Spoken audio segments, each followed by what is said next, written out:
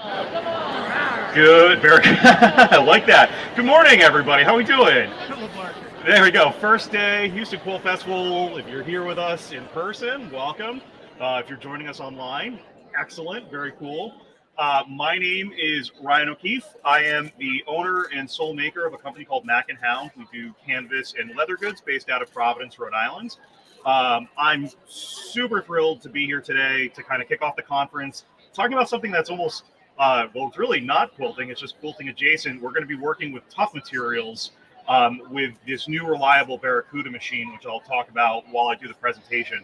But show of hands, I'm guessing you must have some interest in working with heavy materials, maybe bag making, somewhat, yeah.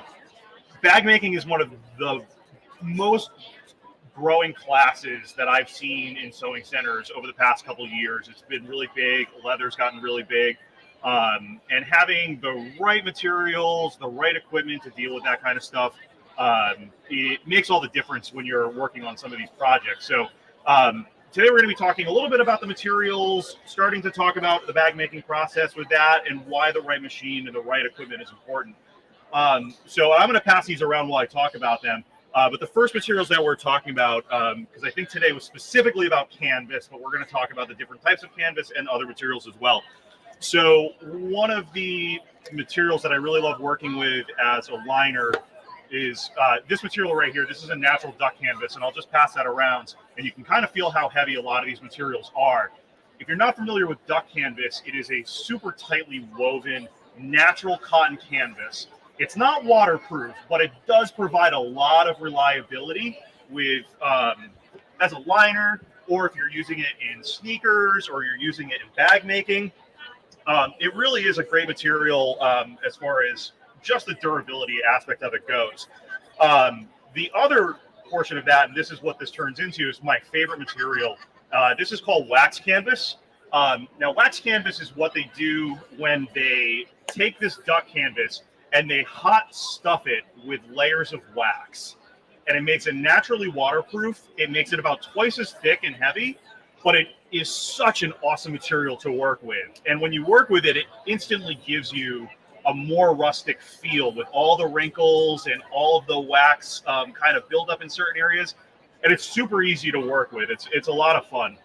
I highly recommend wax canvas if you're looking for the exterior of bags, jackets in particular. If you've never seen a quilted wax canvas jacket, oh my God, they're phenomenal. Great gift for the men. So that's canvas. The other tough materials that we work with pretty often in the bag making would be a denim. And I'll pass that around. You're probably very familiar with denim. If everyone's not even wearing denim today and have it on you, you can touch and feel that. I love, this is called hickory stick denim, but a lot of people know it as railroad denim from back in the day. If you remember Gap commercials where everything was made out of this. Denim is also an excellent liner, but it is one of the thicker and more heavy materials that you can work with. But as far as durability goes, this is top notch. And even if you're just using it on the backside for kind of a lighter look to the interior of bags, it's awesome. And the last material, of course, that we're going to talk about, but we're not going to go too much into today, is leather, which hot right now. The leather that I'm passing around is a veg tan leather. Now, there's two types of leather that we would normally work with in these types of scenarios. A veg tan leather is exactly what it sounds like. It is a leather tanned with vegetable materials, oak bark, natural materials. It gives a great patina. The other type of leather that you'll find in bag making is called chrome tan, which I highly recommend because it is naturally salt resistant, naturally oil resistant. So if you're looking for something that's going to last longer, chrome tan leather is pretty much where you need to go. But I love this leather just for the look, the durability, and this is about a thickness that I would use on a normal bag. So we call this 5-ounce leather. So as you can see in the materials that I have here. So what I'm going to do, I'm going to start sewing, and we'll tell you a little bit of the bag while I'm doing it. Canvas is an excellent material to work with. It is super easy, super fun. It's fabric. It's not much different than what you're doing. It's just the thickness. There are some things that come with the thickness that you just need to be aware of. So the first of it is having a machine that has the punching power to be able to get through some of this material. And that's going to go for canvas, wax canvas, leather. we're looking for something that can actually punch through, and you're going to see later on how much material I can get through this machine. This Barracuda is excellent. It has a direct drive motor. And so what that means is that while I can set the speed of the RPMs of the machine, the direct drive is still providing the same punching power, whether I'm going slow or fast. So right now I have this set to 250, which is probably the lowest RPM, or it is the lowest RPMs on this machine. And I'm just going to start sewing, and this is actually going to become a pocket in a bag when I get home, which is really cool. So the Barracuda is an excellent machine. They are shipping in December. It's really great. What you're seeing here is the zigzag stitch machine, which comes with a ton of versatility. I'm actually going to take it right off the zigzag, and we're going to go straight stitch for this. So I'm setting the stitch width to 0 and setting the stitch length to 6. I do personally love a nice long stitch on my material. It gives it kind of a handmade look versus a really tight stitch that you might get from some machines, but that's totally preference. So we're going straight stitch on the slowest setting here, and we're just going to cruise right along on this canvas. Grab this real quick.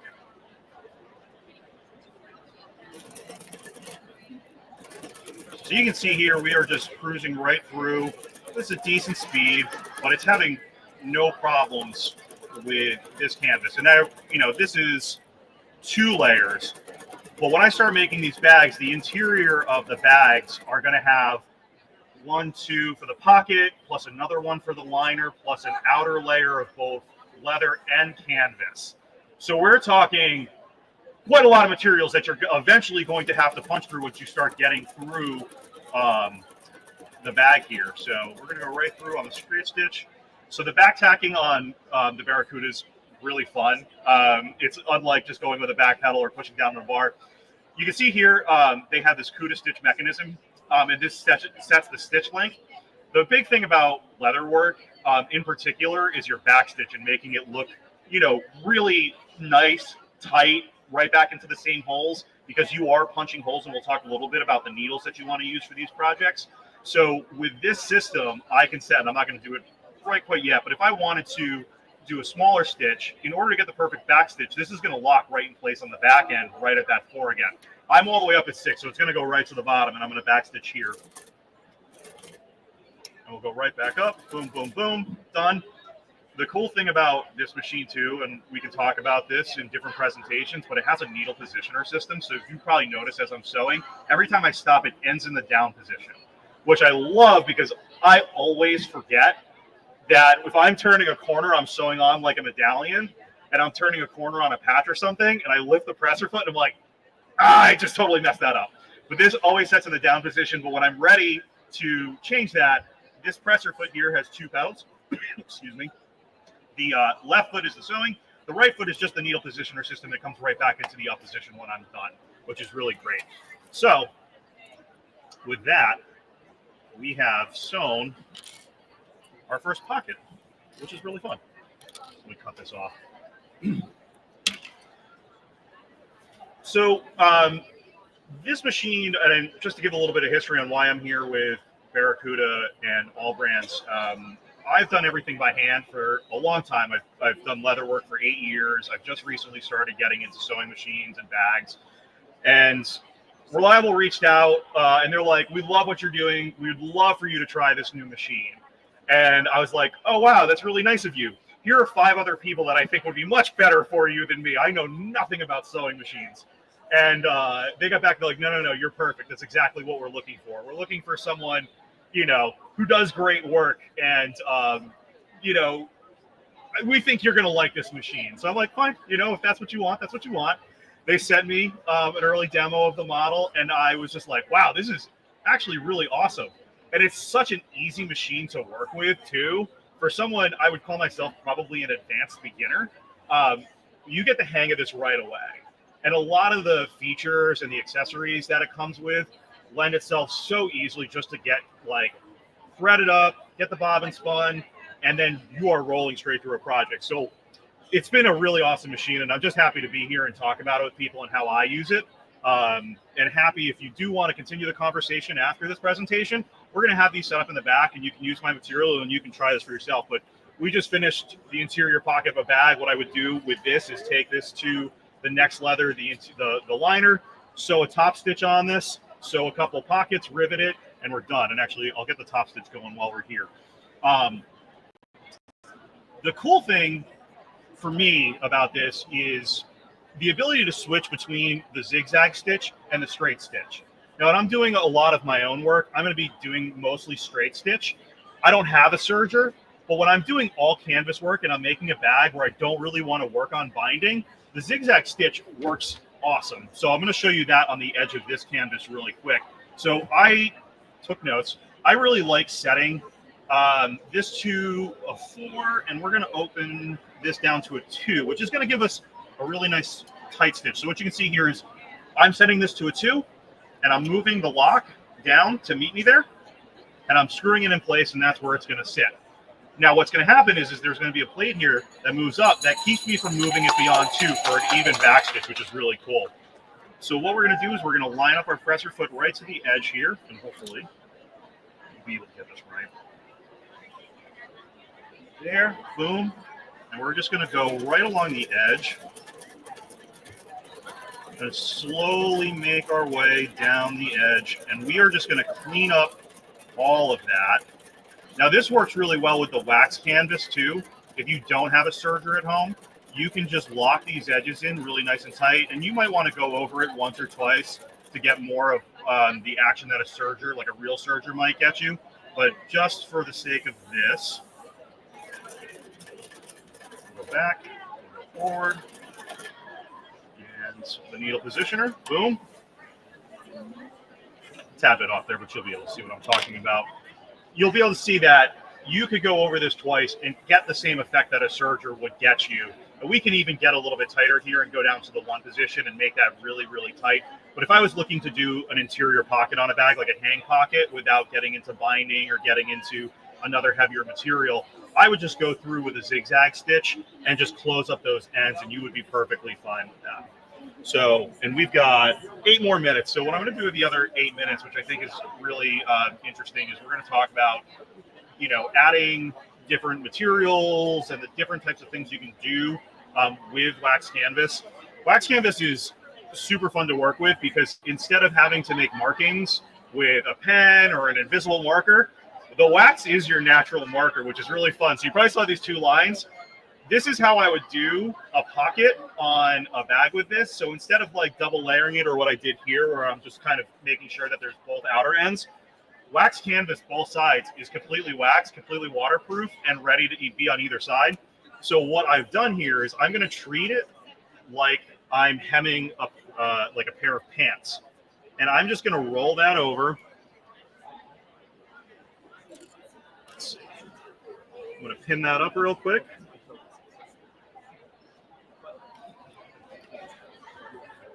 And while I set this, you can actually see, I'll let you guys pass that around, but I'm just rolling this in 3 layers there, and we're going to use that as our edge. And that is it. I'm going to sew that pocket directly onto the exterior, give it a top stitch and a rivet, and we are going to be good to go. So let me reset this for a straight stitch. So we're going to go back to the really wide stitch there.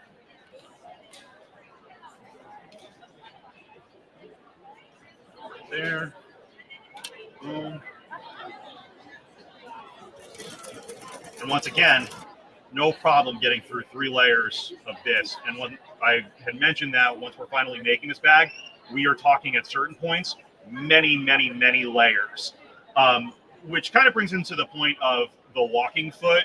And there's a lot of misinformation about a walking foot and whether you can add a walking foot to a machine that you already own that isn't technically a walking foot. Those are not, the walking foot attachment is not actually a walking foot. It actually used to be called a plaid matcher. So they started calling it walking feet attachment because they felt like if they could add a walking foot to a machine and it would do the same thing for you for $20, it would be good. But if that was the case, a walking foot machine wouldn't be as expensive as it is. And what we're doing with the walking foot is we're able to take the foot and move in the same motion as the bottom feed dogs, which means that there's basically no slippage between the 2 layers. Normally, the top feed here, and I could show you what a normal foot would be for this machine, would have those feed dogs on the bottom as well, that rough surface. We're using a leather foot, which forgoes a lot of that roughness because you don't want to scratch up your leather. But you can just walk straight through this material here, and it pulls itself, which is great. And you're not going to find that on those $20 walking foot attachments that you can get for a normal domestic machine, which is great. We're going to backstitch that a little bit. Boom. Measure her up. And that is it. So, going through, zero problem. If you're like me, I kind of like a little bit of the rough look on a lot of my bags. This would actually be kind of a pocket on one of my beach bags. I would actually go with the hem on the outside, which gives it a really neat look. And we could rivet the middle there and make a second pocket go right down the middle, which is a lot of fun. We have a couple more minutes, right? We've got a couple more minutes. Just for fun, I'm going to show you what I would do to add a piece of leather to this, because what I would take for an exterior pocket here is I would just go on the back here. Now, the thing about working with leather is you have very little ability to screw up. There is something about working, it's really fun to work with leather, but you are not recovering from a mistake on a leather project like you can from pulling the thread out of a fabric project. And that actually comes from the needle. So with normal needles on sewing machines, it is a blunt tip and you are pushing the fabric away from the needle. And when it comes back up, the fabric is resetting. That is not the case with leather. When you're using a leather needle, and there's a bunch of different types of leather needles, it is punching a hole through the leather, through the canvas. And there's a bunch of different kind of needles that you can get to give you a desired look. You can get a twisted end to give you this kind of nice Z pattern. There's wide needles that give you kind of a straight line. But the whole point I'm trying to say is that you do not get a second chance when you're working with leather, which is why the direct drive motor with the speed is so important to me, because I am going stitch by stitch, making sure that I am getting it perfect each time. Leather's expensive. I don't know if you guys have seen that lately, but leather's gotten super expensive over the past few years. So I'm going to be as careful as I can be with this. But once again, using the right needle, using a machine built for heavy duty materials, you are able to punch through all of this, zero problem. And the nice thing about working with leather, you don't have to worry about the edges because it's never going to fray. So you can just go straight through and make a leather bag. And actually, it's one of the more easy projects that you can do on a machine or in general, because you don't need to bind the edges. They can stay open. You could get really fancy with it and hem the top and use a bell knife to create a thinner edge to work here on. But just like that, we have added a leather bottom to our bag. Super simple. Now, if I'm going to get really fancy with it, and I don't think we have the time today to do it, but we will do it in future presentations, the next step on this project would be to just flatten that out there. We have enough time to do this. I don't know why I keep saying that. We're just going to go right here. We're just going to top stitch across that. So we're talking 2 layers of canvas and a layer of bag thickness leather that we're going to go through on this machine. And while that's going, I have to say that I love this machine not only for the amount of power it has and the speed, but for the accessories and the price point that they're coming out on. So there are 4 models that this machine's going to have: a straight stitch, a zigzag stitch, both with the servo motors, and then 2 without the direct drive motors. I'm sorry. But they come with the flatbed attachment. You probably saw me hit this light, but there's actually a magnetic light, which is kind of cool. The whole body is metal, so I can put this light wherever I need it to be, and it's just rechargeable. Comes with a hand crank in case you want to use it without power. You wouldn't find industrial machines that can do all that and come with all those accessories at the price point that they're using or selling these Barracudas at, and this being the top end model, retails at $14.99, which is when I first bought my first industrial bolt to the floor, it's not going anywhere for the lifetime of the machine, was twice as much. And as a small business owner, that was a huge investment for me. Forgot the needle up. There we go. And just like that, with that machine, we've added a top stitch. That leather's going nowhere. And that would be the bottom of our bag. We would cut that out and join that with another piece of material, but zero problems with that.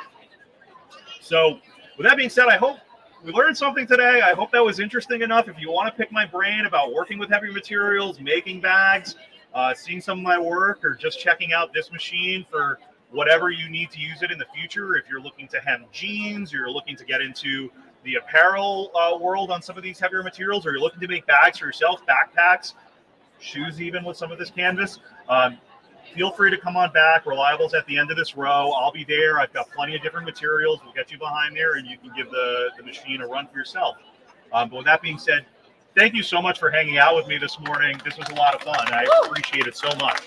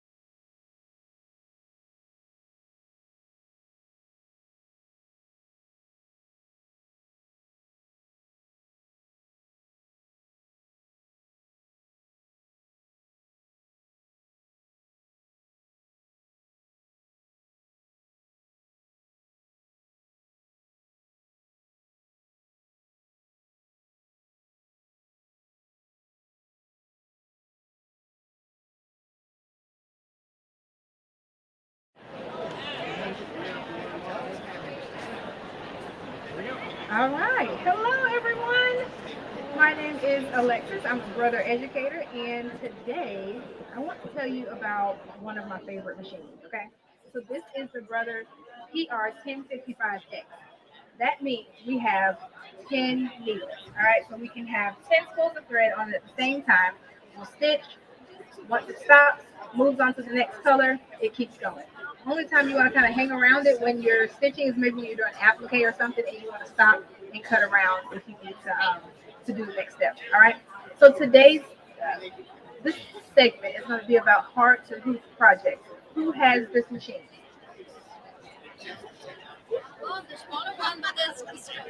Close. All right. So you have a tubular type machine, so you know how easy it is to hoop on this machine. You can do your onesies, you can do your bags, you can do shoes, and I'm going to show you how I've hooped all of those for my own personal. What are some things that you found that was difficult to hoop? Difficult.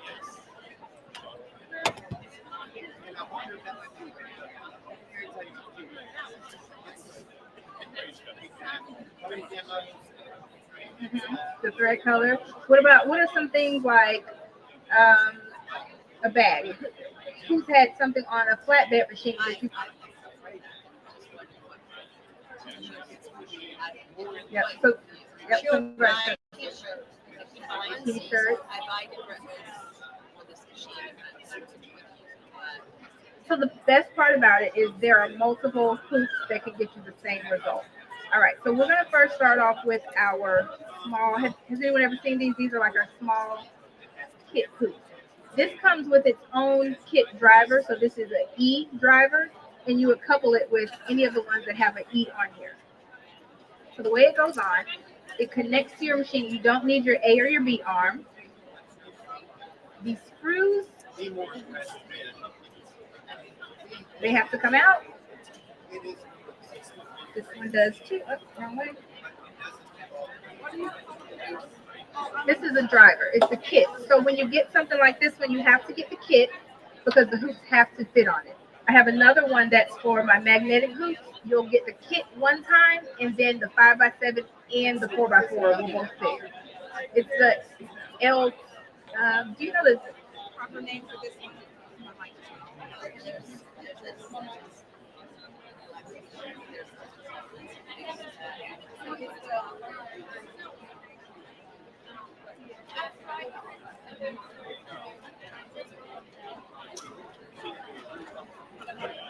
It's the flat magnetic kit, and it would be the L one, so then flat magnetic.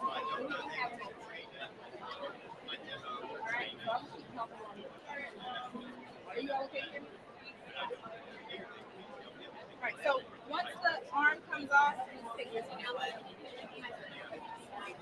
think it's He's working on it. So I can talk about when you all, but the line here.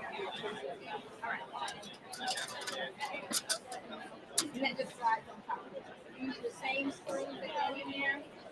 You have any of these? It's not the same driver. It's the time I think it's 440. But it goes under the deck. Right? Then we go to this side.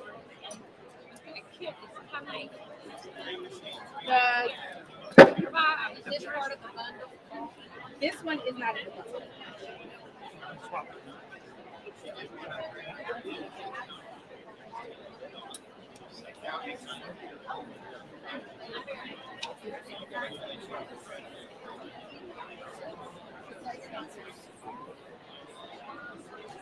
All right. Is that better? Oh. Is it tapped on? It's on.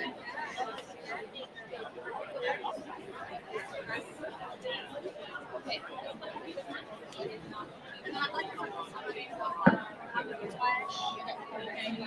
Hold it up. Test. Well, you just talk. Okay. So that in this kit comes all of these in the E kit. Okay. So you have a small oval one,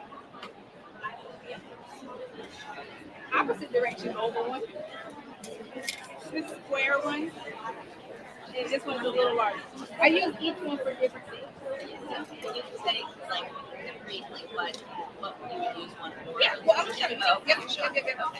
Yeah, I'm a visual person. I like to do more of.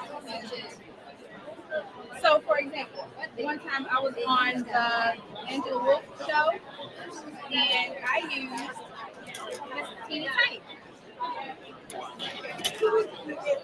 I did use stabilizer. The type of stabilizer I use, I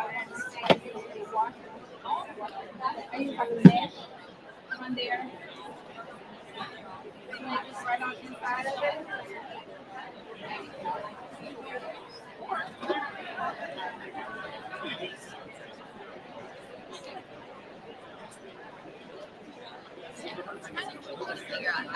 I have to always remember which one to slide.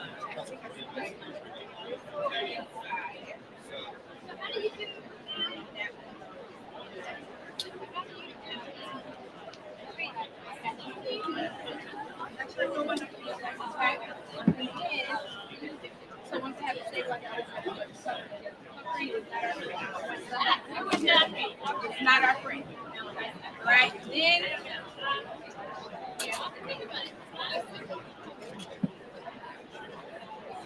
so you can pull up the name.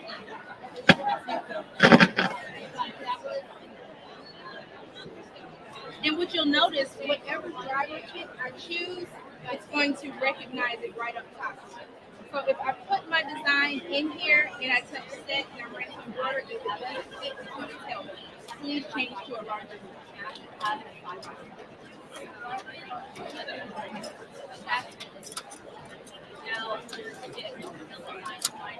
slide it right on.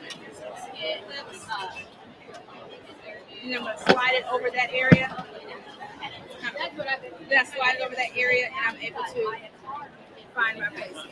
So exactly, change to a larger hoop. What I would actually do is change to a smaller stitch out. So I can change my lettering size, large, small. I can change it large, medium, and small. So once I select the first one, I'm down to that's what I'm small.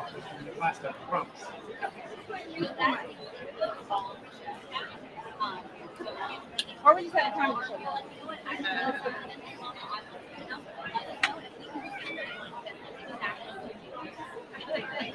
And then do you just ship it? Or you lighten it up and it's Christmas? Yeah.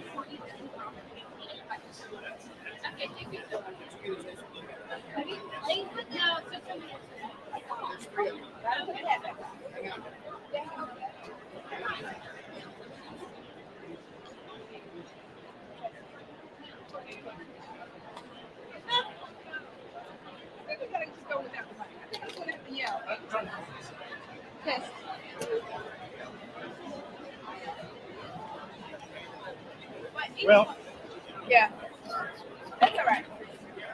Maybe it'll come back later. So, and it gives me my hook size. I'm going to be designing my lettering right here in the hook. So I'm just going to put ABC. Right. And then set. And if I need to see it any bigger, I can use my magnifying glass. How and where I'm going to design. I can move it up, left, right, snap it to the center. All right, once I'm done with my editing, I'll go to edit it and then bring the stitch out. So that's what I would use for this tiny size. But keep in mind, this tiny size can do anything like and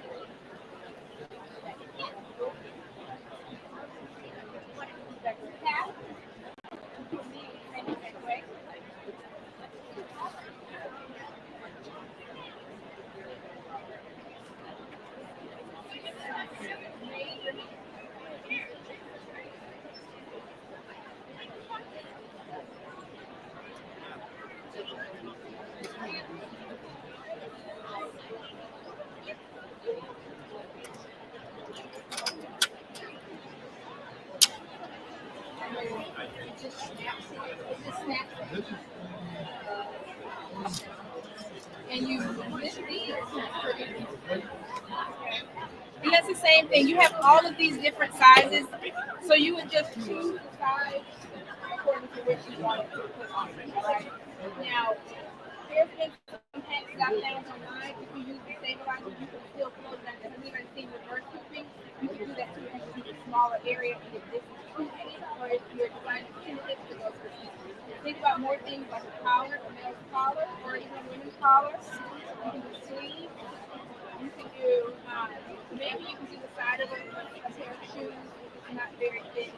So those are all some options for my smaller hoop. All right. Next, we're going to move on to, so like I said, the drivers, they don't all get the same exact one. So you'll use the pick for whichever hoop you're using. And with the purchase of a machine, all of the lessons are 25% off. Without the purchase, and I usually just store mine. I think. And this will have to be ordered. I don't think they have it here. I brought this. It's my favorite small, tiny hoops. I flew this one in from Georgia. All right. Moving right along.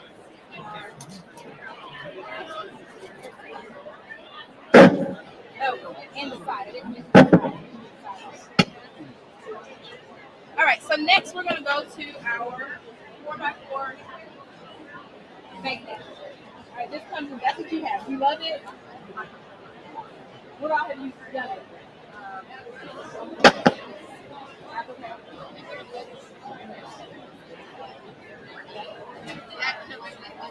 Yeah, so with this one, the 4x4 and the 5x7 is included in the bundle as a rebate. Send in the rebate, or that's in the rebate. They will mail you your lunch, right? That's a great one. When I got mine, I only had 5x7 my own 4x4.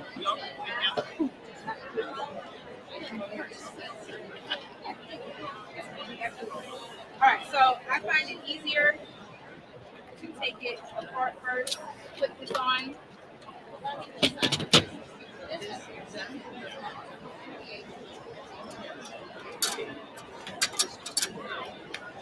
And it slides right in, holes right there, and then you screw your tacky screws right on the outside.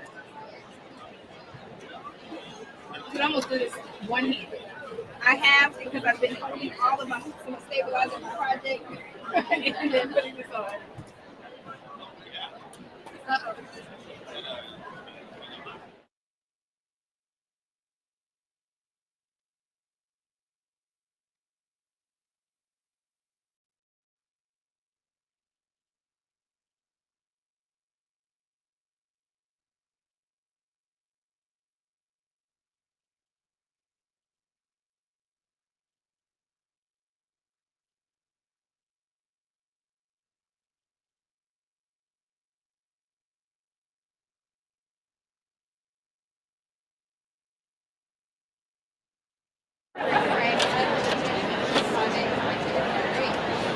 All right, so it's going to tell you that your driver is going to move because you want it as far back as possible so that you can get this behind your needle area. All right, so you slide it in from the right or the left and then flip it straight on like that.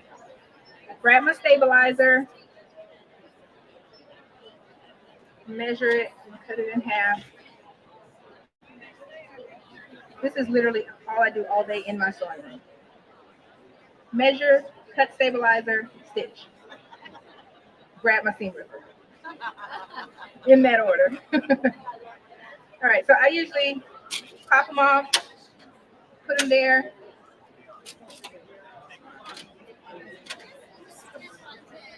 Slide that on.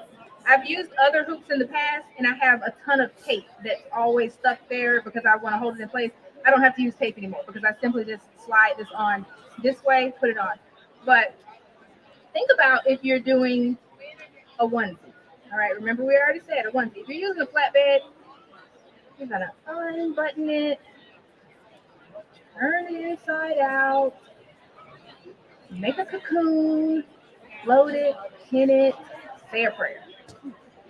Then you stand like this in your machine, okay? And you hope and pray that you haven't gotten the collar stuck underneath somewhere. And you still want to make sure you have the bottom part out here because that has happened. You can still stitch the top to the bottom. Ask me how I know. All right. So you can either put your stabilizer that way, or you can put it right here inside of your project. And I just lay it flat.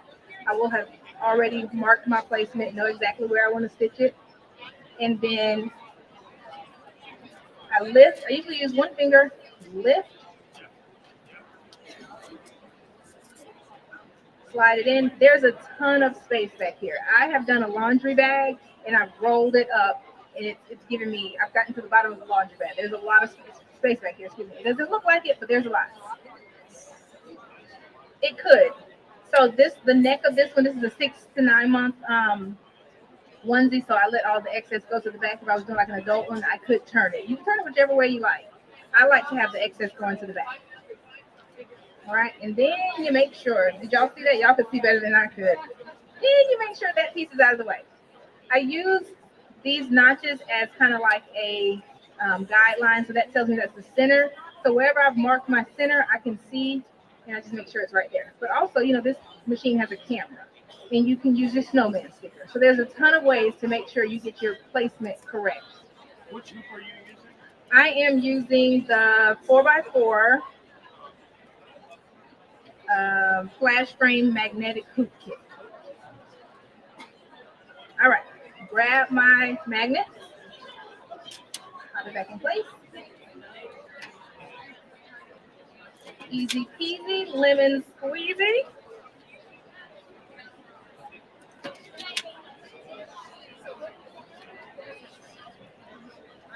And if I need to do any more little last minute adjustments, I do it now. Sometimes I like to get like 2 of them on in the back and then kind of adjust. You don't want to overstretch, especially if you're using a knit, because you will have that rebound once you're done stitching. All right, pop it there, ready to find my placement and stitch. Then I'm gonna run my hand through there one more time and when it's stitching just to make sure. But also remember, I told you have all this excess in the back that you can allow that to roll up. Okay, so that's our onesie. Same concept with left chest placement. I've done a ton of logos that exact same way with my adult shirts. Just slide it on, stitch it that way. All right, so let's move up to more fun and interesting things, like literally difficult to hoop things.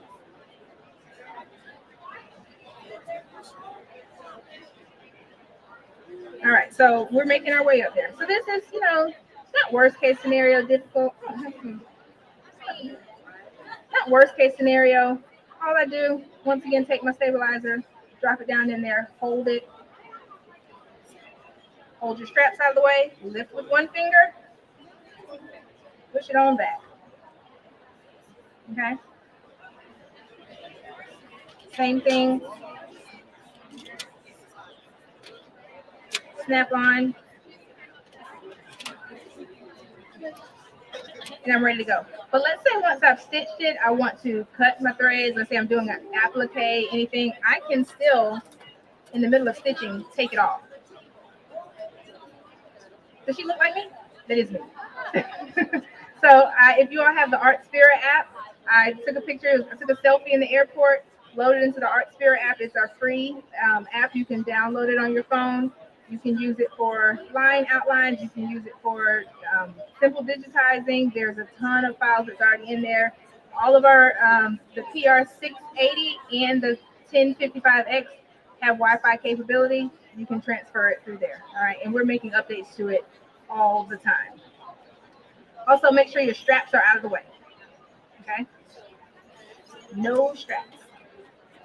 All right, when you're ready to add it back on there, slide it on, click it in place. The exact same way you'll do with your 5x7. Your 5x7 obviously is just going to give you a bigger stitch field. All right? Who has ever stitched on boots? No, I can't be the only adventurous one out here. Adventurous, crazy. I mean, whichever one. All right. So I bought a bunch of these boots during COVID, and also I sold a ton of them on Etsy. But all I did, I chose a cute monogram font, and I let people do it. I also went to different vendor events, similar to this, but it wasn't for people that knew how to stitch already. But I let them bring me their boots. I let them bring me their backpacks. And if I had to sit at home with my regular hoop and figure it out, or sit at the event and figure it out, I would never have done it. They brought me their boots. They brought me their bags. They brought me whatever. I lifted. I actually didn't have stabilizer on this one. Slide it in, and this is a fairly thick material. The magnets do hold it.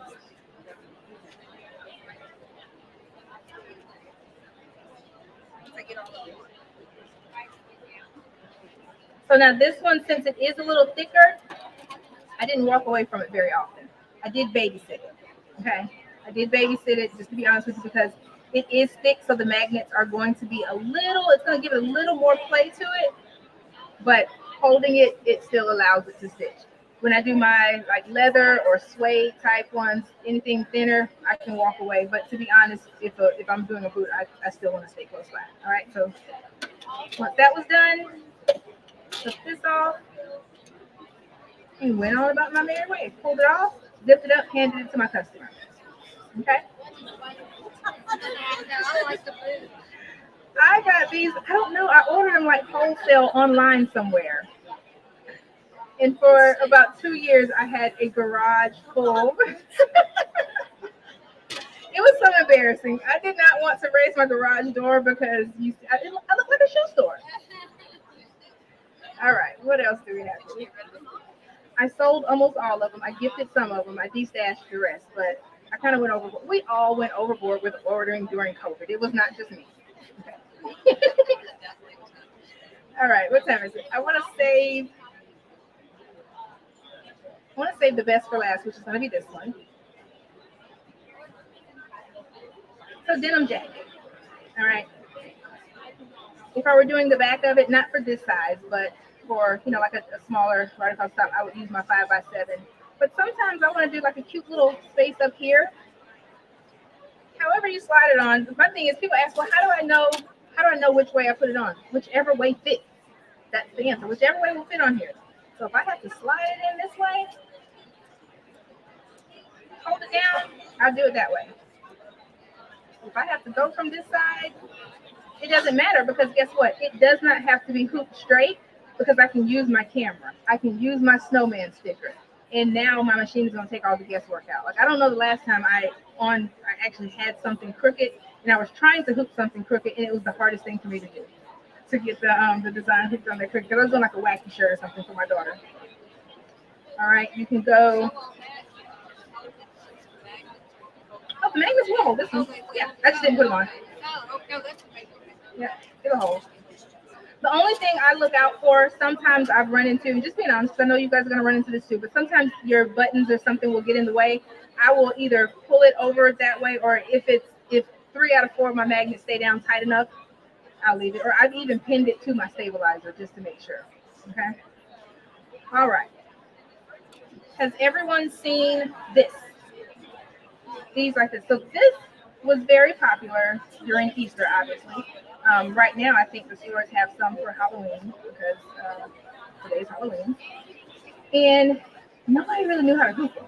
And I was like, I'm not going to do that on my regular hoop. This is a wire fillet. It's wire. You can't really just get it in there easily.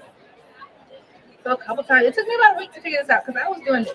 I was trying to go in. I was like, no, that's not going to work. That's not going to work. If you take it and bend it down flat, get it underneath that way, get it past that back piece, then you can open it out. It's a little tail in there, and it only works with the 4x4. The 5x7 one will be too wide.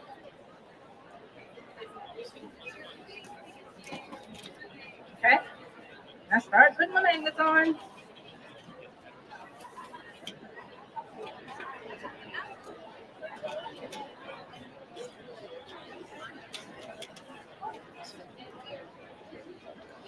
All right. And then on this one,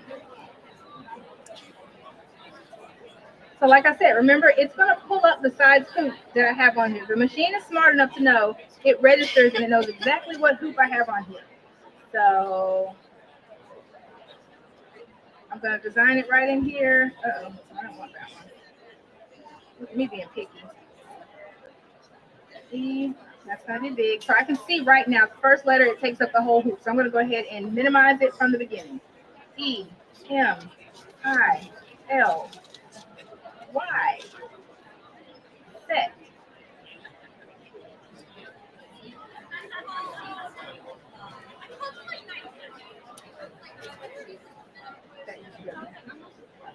All right, so that's going to show me exactly where. Now, what happened, what I should have done when I was doing that part, I will hold this up so that metal part won't get stuck in there. All right, and now I see exactly where. I've already stitched it on there, but if it's not there, I see exactly where I want to put it. You see that? And I stitched the name Emily. Emily is my mom, and she came from her. She said, "Oh, you made me a basket." I said, "Yes, but you can't have it." Everybody knows if I stitch something with their name on it, they can't have it. It's just, I'm just giving honor to it. Yeah, that's all it is. So I can resize it right there on the screen. Okay. I can move it with my hand into place. If I want it right up under the ear, if I want it right on top of the tail there, put it wherever I want to put it. And that's the beauty of having these hard to hoop items along with your camera on this machine. All right. Any questions? I know I kind of went through that fast. No questions? I didn't leave anything for questions. Yes. Yep. That's one thing I did not talk to you all about.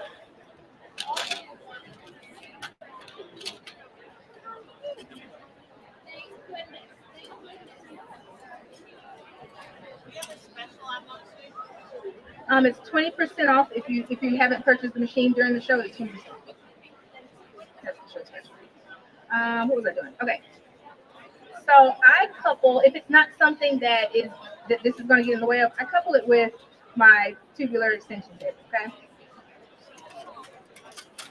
That slides on and it just takes the pressure off of it, just so that when you're stitching, if it's something heavy, it will hold those boots, it will hold the arm of the jacket.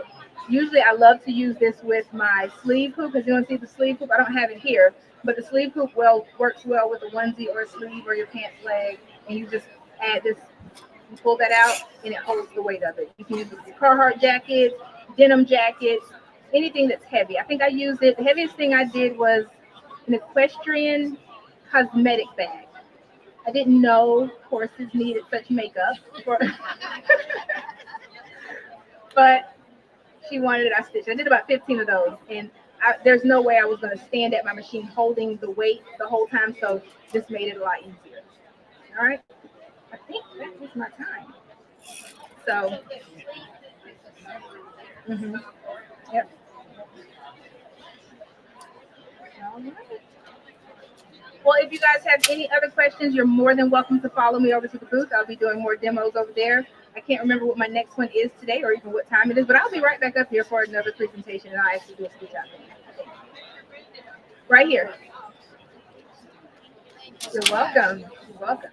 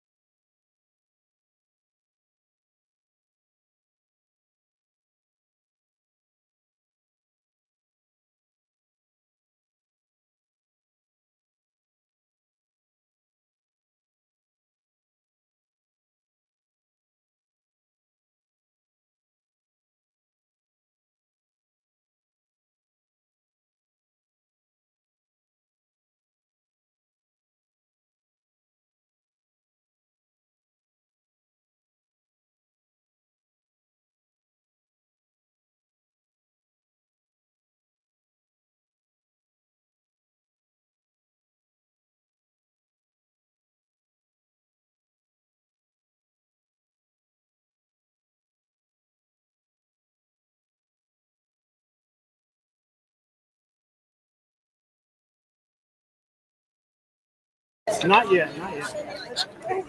Wait, you don't have to do anything. I'll get you something, but you're not live. I just have to turn some knobs and press some buttons. You want to do a mic check? I still can't. I can hear. Yep, you can hear me. My mic is on. I still didn't catch you, Sharon. All right. I put my phone down here so that. Oh, evidently I'm opening up games for y'all instead of Artspira. Oh, this will be fun. I have another one. I didn't realize you were doing it today. We'll go get a better one. All right. Tell me when you're ready. Okay. So my head won't be in the way. I guess I will sit down. I'm not used to doing this standing up. I mean, I'm not used to doing it sitting down. I always talk standing up because if I sit down, I start talking to myself and not you. I get really into my stuff, okay? I have staff meetings all the time. So for those of you that do not know me, my name is Cindy Hogan. I'm a person of one. So yes, when I have a staff meeting, I'm talking to myself, okay? If you're talking to yourself in front of your sewing machine, just tell your husband or significant other that you're having a staff meeting and you'll get back to them later, okay? So what is Artspira? Artspira is our free program that works with our internal wireless machines, okay? So any machine that Brother has that has an internal wireless card in it will work with Artspira. That includes our ScanNCut, so our SDX ScanNCuts also have Artspira capability. Our print motor printer and our sublimation printer also has this capability, okay? Now, John, we didn't talk about how I'm going to screen share here. There we go. All you gotta do, you're on screen. Okay. There we go. That's good to know.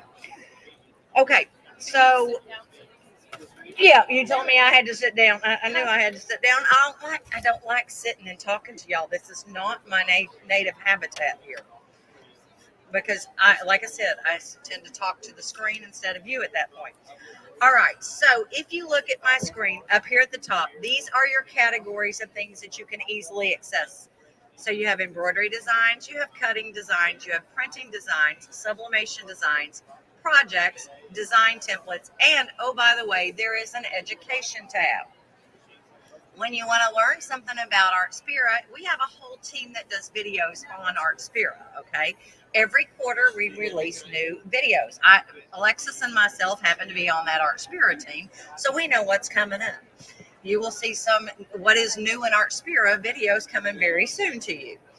So if we touch education, there's embroidery, there's Artspira, there's cutting. So if you want to learn about the basics of Artspira and how to do something, this is where you will find those videos. Cutting basics, printing basics, sublimation basics, okay? We've got the basics covered now. We are starting to do more technique videos, all right? And we just recently did the new updates that have, unfortunately or fortunately, we keep getting new features. And when we get new features, it changes the way things operate, which means we have to go back and record a video again. If you want quick access to those videos and don't want to slide over to the tab, do y'all see that little bitty, let's see if I can make this bigger for you by rotating. So do y'all see that little play button up there at the top? That will also take you to those videos. Okay, that was just added recently. So what is new? Well, first of all, if you're working with a tablet, you saw how I just rotated my tablet and it puts me in landscape mode. That is new. If I'm on my phone, it will not do that. Okay, that is a tablet function, which lets me work in this orientation, and which we truly do like, because sometimes doing this to figure out what you were doing was not the best thing. We've also added new features. Now, one of the things I do want to draw your attention to is the gallery. We would like for you all to share what you're working on. If you've done something that's from Artspira, share it. You may inspire somebody else to do something else. Okay? Each month, there are magazines that come out. There are 4 magazines. The first one is free, and the next 3 are Artspira Plus magazines. You can see the projects but you will not get the instructions for those if you're not an Artspira Plus subscriber. So there are two modes of this. One is the free version and the Artspira Plus version, which is going to cost you cha-ching, okay? There is a trial. I think it's either a 60 or 90-day trial. Don't quote me on which it is. When you sign up, it will tell you how many days you're signing up for, which gives you the opportunity to see if there's stuff in Artspira Plus that you might enjoy having. You get access to more designs. You get a percentage off of the Disney designs. So instead of buying an entire Disney collection for your ScanNCut, you can purchase one cutting file at a time instead of having to do the whole collection. Same thing with embroidery designs. Our embroidery files are now in Artspira Plus, in Artspira, and you can access those just by tapping the Disney tab. Anything you purchase will be under the purchased icon. If you want to go look and see what's in Baby Poo, you go look and see what's in Baby Poo. When you tap it, it will tell you how much, and you say, I want to purchase. This is basically right here. It's telling you how many stitches it's got in it, how long it's going to take to embroider, and what the stitch count is. That how long it's going to take to embroider is based on 650 stitches a minute. Yes, ma'am. Quick question: can you change anything about it, or is it only the size that you like? You can't make it bigger. I can do my cutting files, but embroidery files, no. They are locked in. I can rotate. I cannot mirror. I cannot make it bigger or larger. So, those are your options. If I say purchase, it's going to tell me how much that is. Now, honestly, I don't know. Since it has that asterisk, that may be my special price as Artspira Plus user. They have not explained that one to me yet, and I have not purchased one yet. I have no children. I have no grandchildren. So I'm not a big Disney person. That's not my thing. So you said cut file, would that be so that you can make an application? You could cut it out and do a manual applique, or you can do heat transfer vinyl with the cutting machine. And you can also, if we go back into that Disney tab, you notice I'm on embroidery right now. I can tap over to cutting, and it will show me what I've got cut files for Cinderella. And you can just purchase them one at a time. So if I touch purchase, it shows me how much it is. My cutting file is $1.49. I think I could afford that one. But I don't have my credit card set up within this. Oh, I just about swallowed my cough drop. I don't know about y'all, but as long as when you walk in here, this building is crazy for allergies. All right. They've also kind of given you, so these are the magazines. If I tap one, every Thursday they drop a magazine, and you'll get a notification. There's a new Artspira magazine. And these are the projects that are going to be in it this time. Now, you may not necessarily care for the project, but it may spur an idea on for you, is what I will tell you. There is also a collection of the month. This collection, if it's got a crown on it, that means it's an Artspira Plus collection. If it doesn't have a crown, it's not, okay? So your second, third, and fourth week, they're going to be Artspira Plus. But if I find one that's the first week of the month, maybe this. Is the crown new? No, the crown tells you it tells you it's an Artspira Plus thing. So issue 10.3. These are not crown designs, okay? These are new free paid designs. This is the collection of the month, okay? So, and it tells you what it works for: embroidery, cutting, printing, and sublimation. If I tap on this sugar skull and I say embroidery, it brings it up, and I can basically transfer it directly to my machine, or I can touch create to add something to it. All right? Oh, I evidently did the cutting version of this one instead of the embroidery version. But so it breaks it down into the parts. You put your pieces of vinyl down on your machine, and you're ready to go. All right. What's new for cutting? Well, there are a few things. Okay. Let me go in here first, and we'll go into our select button. Select lets you select multiple things, and it also lets you ungroup and group. All right. So currently everything on here is grouped, and I don't want that because I want to be able to move my white by itself, my orange by itself, and my purple by itself. All right. So I would go into my group button and I would tap ungroup. All right. And say done. Now I'm going to tap off of the things that I don't want. Okay. So now I can touch my skull, tap those 3 pieces, touch group, and tell it to group it. This one may be a little bit more challenging, but we'll see. Yeah, I'm going to have to zoom in a little bit here.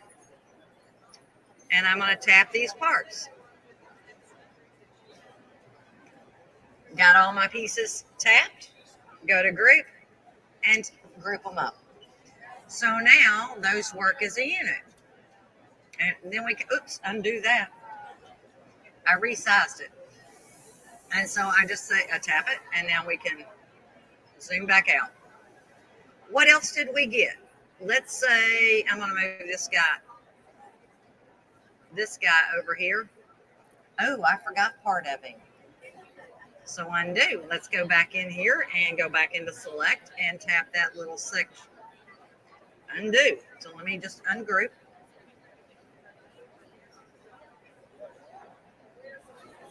And we'll try to zoom in and get that little piece first. Come on, you little turkey. All right.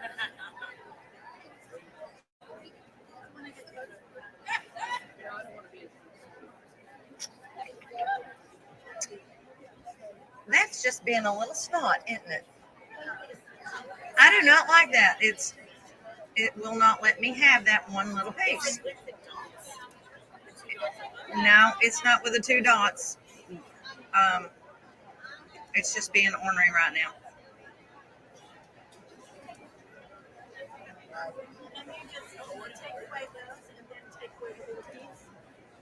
I mean, yeah, I could cut them and then paste them, but we'll see.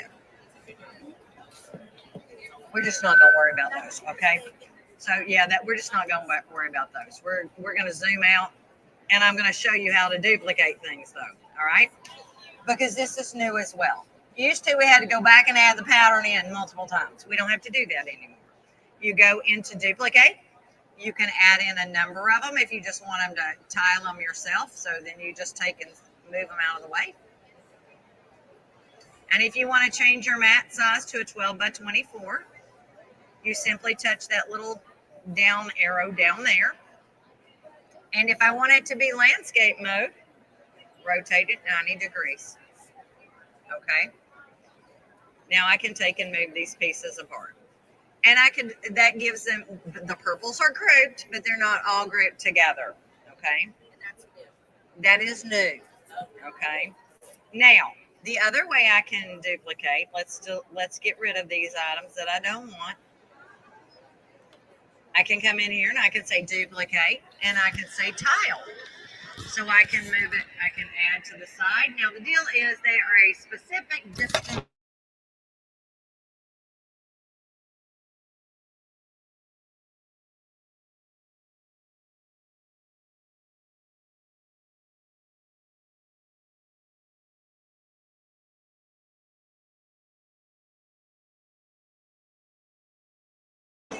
But it is a whole lot faster to duplicate that than it is to go in here and add it in. All right. So I'm going to go ahead and touch OK. And we'll just say cancel. We're going to get out of this. Stop it. So now, as you go down through here, you tap on a project. And this is I'm in the free art magazine. As you go through the project, it's going to tell you your supplies that you need. There's a video on how to do it, and there are step-by-step instructions on how to use it. To the point of, if you're tapping this to send it to your embroidery, you tap that and you tap send to your embroidery machine, and it will automatically go to the embroidery machine. Okay, you select the machine you want it to go. So that's what we've got as far as that goes. Now, one of the things that I really like about this program is it gives me some My Design Center capability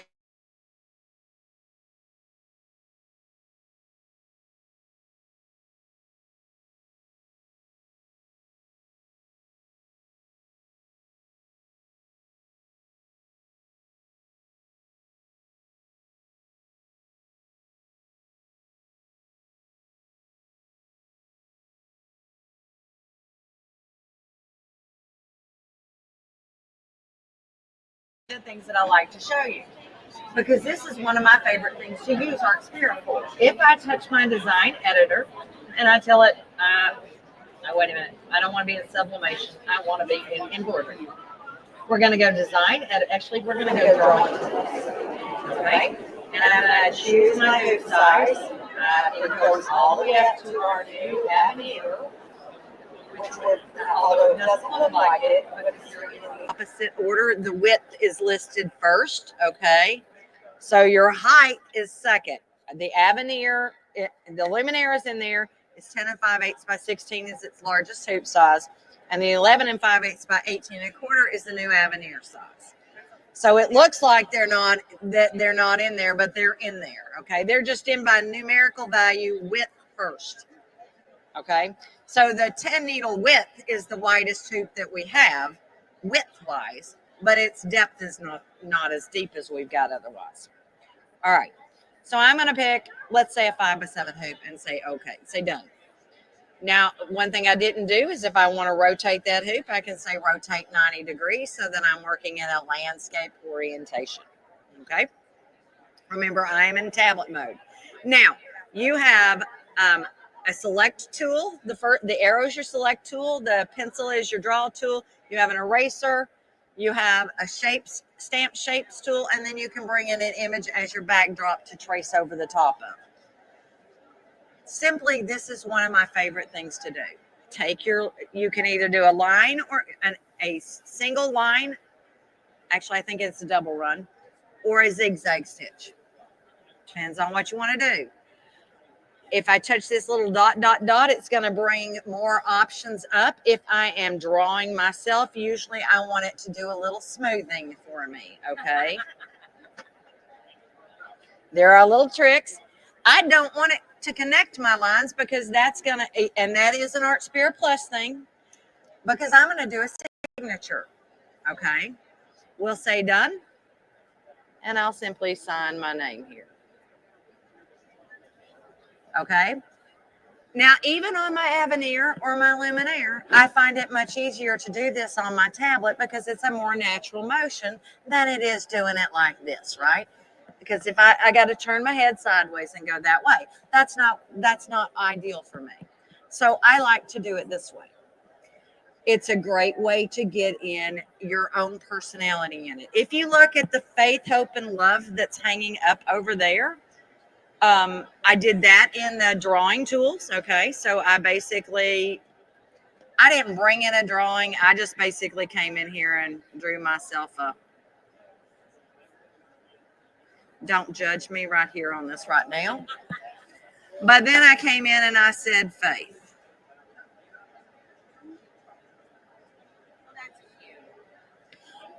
Okay. So I had my flower ready. Oh, and then wait a minute. I may have had no, I didn't put any leaves on it.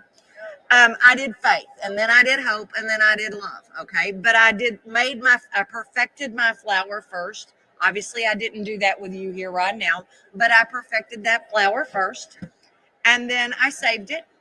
I came back in, I erased the faith, and then I did hope. I sent it to my machine, embroidered it, came back in and erased it, and said love. Okay, so. I mean, if you've got good handwriting, you can have some fun with this. Now, the new generation cannot write in cursive. So I don't know where we're going with that, but, I can. So I will flaunt my love on that one. There are some Artspira Plus things. So if I wanted a closed shape, I could do a closed shape. So remember I said I didn't want mine to close. That more dot here, connect lines automatically. So instead of leaving my petals open, it'll draw and close it, okay? So this does allow you to digitize. Well, it's supposed to automatically close. I guess I didn't get close enough there. Okay, when you get close to the end, it will automatically close it up for you. I wanted to actually use markers to color in my flowers instead. Saves a little time. So I did it without closing it. I also like to be able to show you what else you can do, whether you don't have to do everything. Now, if I go back into my drawing tools one more time and I touch the stamp shapes key. These are the stamps and shapes that are built into the Artspira. And if it's got a crown, that means it's a Artspira Plus item. So if I touch that right there and I say insert, that's an embroidery design ready to go. You can add your own handwriting in with it, or add, let's say I wanted to add some, I'm going to say insert. The difference is these are resizable, okay?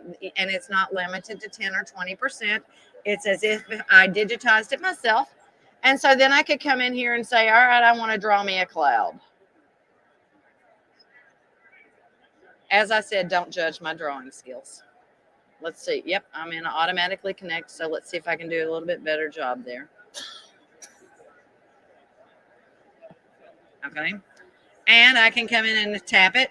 So I'm going to go select, tap it, and I'm going to change the fill color to something else. So how about gray? If I can find gray. There's gray. Then you could draw in your little sting going across that way. But you have options. Yes, ma'am. Can you change the fills to the ones that are like on the here? No. It's just a fill. It's just a fill. All right, what else do I have in here? I have a design editor. So the design editor allows me to bring in content from here. Or if I have content on a USB stick, I can actually bring that into my tablet. You have to know how to do that, guys. I'm not your device manager, okay? But if I had a USB stick in here, I could bring my design in. There are licensed and non-licensed designs in here. I'm going to go in and grab, let's see what we've got in emblems. I have no clue today, but you'll also notice it automatically defaults to my favorites first. So if you don't want to go hunting for a design, favorite it. If you're going to use it a lot, put a heart next to it. And that's an easy way to get to it fast, because no matter what category you get into, your favorites will be there listed first. That is from somebody who has dug around for designs for a long time, trying to find the same one to do it multiple times. Because you do not have duplicate in embroidery mode, okay? So if I want to add that same design in, I tap off, I go add, I go back into, I don't care what category you go into, because your favorites are going to be listed, and I can come grab that same design, okay? But the nice thing about it is if I tap it, I can pinch and rotate it, I can manipulate it however I want to, I can resize it up 20% and down 20%. Okay, and that's with your natural squeeze and pinch motions. If I try to go bigger, it'll just snap down to as big as it can make it. So you can't really make a mistake there. You can change your colors. So if I want to change my color, I can come in and say, change my color. And if I want to add text to it, I tap off of everything. I come in here and I go to my text tool, and we'll say, Ladybug, how am I doing? I got 2 minutes, so I got to be fast here. I want to show one last thing. Ladybug, tap it, and then go back into fonts, and then it will show you the fonts that you have. If it does not have a crown, anybody can use it. If it has a crown, that means it's Artspira Plus. Last thing, okay? John M., come around here, dear. All right, do you see the little AR over here? That is AR preview. So it's augmented reality. If I touch AR and I look at Mr. John here and I tap his shirt, let's see if I can make it. Come on.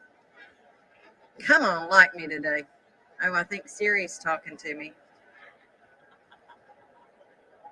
Scoot this way. I'm gonna get closer. Yes. Come on. Tap. Let me try it again. Hold on.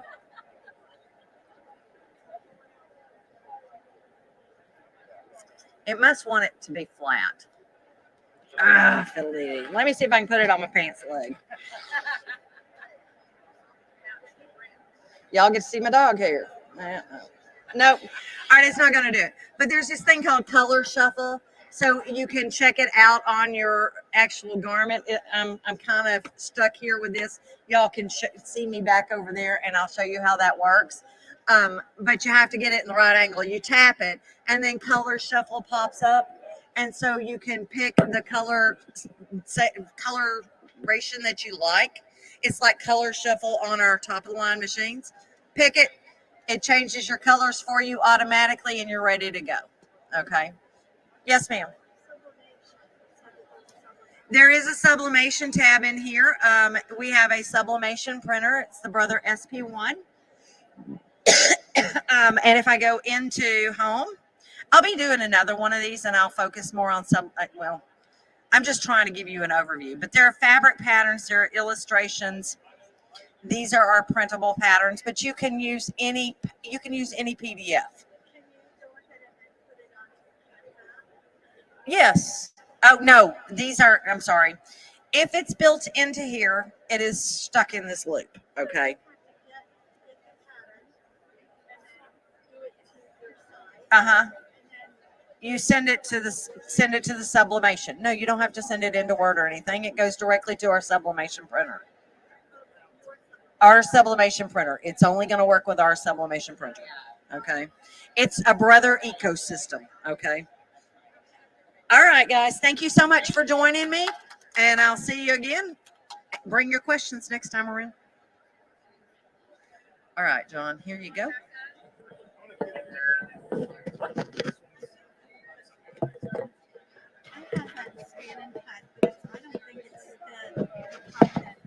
Automatic detection.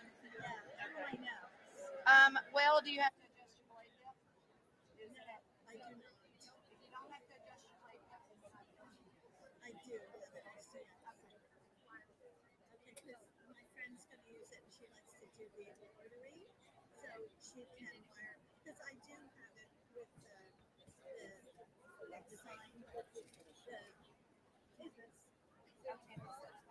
and it goes from my computer onto the skin. Yeah, but you can also do that and put it into your machine.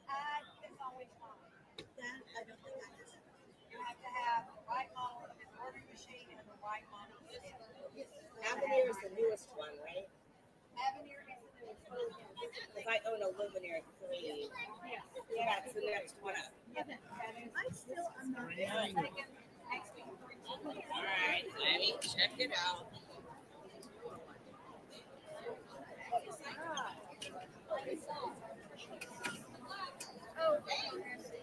That looks way heavier than the other one. The body's the same weight. Is This it? is a little bit heavier, but it's not a huge difference in weight.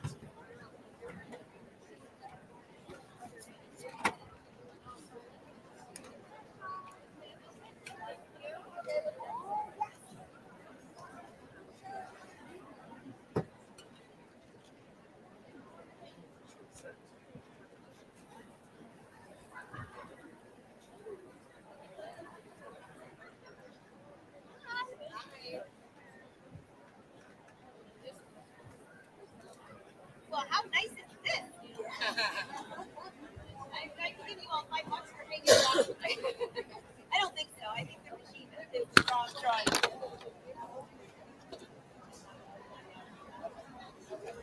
So I opened my bag. I opened my bag, but I don't want to open them because I would travel. I would have to open one and smell them. Monica was sitting there and she's like, ooh.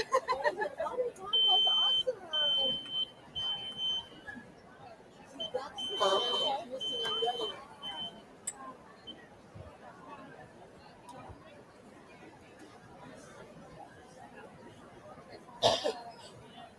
Yep.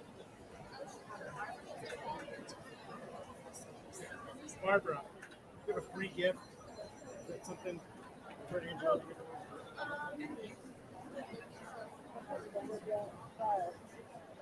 And you'll come up and grab you. Stop staying up on the wall. I think the whole picture.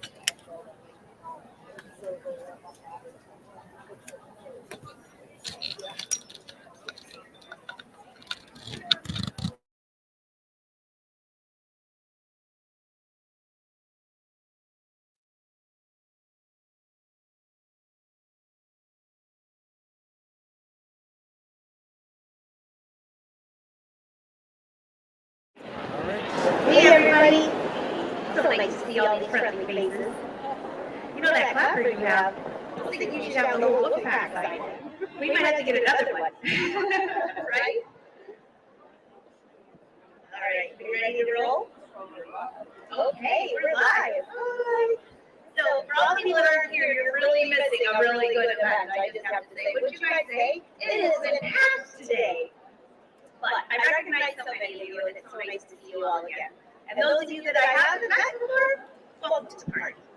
So today we're showing off the new Aveneer, which is like, whoa, it's so amazing. So we have 3 presentations for the Aveneer today. This first one, I'm going to show what's on the embroidery side.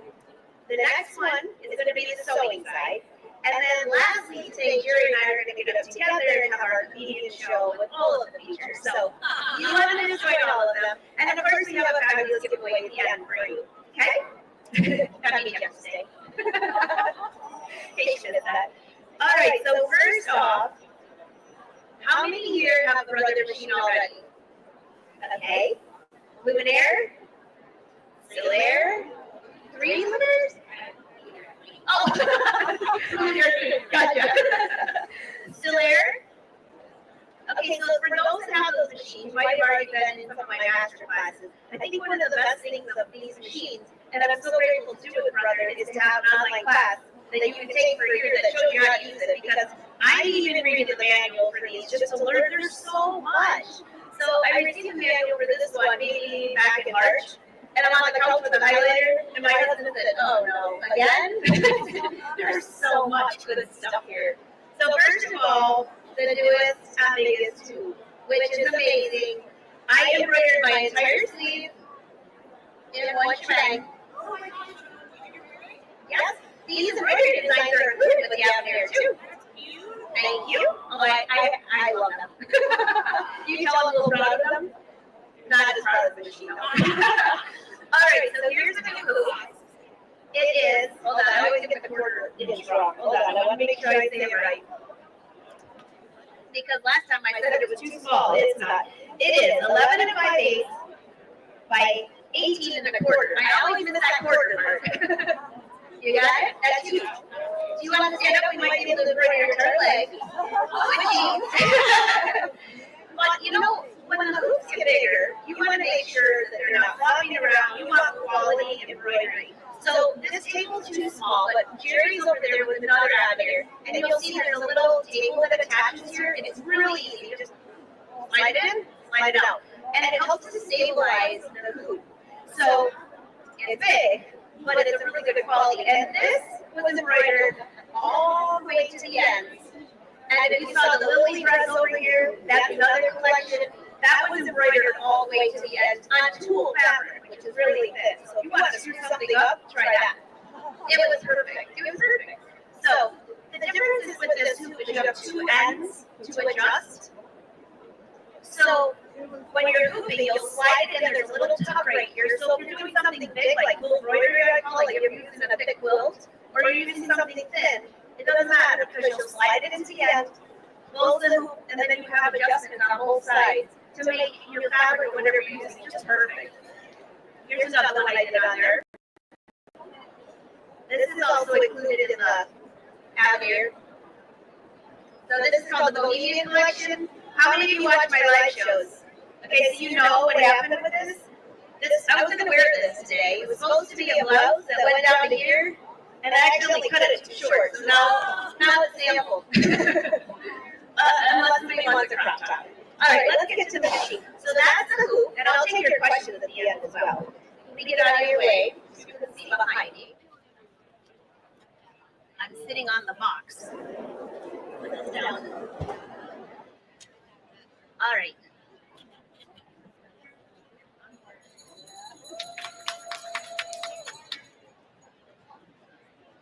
Here you go. So the screen is beautiful. You can see it's a whole different design here. The side is rounded a little bit, thread cutter's in a different spot, and it just seems so much more light here. Well, it's not that much different, but the projection.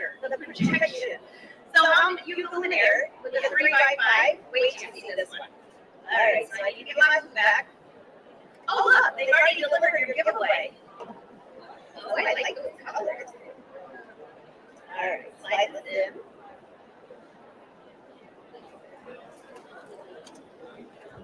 Okay, I'm going to pick something colorful. As you can see on the screen right here, hopefully, all of the embroidery designs are now itemized.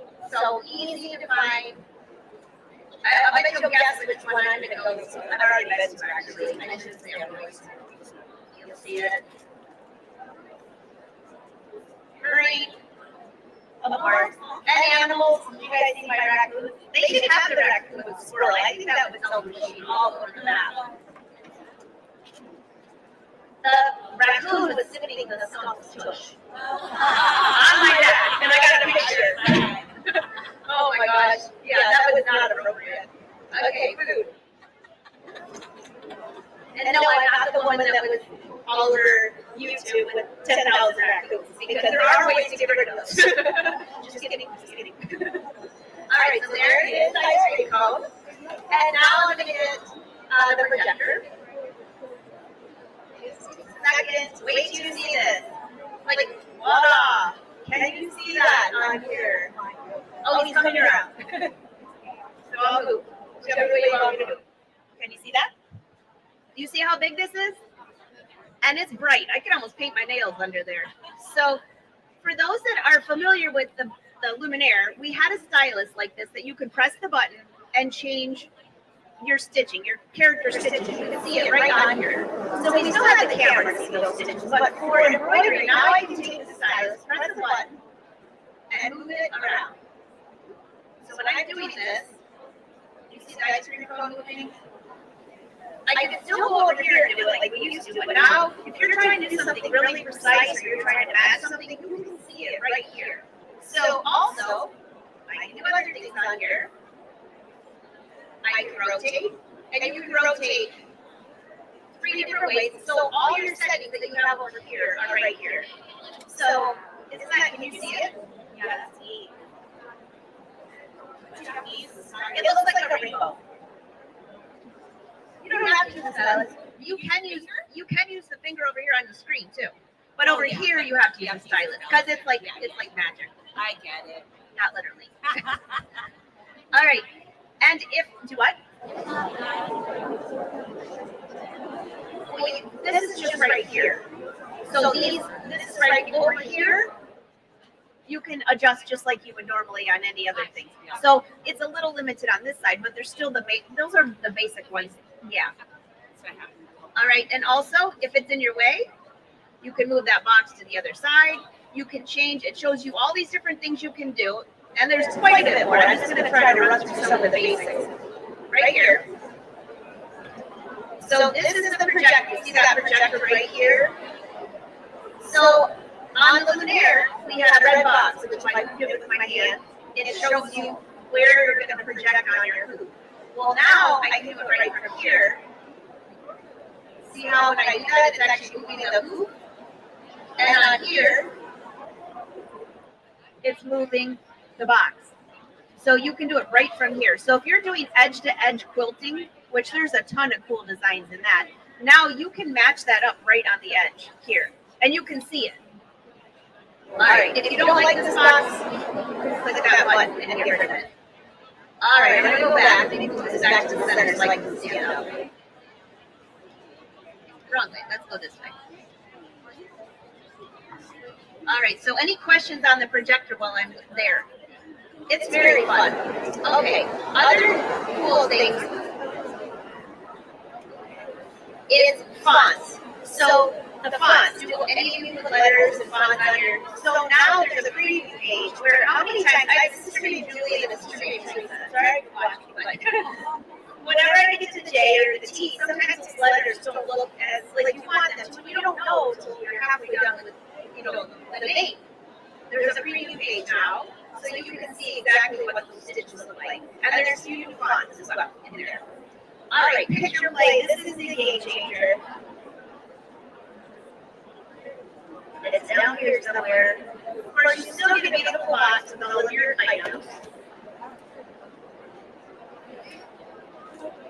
And you still have the scanning mat, which I still use the scanning mat, but what I'm going to show you here, you don't need the scanning mat.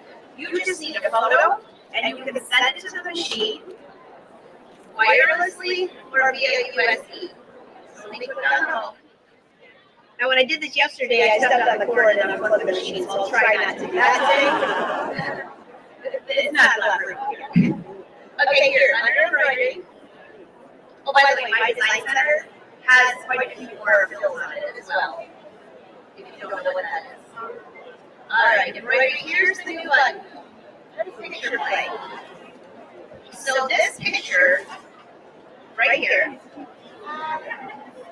was just a photograph, a JPEG. You know what that is, the photo. Put it in the side, you can also use PNG, which is a more elaborate photo. Put it in the machine, and we're going to turn it into embroidery with a couple clicks. And then you're going to need either a large glass of wine or a large cup of coffee, because it takes a while to embroider. But when you're finished, you get this. Yeah. Here, Monica, can I throw this to you? Thanks. Sorry. I'll just throw. And then what I'm also going to show you is how quickly there are different filters that you can change and put in the machine. So, well, quickly here. Embroidery, not so quick. All right, let's go back to the machine and I'll show you. So here I have a rose. And by the way, we have to have those background changes down. I'm going to pull out my picture. So your picture, I put this one in via USB, which you can do either.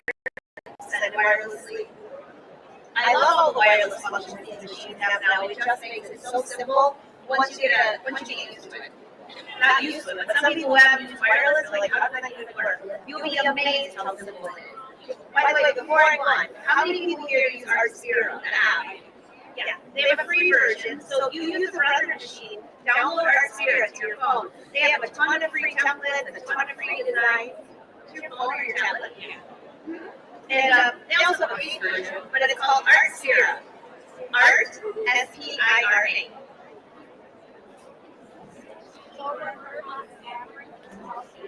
Yeah. No, it's not. And it's all stitching. And there's a stabilizer on there too. All right, you see the picture over here, the rose? Oh, I got a rose. We want this rose done. Okay, there you go. And now you have options right here to change your photo right here on the screen. Somebody asked me earlier, does this affect the density? Well, you're only adjusting the photo right now. So that's not going to change the density because it's not embroidery yet. On here, you can remove the background. Just touch a button. Click preview, it just takes a second. And this is really cool. I can't tell you how many pictures I have where there's something in the background I want to remove. Look at that. So there's the rose. And I can embroider, turn that into embroidery right now. You know, that would have been a lot faster than digitizing the sleeves. I'm thinking, now that I'm looking at this rose. All right, there you go. You can also adjust the size right here. You can put a box around it, you can put a circle around it, okay. And there you just change the frame. This is all right here. Now, of course, you can use software too, but this is pretty fast and easy, right? All right, here's how you adjust. If you're going to go into a different frame, I'm telling you what frame it's going to use, and it's automatically adjusting the size of my picture. How many times do you put your item in it and it says change to a larger frame? And you're like, no, I really wanted that smaller. So now, yes, that's kind of what I do too. I like your shirt. All right, so there's this. Now this part's cool. I'm going to click on next. There's more things you can do, but I'm showing you like the wow factors. Here are filters. So if any of you are on Instagram or you got fun apps on your phone, these are filters. So those pieces of fabric that are going around, all of those were stitched out of this photo that was on that bag, and just using different filters by a touch of a button. And then a while you watch your embroidery, because you do have single needle machine. Although I had somebody say, I really like this, and now I'm going to get this and a 10 needle. I'm like, well, wait. Okay, that's fine. We love our machines, don't we? All right, so I'm going to pick the black and white. And it tells you what to do. Pencil sketch, icon art, let's see what else do we have. Oil painting, art nouveau, I probably said that wrong. Stained glass, let's try stained glass, that'd be fun. And it just takes a minute for it to kind of, depends on the size of your picture, and it turns into right there.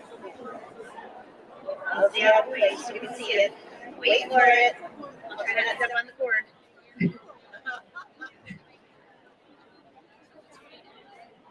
This is pretty cool. So, I mean, think of all the photos on your phone or personal gifts or, look at that.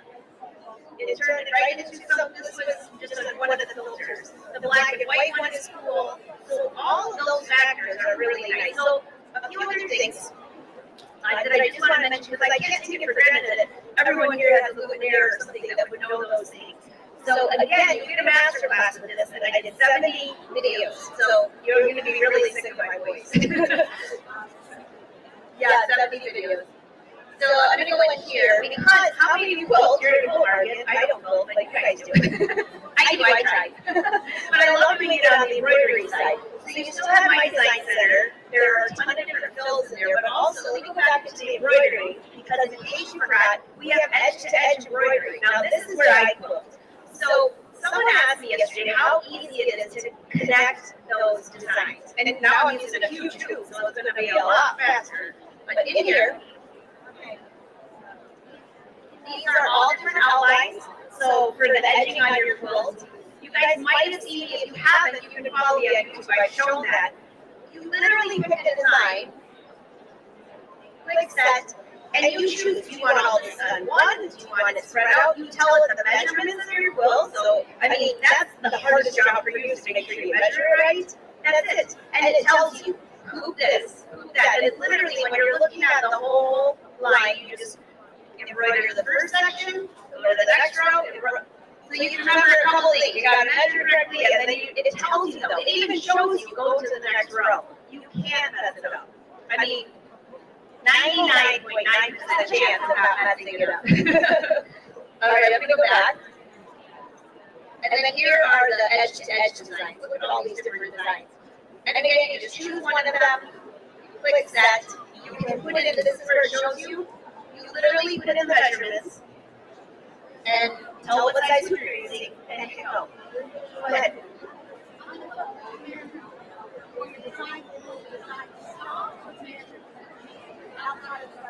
So she's asking, how do you measure for your quilt? So if you're doing outside border, the border, which you saw under, they have not only square, rectangle, they also have hexagon. And it tells you right here, if you're doing the outside border, it will ask you how wide is your entire quilt, how long, and how wide of a sash do you want. Yeah, so I mean, again, it's just your measurements. Now, if you're doing edge to edge, one thing you want to do is you want to make sure you have an outer, I usually use about 4 inches. I actually really do quilt, I was joking, but it's embroidery quilting. So you put a little extra 5 inches around the edge, so when you have it in the hoop, you know, you can't embroider right to the edge of the hoop. And that way, when you're changing from hoop to hoop, it leaves you 2 little marks with the projector and you can see it. I'm actually extra 5 inches just for batting to make sure I can fit it in the hoop. But you're measuring your quilt of what you want embroidered. But not the additional 5. Not the additional 5 inches. Yeah. The extra that you put around it is just so you can get it in the hoop. Now, how am I doing? Oh, good.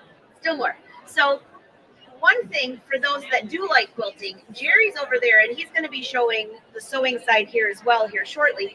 But there's a new foot for Brother. And I'm pretty sure he still has it. So I'm going to bring up some of the other feet. Here it is. Nope. So what do we have in the box? Couching. We still have couching. Couching for embroidery. Couching for sewing. Both in the box. That was in the Luminaire, but in case you didn't have the Luminaire before. So if you have yarn and you want to put it on fabric, I have a couple samples over there. It's so much fun. So you can add the couching. You can add the embroidery around it. Stippling. The move it foot. A lot of you are quilters. But not only that. I do a lot of fine fabrics, silks, velvet, anything like that. When you try to sew that, what happens? Sometimes it likes to shift. And this is not a walking foot. This is called a digital dual move it foot. So it plugs into the back of the machine right here. It's as easy as putting it on as changing your foot. This one is the thinner, new improved that came out. I think last year it came out, maybe the year before. So you can fit a pretty big quilt underneath there. And if you look closely, there's a rubber band right here.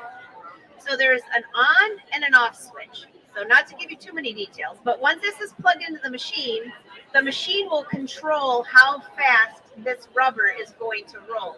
So different than a walking foot, this will control how fast your upper layer of fabric goes. So if you're using a really heavy quilt or you're using silk or you're using fine fabrics, this can control how fast it rolls through. So if you ever have a problem with your fabric shifting, this is a game changer. It's called the digital dual movement foot. You have this in your Luminaire. Yep. I thought it was like a walking foot. Nope. It's better. Different. So once you have this on, if you don't want to use this band, hi Kimberly. This is not working, and then when it's down, it's working. So if you're sewing and you think I don't need this band for this section, you can just turn it on and off. It has quite a few different feet that go with this. Very easy. What did I say? I thought it was a walking foot this whole time. I'm like, why did they include this? And you have the Luminaire. Are you in my master class? No, I never even knew you. Oh, you need to register. If you have a Luminaire 3, you need to register your machine on Brother's site and you get free access to me I didn't know for a whole year. that. Yes. Well, now you do. Go register They're it. trying to talk me into this. Oh, that's even better. That has a master class too. I didn't even own that thing for a whole year yet. Oh, somebody will buy it, I'm sure. I know it's hardly used. I know. Hardly used. We need to have like a. You take trade-ins, John? Oh, we do. Really? Okay, a few more things. That this is so basic, but I just had a couple groups in my place sewing, and there's one way that I love to sew, and that is using this. Now, those that have the Dream Machine, this doesn't open all the way. It usually opens like this, and you'd have to lift it off, and you can put in something similar to this. But this comes off, and it goes back on, and it flips open, and this has magnets on it, and it just sits right here. It doesn't move. Now, there are also a couple little magnets here and here, just let you know that if you break a needle or you have a needle that you're changing, it holds all of them. So if you watch my live shows, this kind of looks like caddy. It is a great storage. Okay, it can hold a little bit more bobbin thread, and also there's a setting here that maybe you're working on a project and you just need a little bit of thread. I don't know if John probably can't see that from here. There's a setting up here that you can control how much you want to put on that bobbin. So that's really nice. All right, let's see. Let me go in my design center. Is this still a standard bobbin size or is it the bigger one? It's a standard bobbin size. It just, you know how when you filled it, you had all this empty space on it? Now you not anymore. How are we doing? I want to make sure I don't miss our giveaway. Oh, yeah, let's do it. Okay. I got one more minute. Let me just show you one more thing. And then, by the way, I'm going to be over on there. Jerry's over there on the sewing side. You have to see this new stitch regulator foot, and you have to see the buttonhole. So if you don't go over there, come back here this afternoon when I'm up here showing you that, because I'll do sewing next. Buttonhole? Oh, yeah. Okay, I got it. There's laser lights that help you line up your buttonholes. Yeah, you can just put your fabric down. I love it. Okay, back to your, this is my design center. You tell I get a little excited about these features. Look at all the new fills. Well, we already had a lot of fills, but now we have a total of, I think 52 or 54. 54 fills. So those that like quilting and you want to add these fills on your quilt, this is perfect. And you can also add custom fills, which you can do on your Luminaire too, by the way. You can purchase them or design them yourself. So, all right, I'm going to do a giveaway. Is there any quick questions? Hi. Any questions before I move on? All right, this is how this is going to work. I got 4 colors. Oh, where's my bag, by the way? This is how I get my bag back in those samples. Oh, up here? Thanks. This is the way I get my bag. This is how I get my stuff back. It's like having little children. No, I'm just kidding. And they're not raccoons. So you start saying a number all the way around, and then John, do you have your phone on you, or are you using it? Can you get Siri up? Okay, so 1, 2, 3, 4, 5, 6, 7, 10.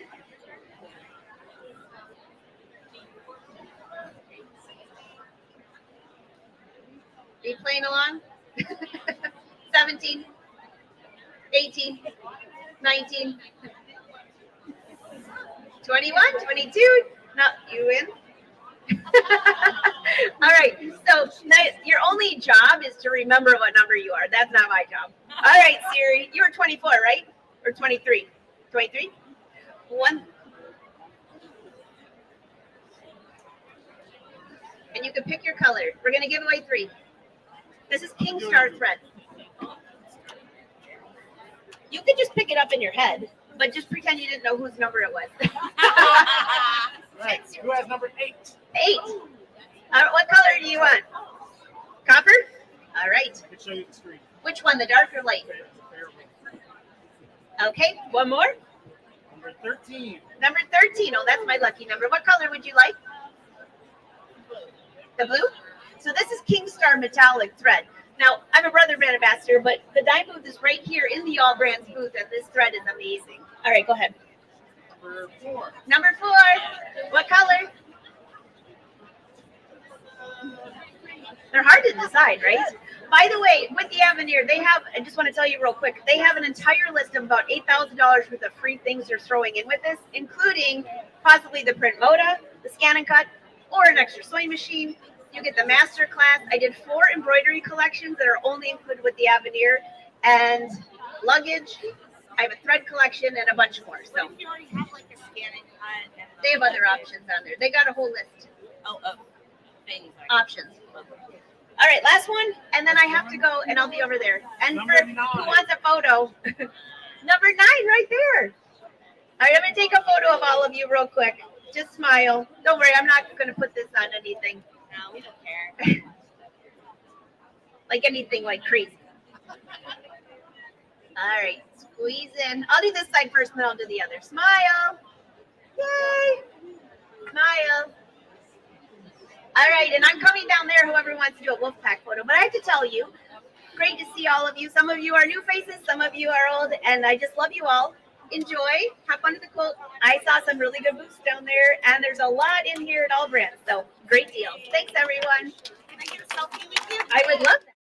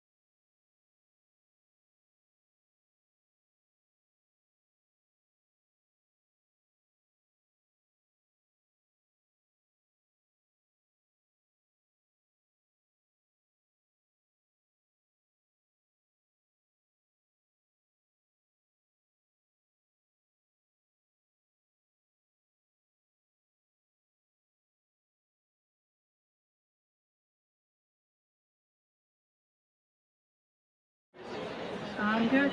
All right.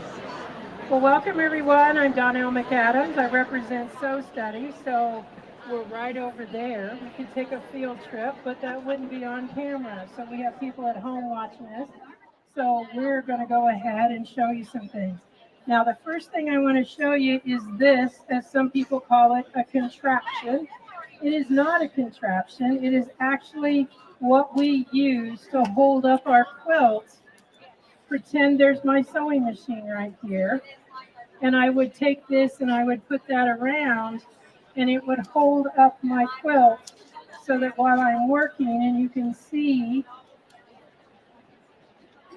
that I can put those arms as far apart or as close together as I need. I have done up to a queen size with minky on the back and flannel on the front. Heavy. But I still did all of my ruler work. And so you're seeing it from the back there. You want to switch me there to the front. And so I would be sitting here and you would be able to see it from the front. So that's our suspension system. They come in twos. Some people like to get four so that they have more support. Now I've got this folded up. It's from one of the displays over there. But I want you to see, I'm not a free motioner.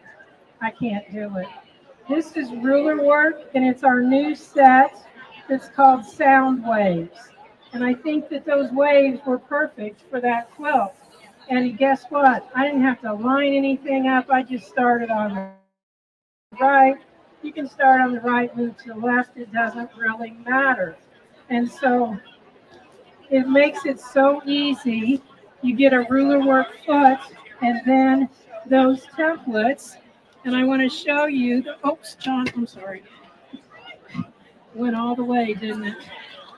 Thank you. They come in a pack that there are 6 different ones in that pack. So you have 3 templates, 1 design on each side, so making 6 different designs. So you can see you've got some really wavy waves if you wanted those. And there's ways that you can overlap them and make some really cool things. So that's one of our new edge-to-edge designs. Another one that we have that's brand new. How many of you do any kind of ruler work? All right, come join me and I'll get the rest of you hooked on it because it's really, really fun. So this is our new edge-to-edge template connector set. And so what you can do is do your designs and then use these connectors to bring them together. Because remember I said I cannot do any kind of free motion. So what I did on that,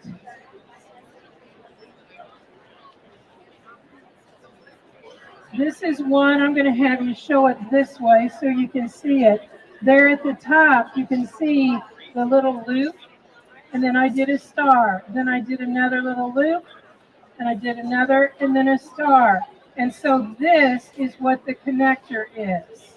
And then down here, I did several different designs and used the connector that did not have the loop in it. So it allows you to do a design, connect it to another design, and in honesty, you don't have to do a whole lot of planning when you're doing that. It's a matter of putting those templates together. Now, another set that we have new is our Embroidery. And our Embroidery is actually embroidery. So we have taken some of our most popular template designs and made them into digitized designs so that we can do the different designs in our embroidery machine. So essentially, you could do this without ever knowing how to do ruler work because they are digitized. This is another one of those that's digitized. This is our, I never know for sure which is the right side because they both look so good. This is our Starry Nights. That was all done in the hoop, and those designs come in 4 different sizes. Here's another one here. And then this is one of our digitized edge-to-edge designs. So that's all one design. It was done in a fairly large hoop, but it can also be made smaller because the sizes are like 4 of them in the same one.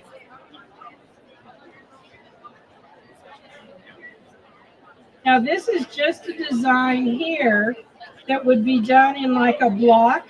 This can grow up, but this is ruler work. And this is done with some of our basic templates. And you can see how that puffiness is starting to show up in here. And this is a batting, a backing, and a front. All right. I'm going to stop with that for a minute and show you a couple of other things that we have. This is a light bar. And you probably, how many of you have a Sew Steady table? Okay, I'm seeing 1, 2, 3, 4, 5, 6, 7 that need it. Okay, you need it. And we have some great deals here. And this is something that you can add to that Sew Steady table, anybody that has one. And it's a light stick. And this will go underneath the left end of your table. It will plug in if you have a USB on your machine. It'll plug into that. And that light stick will allow you to do paper piecing because the light will show through. You can also transfer your designs, anything you feel like you're using a light box. So for $30, you can make your Sew Steady table a light box. And it just really is something that makes it, when I first suggested they get something like this, they were like, what? And now it's like super, super popular. Everybody loves it. And then another little fun thing we have, and this comes with one of our table packages, or you can get it separate. This is what's called a phone Attention, lounger. please, exhibitors. Will the owner of a U-Haul with license plate AM41974 by the convention center, please move it immediately. It's blocking traffic and will be towed. So this is what's called a phone Once lounger. again, exhibitors, if you own a U-Haul with license plate AM41974, please move it immediately from the back of the convention center. Thank you. So I can then set this beside my sewing machine, and if I'm watching a tutorial or something, I can have it right there and it's propped up. The thing that I like about it is I can use my iPad on it also. So it really does help you to have that sitting there. And what is it called? It's called a phone lounger. It has a fun saying. It says quilt until you wilt on it. And we have several other ones over there also. Another thing, and I'm going to give this away at the end, so hang on. But this is our grid glider. And this is something that we started out using just for our ruler work. But we have found we like it for all of our sewing. And this is all rolled up, but as soon as I would take the back off, it would lay flat. But this goes underneath and on your table. And that way it makes everything very, very smooth. Plus I have my lines I can follow. When this no longer clings, because it'll cling, but when that is over and it doesn't cling anymore, you just wipe it with a baby wipe. Let it dry and it'll be as good as new. If you're in a hurry, you can actually use a lint roller to wipe that off. Now, I don't know if you guys know or not, I'm just here to pass on a lot of tips and techniques, and so that I will do. A lint roller, I have like 5 of them in my sewing studio because I use them to, after I have done my seam ripping, I just run it across there. Part of it is I have cats in my studio too, so I definitely need it for that. And it just makes it so much easier to do a lot of different things. Plus, I can clean the back of this mat with it if I need to. So put that back in there. Another little gadget, and I will tell you, I have a YouTube channel. It's called Template Quilting with Donnell McAdams. And I have a full tutorial on how to use this. This is called the Bound to Fit tool. It is the best tool for add-on binding, for not only getting it to be at a perfect diagonal and meet up when you're finished, but also for cutting those diagonals to start with. If I'd have had some extra fabric over there in a rotary cutter, I would have actually shown you this, because you know how when you take two pieces, you cut them on the diagonal, you put them together, it's like, do I put it out that way? Do I pull it down? This cuts those little dog ears off, so all you do is lay it right on top of each other. So if you want to see the demo on this, go to my YouTube, Template Quilting with Donnell McAdams. If you can just remember my name, you'll find it. Another new thing that we have is what's called the basic marker. And this has a lot of uses. Obviously, in our ruler work, we like to have our lines straight and all of that.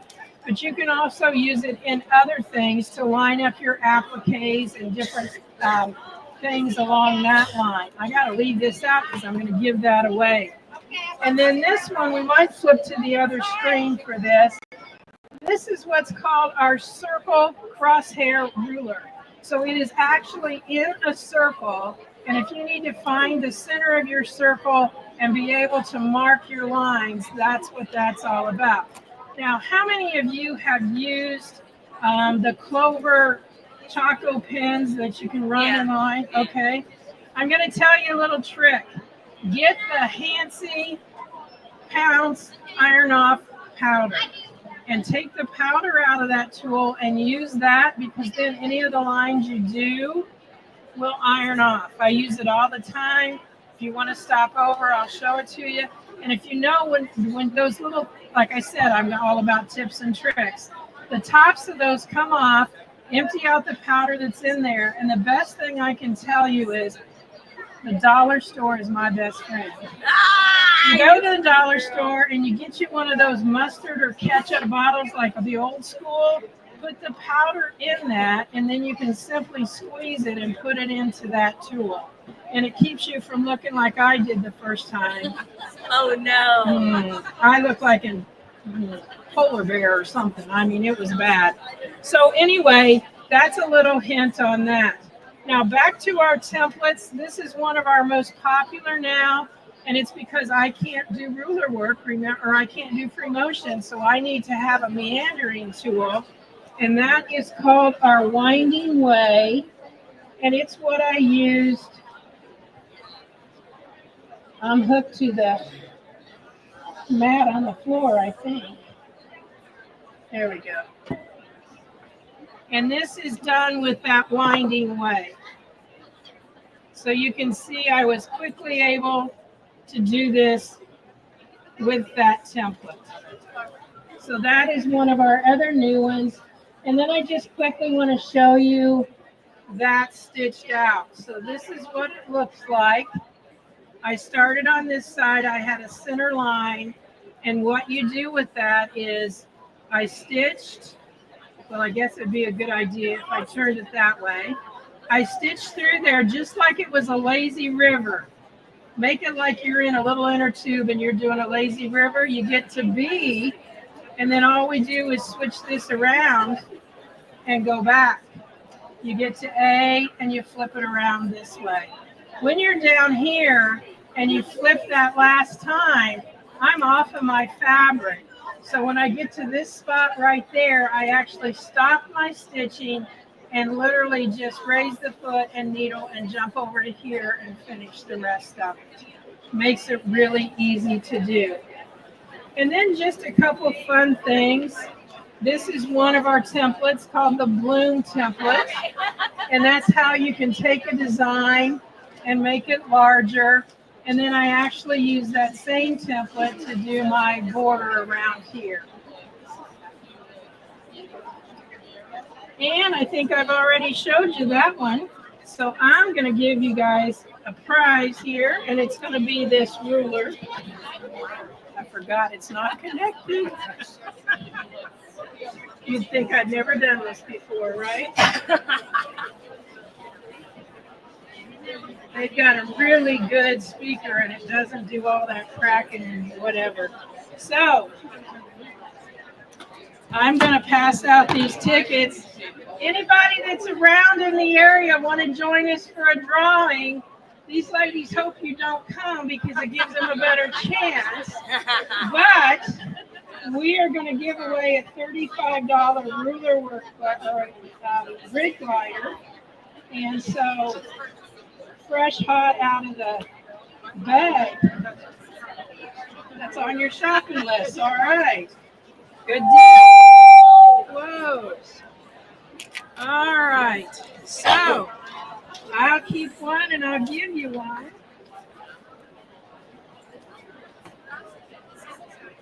That one there had a little bit of sticky on it, so maybe that's the one I'll pull out. Are you girls in? All right. There's your part. Here's my part. You sure can. Just keep one part. It doesn't matter which one. A real work glider.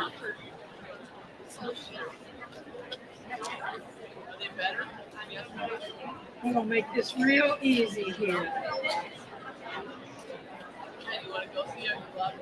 So here we go.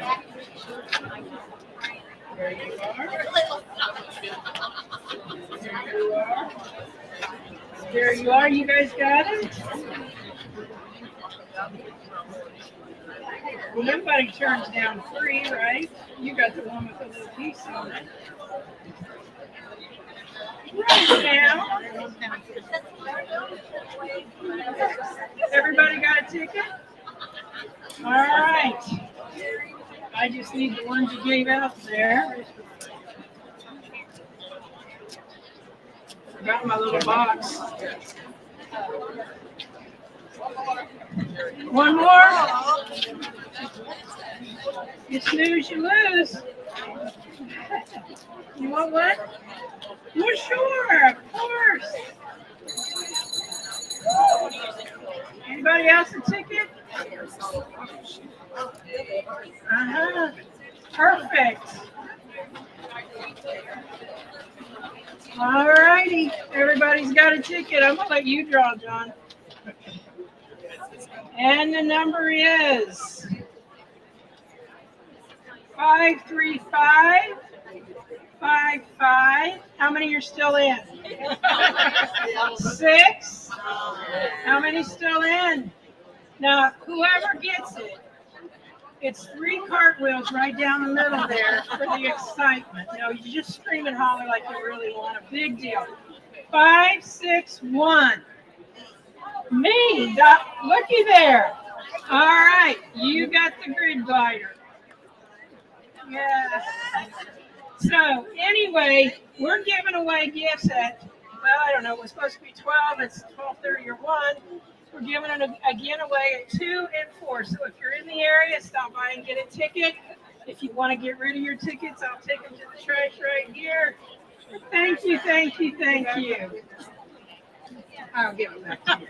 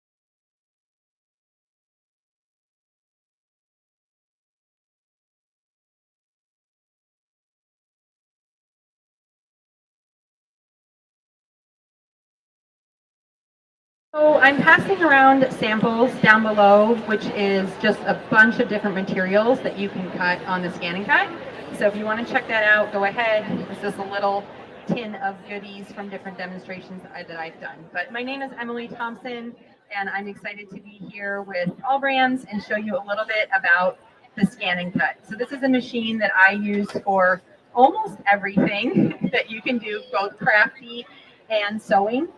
Specifically today, we're talking about cutting fabric. So my little sample there is all fabrics that are cut, or fabric-like materials like vinyl and cork, felts. But you can also cut iron-on transfers. You can cut paper. Literally, I've cut a tortilla. So if it's within a 3 millimeter thickness, you can probably cut it with the ScanNCut. So there are just so many possibilities. And if you think about making t-shirts, like your quilty t-shirts right there, I don't know if you made them, but you could have made them with the ScanNCut. All right. So there's so many possibilities that you can use. So today I'm just going to give you 4 different ways to cut fabric, the simple, basic ways. There's more. This is not the entirety of ways you can cut fabric, but we're just going to talk about 4 simple ways. If you have more questions, you can always come over to the ScanNCut booth and ask. So today we're going to talk about the rotary cutter, which is literally a little round rotary blade, and the thin fabric blade, which is just a thin blade, which is great for cutting detailed pieces and your thin quilting cotton. If it's less detailed and it's thick, like leather, felt, you're going to want to use the rotary blade because it will get nice and deep and make sure that it cuts through all those fabrics. So we're going to use those 2 blades. And then if you're cutting fabric, the 2 mats that you're going to want to have are the fabric mat, which is the highest tack mat the ScanNCut has, and the standard mat. And the reason I use both of these is because there are different uses and different grips that you need depending on what you're cutting. Okay, so we're going to start with the standard mat.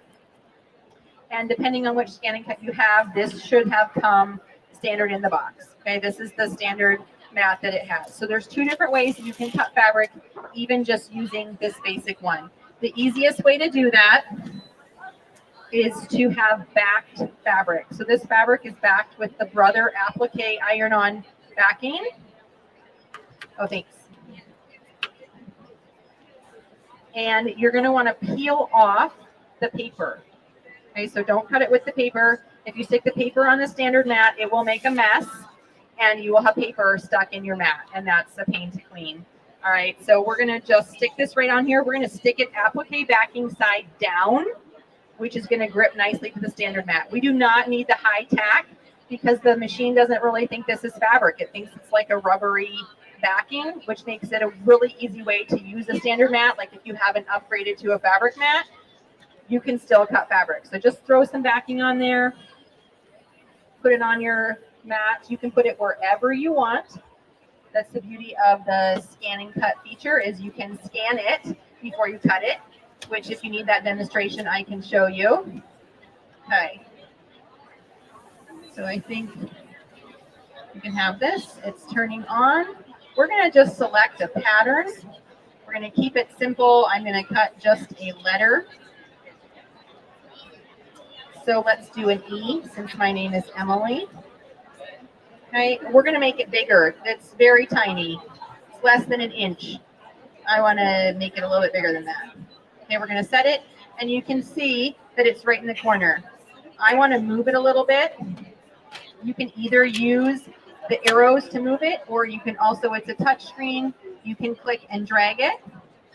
Okay, so I can see I put my fabric right here. I use the grid lines. I'm just going to estimate where it goes.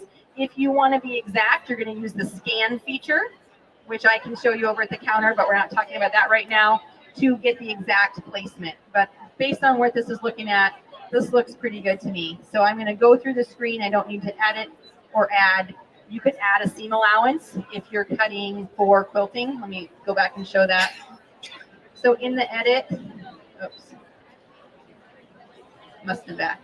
I'll do it on the next one. All right, so I'm going to go to cut. I don't want to draw it. I want to cut it. I need to load the mat. So you're going to make sure it's lined up perfectly between the rollers. Let it pull in. Do not push the mat.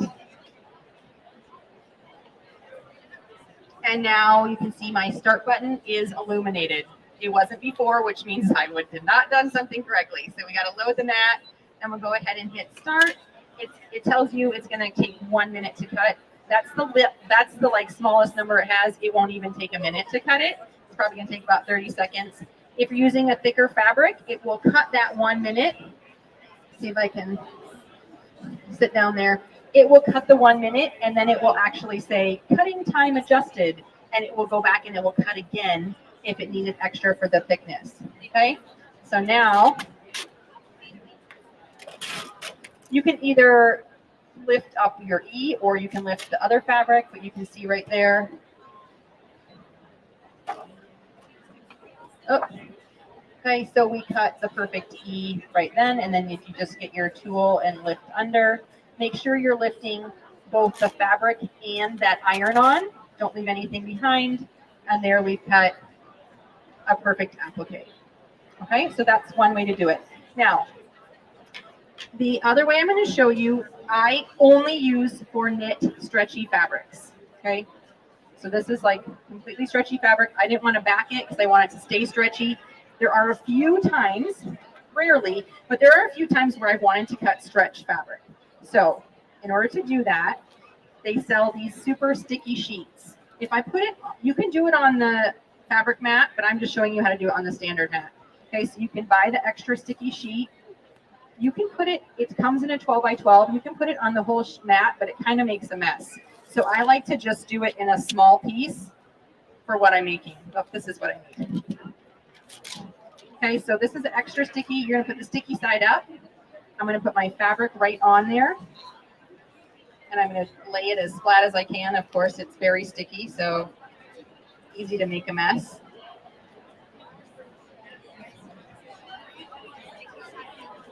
I'm putting the sticky side on my fabric. So the fabric sticks. This is knit fabric, so it's really stretchy, right? It's going to go all over. So this is stabilizing it. And then I'm going to put the plastic, which will stick well to this standard mat, on the mat. So I'm going to just, let's see, put it on there. You can't even hardly see that that sticky side is on there. And again, when it cuts it, you have to kind of lift it up later. So I avoid covering the whole mat if I can. And again, just for your knit fabric. So we have the same E. We're going to cut it again. But this time, we're going to use the rotary blade. A knit fabric is stretchy, which we know, and this thin blade cuts by dragging. It drags the blade through the fabric. So with knit fabric, that's going to make a big stretched out mess. So we're going to use the rotary blade, and it will take a little bit longer, but not too long. So we're going to hit cut, and we're going to go ahead and start it. It still says 1 minute. See if I can get out of the way.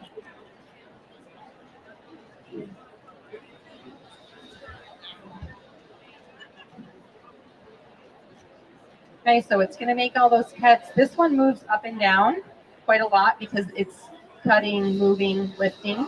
It's not dragging around. And it does take a little bit longer, I feel like. So if you're, again, rotary blade, if it's an intricate cut, you're not going to want to use it. You're going to have to figure out another way to do it because either it will take 5 hours or it will not do a good job. Okay, so again, we're going to lift. And we can see that it did, let's see, sorry. There we go. Okay, it did a great job cutting even that knit fabric. So it didn't stretch it, it didn't distort it. If for some reason you need to cut stretchy fabric, you absolutely can, even on a standard mat. Yes? Yes, so you can, I would try, if I wanted to cut more ease, I would try to leave my sticky sheet on there and use it over and over so that I'm not wasting that. If that's my last one, then I would try to lift it up. But here's what you're going to notice. It actually usually cuts through the sticky sheet. So depending on, but you can lift the fabric and you're going to want to try to do it without distorting it. It's not so sticky that it makes a big mess. And then I could leave this on here and I could cut more. So obviously it curls, but it's not so bad. And then I can use this sheet again before I throw it away. When I'm done with the project, I would take the whole corner off and throw it. All right, so similar idea using the fabric mat, but the bonus of this one, because it's extra sticky, is you don't have to put any backing. So I just want to use plain quilting cotton. I'm going to show you using both the fabric blade and the rotary blade, how it cuts. This is just untreated, totally normal cotton that I ironed. That's all it is. This is great for applique. I also like to do like wood crafting, and I cut out sort of seasonal text or fun words, and then you can Mod Podge or glue it to like a canvas or a piece of wood, your fabric letters. And I like actually with the untreated fabric how it has a little bit of fray. I like that texture on there. So if you want it to be crisp lines, you're going to want to treat the fabric or back it. If you don't mind the little fraying, then you can go ahead and do this. But you could also, of course, cut lots of other materials using this fabric mat. But we're just talking about the cotton today. All right, so we're going to go the same. We have the rotary blade in there, so we'll just keep that. We're going to hit cut. Got to load the mat.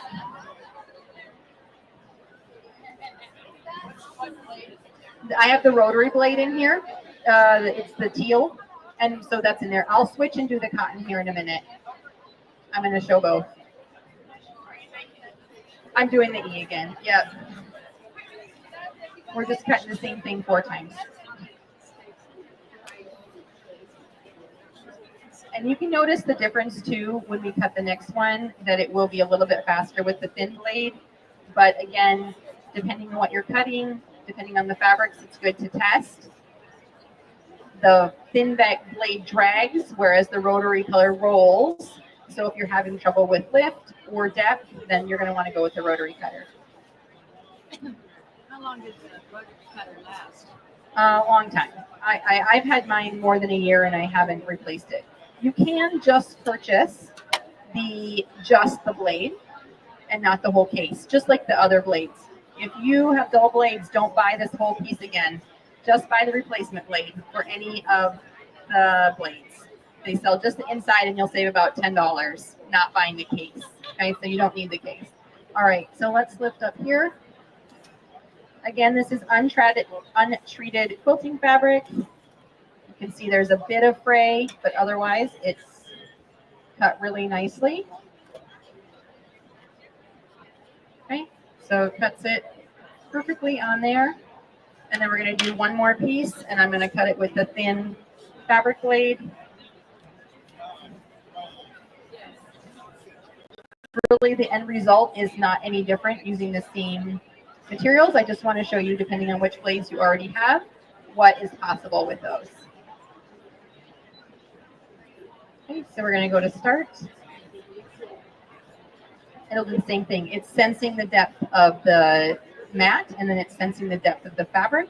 Once it's tested those, then it begins cutting.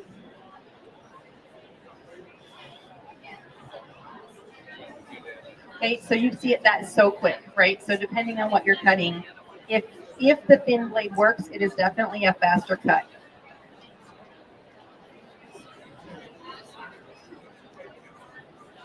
And then again, we have the E that it cut perfectly. There's a little bit of fray on there, but really not much. Okay, and you can avoid that with the treatment. You can also use a spray starch, let it dry, and use that to cut as well. That will help to avoid fray. But I did want to show you, you can just cut totally untreated cotton as well. Are there any questions? Okay, you guys are great. If you do think of anything, come on over and check out and see me. And if you have a ScanNCut and have any questions, I'm happy to answer those as well. Yes?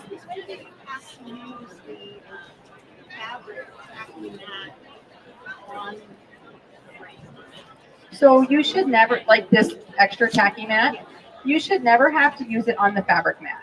This is the replay. This is an extra tacky mat. Okay, so just keep it clean, keep it white, and that is your extra tacky mat.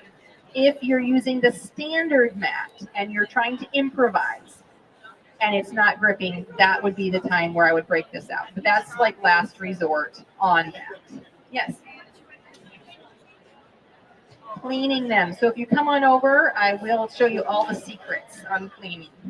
There are good tips for cleaning. Yes. All right. Thank you so much.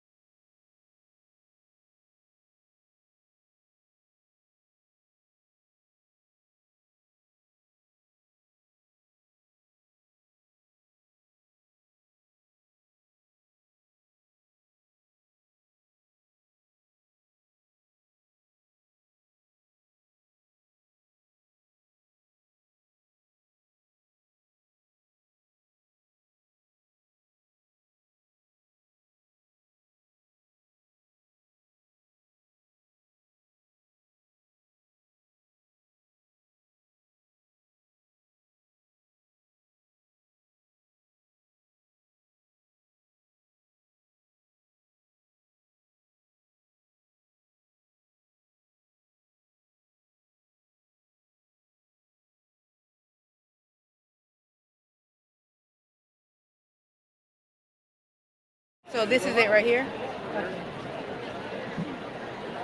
Hey guys, is that a little too close? Okay, can y'all hear me okay? Wonderful. I sound like a robot to me, so I just want to make sure. So my name is Gloria Cardoza. I'm with Designs and Machine Embroidery, and I just wanted to come out here and hang out with you guys for a bit. Happy Halloween, by the way. And today I just want to talk to you a little bit about new things with Dime. Every year we are coming out with the new tools that are going to make machine embroidery at home easier for you guys. Every time we hear a little something in our ears from a friend, an email, a customer, if there's a frustration at home, we're going to try to figure out how to make that a little bit easier for you guys. So one of the newest things that we've come out with is what we're calling the snap grips or stable clips. Sorry, guys. You're going to hear me do that a little bit. So these are our stable clips. And so what we did here is when you're hooping with the snap hoop monster, does everyone know what the snap hoop monster is?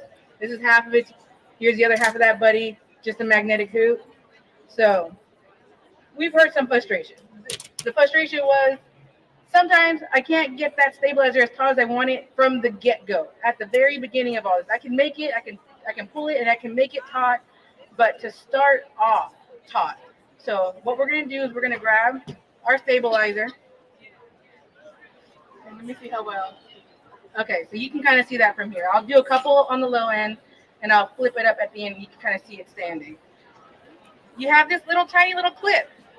And it just has like a little grip on the back for you to be able to pull it off later. But that flat side goes up because it has to lie flat between the magnetic top frame and that flat metal bottom. So we're just going to kind of pinch that fabric down, that stabilizer, and go. We're going to come back to the other side. Kind of pinch it to where it's straight. And then go. And we're going to move off to the other side. And at this point, if there's a bubble there, I'll just pull that taut, stand it up, and do the last two corners. Boom. Boom. And that's done. Stabilizer is ready to go. I can take my top frame now and then just drop it into place, and he's ready. So, well, I can't take it to my machine like that. I have the grip's still in there. That's easy. That's fine. You're just going to pull it by that little metal fold. Pull it straight out. Do it for all four corners. So if you're doing something like in the hoop where you're just doing this stabilizer, this would be ready to go. You would walk this over to your machine and start stitching. But that's not what we're always doing. Sometimes we're doing something with fabric in it. Same process. We can watch it again. Stabilizer. Do I need to move? Is that better? Okay. Well, for us it is. I'm sorry, you have to tell me. If I just need a half step and that'll fix things, great, I'll do it. So you lay your fabric down on top of the hoop. And again, you're going to take your clip. You're going to fold the fabric and the stabilizer. Drop it down onto your first corner. Straighten out that top edge. Do it again. Stand your hoop up. Fold that extra fabric back. And again, done, done. Drop your hoop into place and remove the clips. And because this is a flat magnetic top, if you do have any bubbles still left, you still can do that little tug to taut. You do not want to over pull it. As embroiderers, I know you all know this. You don't want to yank any of these to oblivion. But that guy is ready to go. So that is the stable clips. Okay, that's it, guys. Simple, easy to use product. I don't need to spend half an hour on it because that was the whole demo for stable clips. But we have more to show you, so don't worry. I wouldn't leave y'all hanging like that. Just 5 minutes. Okay. So you guys have probably seen wool press pads. There are wool press pads everywhere. We came out with wool press pads a long time ago to specifically fit your standard hoops. And this is so that way you can press while you're embroidering in your embroidery hoops. So you get to a step, You're 3 steps in, you're like, oh wait, I need to press this seam back. So you would take this, you take your hoop, you put it on top, and you can press while you're working in that project. But these don't fit your snap hoop monsters. These are too thick. These are way too chunky, and they would actually defeat the purpose. It would start to cause bubbling in your stabilizer. So we also, this year, created wool felt pads for your snap hoop monsters. And we have these, as always, in a variety of hoop sizes to fit all the brands that we carry. All the snap hoop magnetics. Well, we carry snap hoop monsters for all the major brands. We carry a variety of sizes per each brand. So we have to have the same thing to mimic your wool felt pads. So you put your wool felt pad down, and here's a project that I've started. And in the end, it's going to be this cute little kind of hanging ornament that I've also kind of stitched the backing on. But I wanted on this one to safely trim the fabric on the back without putting too much pressure on it and causing bubbling in my stabilizer. So the only way to do that is if I have a nice supported surface underneath this. So I would put my hoop over the wool press pad. If your hoop is a little too chunky still, if it's chunkier than this, you're going to have a height problem. So you do one of two things. You can hang the attachment over the edge of your table or stick another hoop pad straight across the bottom of that hoop. And I have, here, just standard snips if you can see me. So you're just going to come in here. I left my tape on. You have to tape along the way for in the hoop. So you lift your corner edge and you can just come in here and cut out your excess applique fabric. But because I have that wool felt pad in place, I have a nice, strong, flat, sturdy surface. I'm not pushing on the stabilizer. I'm not going to tear it. I'm not going to cause extra bubbling in there. So that's one of the uses of the wool felt pad, is to give you a stable, supportive surface to cut on. Another use for the wool felt pad, you're going to get a few of them, is for pressing. So again, you have your in the hoop project. This is going to be a bag. I have the zipper in. I've started stitching it. But when I flip this back, I have to top stitch this. That's my next step. But it's so fluffy that I'm kind of concerned that I'm going to get that bubbling in there if I don't press it right now. But I can't press it because I'll loosen my stabilizer. So again, you put the hoop on top of the wool press pad. You fold that piece of fabric back. And you take your little iron and you just come and you press right in the middle of your in the hoop project. So you just press it, you go, and you're ready to take the next step, which is top stitching this guy into place. So another use for your wool felt pad. Let me see, where else have we got? Oh, again, when you're done pressing, you still want that fabric to stay there. You don't want it to move while you're about to start doing your next step. So once you finish your pressing process, you would take either your preferred tape that you're using for in the hoop, you would take your sewing pins and you would press that over. And then again, you have a stable workspace, so you're not loosening your stabilizer as you work. And then the last thing, I'm going to show you a couple things on this next one. One of them is not new, but it's a cool technique. So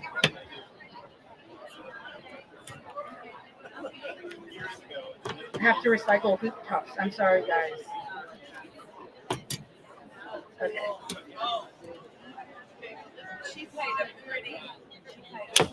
Okay. So this is a technique, and it's a new technique for us. This is called fringe. It doesn't look very fringy right now. It's pretty flat because that's the first step. You stitch the whole project. And at the end, you go and you clip the bobbin thread. So you can do that in one of two ways. You can either take your little snips, you can take a seam ripper. It might take you a little while, but you could definitely do it. But again, if you're not ready to pop it out of your hoop yet, you still have other things you're going to do, but you do need the fringe to happen now. You can take it, you can flip it over. And I'm just going to use my little stitch ripper And I'm just going to touch, literally just touch the bobbin thread. And it's just shredding it. It's beautiful. It's falling apart. And here it is. So you can see it. I don't know what's a great camera for you. We're going to try a couple different things here. So I'm just touching that thread, and it's falling apart, and it's getting very fringy. Here, if y'all want to look at that one, you can. I only did one flower, but it's beautiful. I've done it to recreate fur, to do like little ribbon looks. It's a very cute stitch. You can find that in our special effects software. Let's see. Okay. So silly, guys. Okay, I'm going to talk to you about a kit. I didn't bring it up here, but I brought all the pieces to it. So,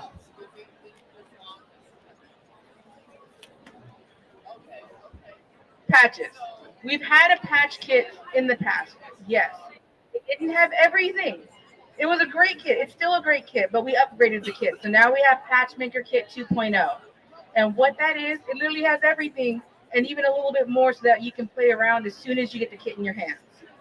It has this clear, heavy-duty, water-soluble stabilizer to stitch your patches on. It has the fusible product that you would put on your patch when you're done stitching out to fuse it onto your projects. It has twill, the best twill I could ever recommend for making your own patches and making them feel substantial. I can hand out some samples of that actually.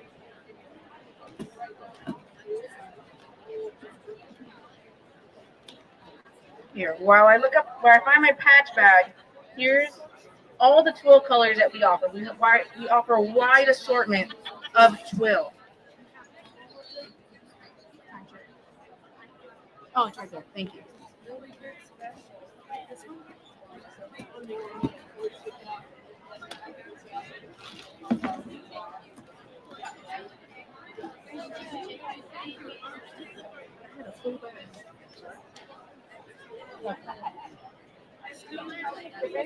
If anyone sees my twill bag, there's a whole little baggie of twill patches.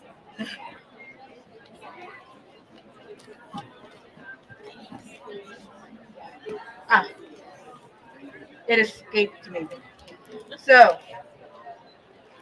I'm going to hand around a few, and we have a few different kinds here.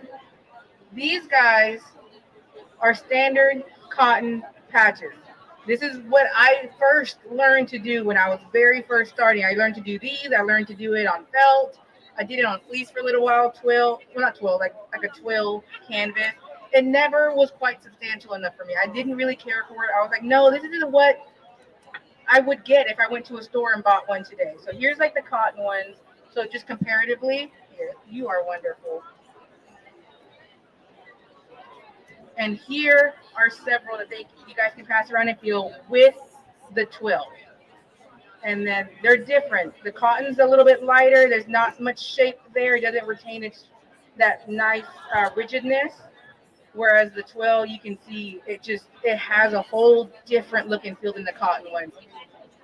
That is the twill. That is every single color of twill that we offer. We offer it in 3 different bundle collections and 8 color packs.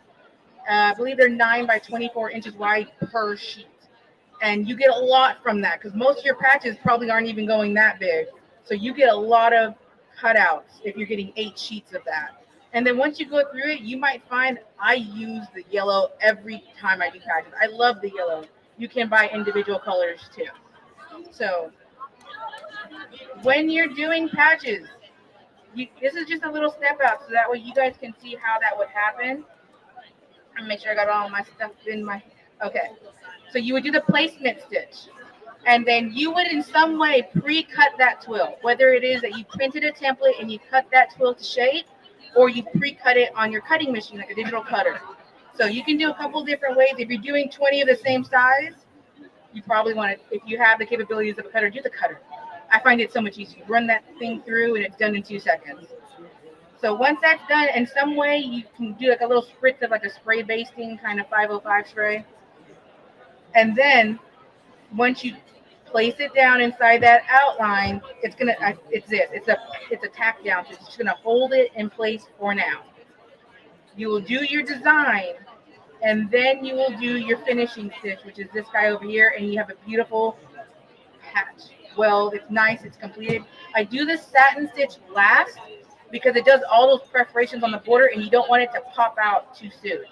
Because when you're done with it, you're gonna have something like this, and we've done this beautiful satin stitch edge. The whole patch is completed, and this guy just pops right out, and you're done. That's it. You can. This is a heavy duty water soluble, so even whatever's left over, you can rinse it out. You can peel it out, and then once you get that removed, there's another product that I don't have up here on the table with me today. And that you would again pre-cut in some manner with either a template or your cutting machine. And then you will, it comes with a paper backing. So with the glue touching your patch and the paper backing touching your iron, you will fuse the glue to your patch. You peel the paper backing off, and then you stick it wherever you're gonna stick it. And then you're gonna iron. I have to remember not to go too wide out when I'm turning here, I'm sorry. But that is what's in that kit. You're going to get 2 sheets of 12, black, white, the adhesive, and the water soluble. Oh, and you want to hand this over too? These are all of the template. Like, these are pre-built blank patch shapes that come in that kit. You'll get a download link or file on how to do that. And those are just blanks. You can resize them within reason. We all know the general rules with machine embroidery. You can resize within reason. You can apply whatever designs you already have. If you have some software, you can use the designs in the software. That's what I did here. I used a blank patch. I had a cute little snowflake, and I just went poop, and I got a beautiful holiday patch. This guy, I did something very similar. I added a little eyelet on here so I can put a piece of ribbon through it later, and now it's going to hang on my Christmas tree. This guy, again, another patch blank, and I put whatever phrases apply to that event or kids group that you're, making patches for. So we used to have some of these which had really cute phrases on them, but then I get one portion of the population like, I love it. And then the others, it didn't apply to. So blank allows you to put whatever you want on it. So let's see. Cool. Okay, we're done with patches. We can move on. We have another great product to show you guys. Let's see here. So, who knows the frustrations of embroidering with metallic thread? Right? Who's ever embroidered with Kingstar metallic thread? So you know the joy that it is to embroider with Kingstar metallic thread. It is the only metallic thread I've ever recommended. I have people asking me every day because we do costuming and sewing, and they're like, I want to do the shiny, but I bought several other things and they just were miserable. I'm like, what do you recommend? And this is the only one I recommend because I can even run Kingstar in my bobbin. Kingstar metallic thread, we have it over at the dime booth right here on the corner. You can see it right from where you're sitting. We have a whole wide selection of singles. We have multi-packs, and we have a whole 15 spool kit, I want to say. But I use it in an assortment of ways. Let's see where we want to start. Okay, so the new thing, Kingstar isn't new. We've had it for years. The new thing is we come out with new colors. We come out with new colors as much as we can, as often as we can. We come out with new colors because it's so good that I want to use it everywhere, and maybe I just didn't have the color. A year and a half ago, I think I only had 13 spools. Now we're up to 15 or 18, wherever we're at. So let's see.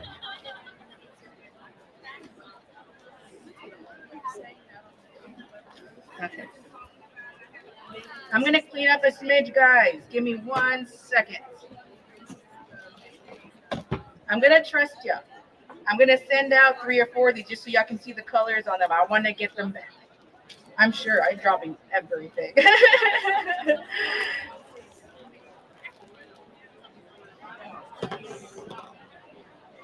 those with you. Yeah.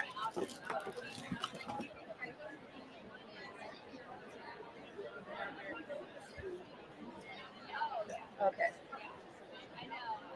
I can vaguely see what you guys are seeing here today, so I might also send out some of these samples so you guys can really see the shine on them. But I don't just use them for standard everyday embroidery. You can see here, where's my best shot at here? Okay, let's do that. I love that. Let's do that. Perfect. Okay, so here's a patch where I use this. I did one color, very simple patch, just gold.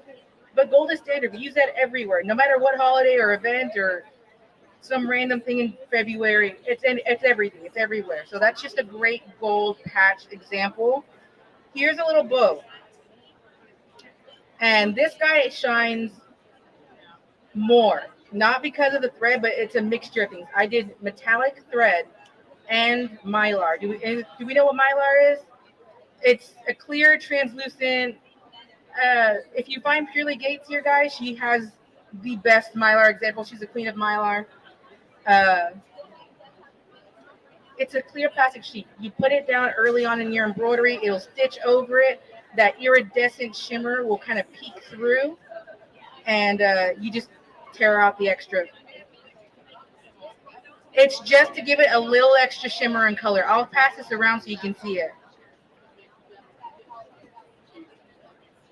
Here's a little bit more of the metallic. This is like that orange coppery color with, again, that mylar underneath. Perfect. Okay. Oh, here. My wonderful show assistant. It does not have to be a lace design. It just has to be a loosely woven, kind of a loose stitch design. You can still do fill stitches. I do it all the time. It's just the fill's lighter. It's not so closely, it's not so dense. You want a little bit of openness to see it peeking through. It does not have to be lace, but you do want openness.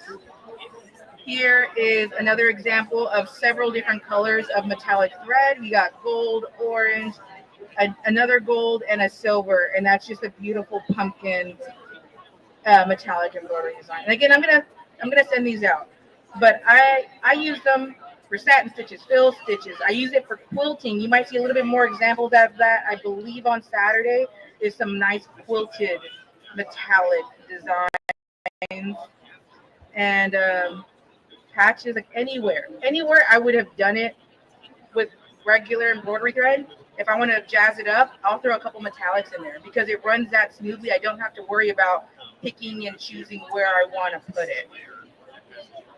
Huh? You can quilt with it. It's beautiful. It's stunning. Two of the threads. Did I send out a purple thread just out of curiosity? Okay, so the purple and the gray are the newest ones in our collection that came out this year. And I'm gonna have you hand these two out. This is the metallic thread stitched out in a variety of ways. There's the satin stitch example. There's a fill stitch example. And I can't see what the last one is, but you can see the different variations on what it looks like used in different ways. So you can see that when it comes around, but it's just a really easy thread to use without having to worry about being too finicky with it. Usually in other threads that I've used in the past, there's a whole slew of tricks. You got to put it in a cup. You got to put it on the floor. You got to put it at your cousin's house 3 streets away. You have to get it as far away from your machine as possible so it can relax. You have to change your needle. You can't use certain stabilizers. There's so many rules with certain brands or certain types of metallic thread or even specialty threads. But you don't have to do anything. You can use your regular embroidery needle. Just make sure standard rules apply with embroidery needles. If you've run it for a substantial amount of time, it's time to change it. But a regular embroidery needle, you can put it in your bobbin. You can run it through your top, thread. There's nothing special about it. Honestly, it's great. It's the only metallic I'll use or recommend. I'm looking for someone to sell me. Try to sell me. King Star metallic embroidery thread. Yes. If you want to see some more, we have a whole collection of them at the dime booth. It's right here. You can see it if you're sitting here. You can see it right here on the corner. Huh? Oh, yeah, you just bought some. Yeah. I have to keep restocking it because, it's just a wonderful thread. It really is. But I think, let me double check my list, guys. I think that's it. Do y'all guys have any questions? We have 5 more minutes to hang out. If you want to see any of the things I discussed today, if you have any other questions about dime products or designs and machine embroidery, we're going to be here all weekend hanging out with all brands. We're right here on the corner booth again. Otherwise, have a great show and happy Halloween. Bye, guys.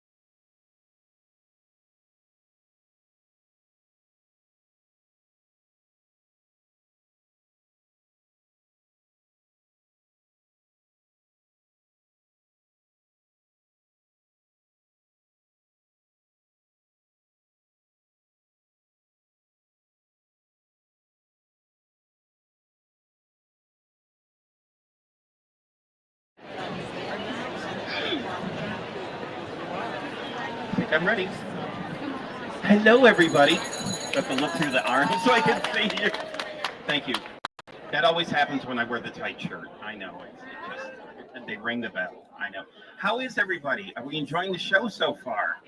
It's pretty awesome, isn't it? Welcome to Houston. It's such a huge deal here. I think this is the biggest quilt show in the world now. Have you gotten a chance to see some of the quilts yet? They're amazing. Have you seen the best of show? That little amazing. But we're just here to talk about the real star of the show. And I think I'm going to stand up just a bit real quick so you can all see. The real star of the show is this Brother Aveneer. This is a brand new product from Brother. We're so excited to have it. I'm so excited to be able to show it to you. My name is Jerry Granata. I'm a Brother educator, and I'm thrilled to be here. And I want to thank AllBrands for having me here. Angela Wolf and I'm sure you're familiar with her. We've sort of been tag team. Yes, we have been tag teaming back and forth talking about the Aveneer. She did a presentation earlier about the embroidery side. I'm going to tell you about the sewing side. If you want any more information, we're both going to be over here. Our machines are split up between sewing and embroidery. She's doing the embroidery side. I'm going to tell you about the sewing side, and I'm very excited to do so. We also have, I believe her and I talked, we're going to do a dual presentation at 3:30. So if you want to come back, we're kind of wrap everything up. So if you're here, that's going to be a lot of fun. Her and I have a good time bantering back and forth. But let's talk about the sewing side of the new Brother Aveneer. First off, right here, we'll be right here. Let's talk about the machine itself. You have the largest in the industry, 14.1 inches between the needle and the bed of the machine, the side of the machine. If you have never sewn or quilted on the throat space that large, it is life-changing. It's amazing. But one of the biggest new features on this machine that we have is a stitch regulator. I teach free motion quilting, and I understand it can be a little intimidating, right? You have to figure out the speed of the machine, the speed of your hands, and then you have to try to figure out the foot pedal and do all this at once. What a stitch regulator does is it takes out all of those variables. So it takes out a lot of that. So really all you have to do is move your project and the machine will follow you, and the sensor that's on the foot will read the speed of the fabric and will adjust the stitches accordingly. So you have perfect stitches every time. Has anyone tried free motion quilting? And you know how you get the short stitches and the long stitches and it's really frustrating? This gets rid of that. It does beautifully. You can adjust your stitches. You can make the stitches longer or shorter, but they're going to stay nice and even for you, and it's wonderful. So let me show you a little bit about it. So this is a foot-based system. Now, Brother knows that they are not the first on the market to have a foot-based stitch regulator, but what they are first on the market, let me go to sewing. I'm going to plug it in so that my machine knows I have my stitch regulator on. The screen is going to, I'm sure we see the screen. So the screen is going to pop up automatically when I plug it in and I'm in the stitch regulator. And as most of you probably know, Brother's known for its ease of use. So this is your whole stitch regulator menu. That's it. It's that simple. There are 3 modes that are available. Mode 1 is intermittent. Mode 2 is continuous. Mode 3 is basting. And I'm going to show you what all the differences are. Mode 1 is intermittent. That's what you most commonly know of as stitch regulation. When you start your project, the machine starts right away and it follows your speed. When you stop, it stops. Continuous mode is number 2. Now, much like intermittent, it will start when you start, but when you stop, the needle keeps going. That's really important when you're trying to do pointy points or when you're going in a radically different direction. And I'll show you exactly what that does. Basting is magical. I do a lot of show quilts, and I was very honored to win first place here one year in Houston. Well, that way, I guess, first place in Houston. And I do a lot of show quilts. That particular quilt, I had to put it on the floor, roll around with it, put about a bunch of safety pins in there. I had 1,400 safety pins in that particular show quilt. When I was done, I could not feel my feet. My knees were shot, my legs were gone, I couldn't feel anything. So I said, there's got to be a better way. When I saw that this has a basting mode, I thought this is going to be magical, because what we're going to do is you are going to put water-soluble thread or wash-away thread in the bobbin. You're going to put wash-away thread in the top. You're going to set for your basting mode. Now, our basting mode has 3 different lengths of stitch. You can choose between 10 millimeters, 20 millimeters, or 30 millimeters. So if you want a shorter basting or a wider basting, the choice is completely yours.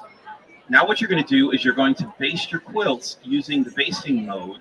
Then you're going to leave that in. And you're going to switch out to your regular quilting bobbin thread, your regular quilting top thread, quilt your quilts as normal, throw it in the wash, and all that basting thread washes out. Not once have you ever had to crawl around on the floor with safety pins. Yay. And everybody says yes. So I'm going to show you how all of this works. So with the stitch regulator, we have 3 feet that come with it. I have an open toe foot here in case you want just a little more visual. There's also a closed toe foot and an echo foot. I'm not sure if we can zoom in on this here, John. I'll show what all of those are. There we go. So we have the closed toe, which obviously is closed, and then we have an echo foot. A lot of you are probably familiar with this foot, but Brother has said not only are we going to give you an echo foot, for those of you who may know, we have a projector on this machine. So we can project an echo foot down on this as well. So I'm going to show you how that works. So one thing you may notice, and I'll put this on the white side so you can see it.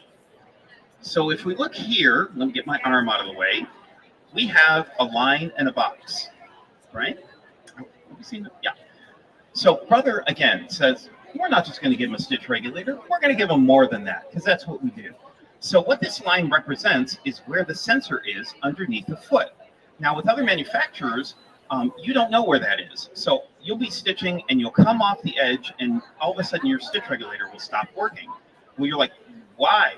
Well, because the fabric can't be read by the sensor. What Brother has done is said, we're going to give them a line that's a visual representation of where that sensor is. So I know that as I'm coming down and I'm stitching, if I go past that line, the stitch regulator isn't going to work anymore. Now, you counteract that by leaving about 1.5 to 2 inches of batting and backing all the way around your quilt, which we do as quilters anyway. And then the sensor is going to be able to read that batting. So you can then quilt to the very edge of your quilt. All right? So let's see how this works. Let's get this whole ball rolling here. And then the little box that's here as well, that is a status indicator. So you know exactly what's happening with your stitch regulator. It's red now because I'm stopped. It's not working at all. Once I start stitching, you'll notice that will go to green. Maybe you don't want to see lights on this at all. You can completely shut those off. You can turn those off totally. So the first thing we're going to do is I'm going to work in intermittent mode. I'm going to lower my needle, bring up my bobbin thread so I don't have any thread nests at the bottom. Thread nests are bad. I'm going to bring back and I'm going to pop that needle down right to where my bobbin thread came up. Trim my threads just a bit here. I'm going to put this in mode 1, which is intermittent mode. And I'm going to use you don't even need to use your presser foot. You just use your start stop button. And when you do that, notice when I go slow, it goes slow. When I speed up, it speeds up. Now, if you watch the bed of my machine, do you notice that there's no hopping, there's no bopping around, it's very quiet, it's very still. It's just following me right along, and I'm getting perfect stitches because the sensor that's underneath this, see how it stopped? So when I stop, it stops. When you go, it goes. Now watch this. Did you see? I only took I moved maybe a thread's length, and it stopped. See how quick that is? It's very sensitive. There's no bunching up of the fabric around the needle. As soon as I started moving, it took over for me, which I love. So that's intermittent. When I start, it starts. When it stops, it stops. Now let's go to continuous, and I'm going to show you, much like intermittent, it's going to go when I go, but watch this. When I see it keep going, it keeps going. You're like, why would you need to do that? Why did I need my needle to keep going? All right, remember I said pointy points. So let's go out to one of these points here. Now I'm going to come right back. I'm going to change direction. And do you notice very carefully, once I get to that point, it takes an extra stitch. Now this is me. So let's go back out here. Go back this way. That way, come this way. Radically different directions. But if you can see, I don't know if you can see that, it's pointy points. I'm getting very sharp, crisp points. That's exactly what you want. You need to take that extra stitch in the point, otherwise you get an arc, right? You get an arch. Who wants that? We want points. Now, let's talk about basting. That's mode 3. Again, you can set that for whatever stitch length that you want, and it warns you that you're going to go into basting. So I can choose, again, between 10 millimeters, 20 millimeters, or 30 millimeters. But once you start, watch what happens to the needle. See how it bounces? I can go in any direction. I can go left, right. I can go sideways, forward. And what it's doing is it's basting my quilts for me. So I love that. Again, you change out to the water-soluble thread, and off you go. Now, remember I said that you could use this in projection as well. So let me show you how that works. We're going to go right to the projector. I'm going to go to sub, and watch this. Remember I said that there's a projected echo foot? See if I can get this way. Let me choose a different color because I'm not seeing that very well. How many colors do I have to choose from? 16. I can choose from 16 different colors.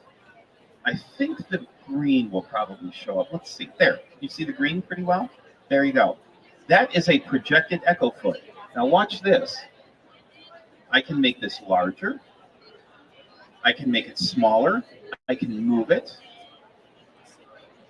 Oh, I gotta close that. I can make this larger and it'll grow. I can move the position. I can make it move over. I can turn it off if I want to, leaving a guideline, but I'm going to keep it on so I can show you. So now what that means is, let's say I want the needle to be, I think I'm set for 17.5 millimeters. I want that to be away from a seam or from a piece of applique or something. So what I'm going to do is come on over. Oops, I'm set on basting. Let's go back to intermittent. All right. Now I'm going to stop here because I want to explain. I'm going to let this side of the circle ride right along the black edge of my fabric because I want my needle to be that distance away from my fabric. Watch this. I'm not looking at the needle, I'm looking at the line.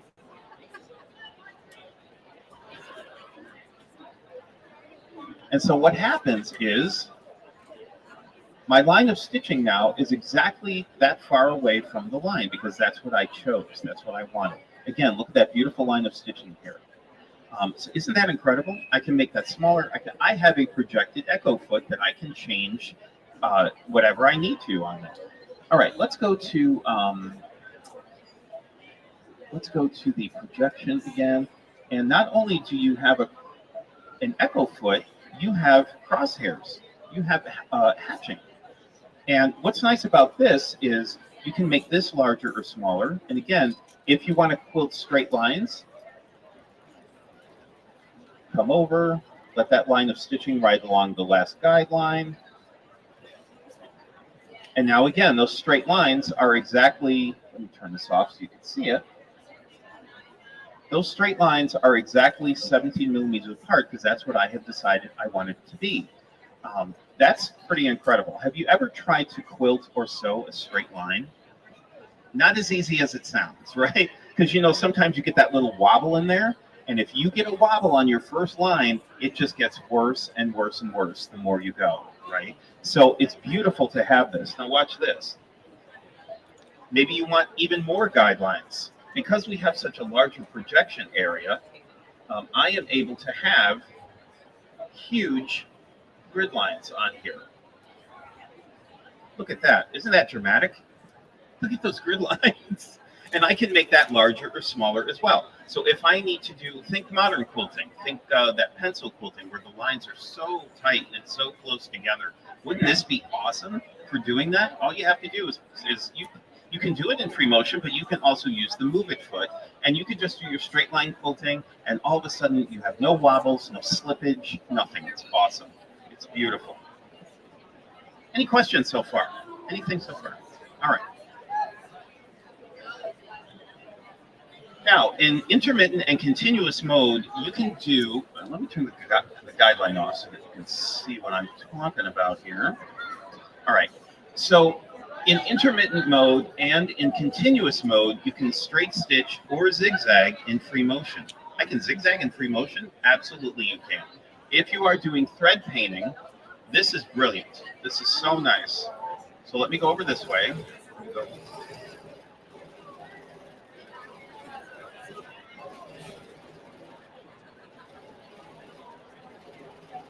So if I'm thread painting, do you see how quickly I can fill in an area? If maybe you're doing a panel, panels are so big right now. Maybe you want to fill an area with some thread painting. That is brilliant for that because now you can fill that area really quickly. If you have reflections in water, maybe you have a panel that has a tree or an animal of some kind or a flower, and it's reflected in the water. Use a zigzag in free motion to match your color to the reflection, and it makes gorgeous reflections in the water. So that's another tip too. Now you can do this in continuous or in intermittent, mode 1 or 2. Do you notice I can go slow or fast? I am in complete control here. I'm going really slow. I go really fast. So do you see how it takes some of that fear out of free motion quilting? It's following you precisely and exactly. I am in complete and total control. I don't feel out of control at all. So, all right. I can just play all day. I just love this. I think this is great. All right, so we can go into continuous mode 2. And again, we can set that for zigzag. And remember, when you stop, it keeps going. I'm creating a tacking stitch in free motion.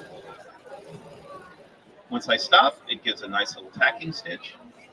So think buttons, think the edges of pockets. You could do that in free motion with the stitch regulator, and off you go. Now, with all of this, let me get the screen, John, real quick. Thank you. With all of this, you can change the width and length. You can shift the needle left or right, and you can adjust the tension. That's great if you're working with metallic threads or monofilament invisible threads, because you need to lower the tension for those. They don't like to be touched. So you want to lower the tension with those. You can also adjust the foot height. If you're working with a thick quilt and you're free motioning, absolutely fine. Just raise the foot level. That's all you have to do. Once you find the settings that you love that work for you, you have 3 memory pockets that you can put this into. 3. It will save all of those things for you. It will save your mode, it will save your tension, it'll save your width and length, and the height of your foot. So, and they will live there. Those settings will live there until you change them or delete them. So again, the best thing to do is once you find a setting that you absolutely love, toss it into memory. It's there forever.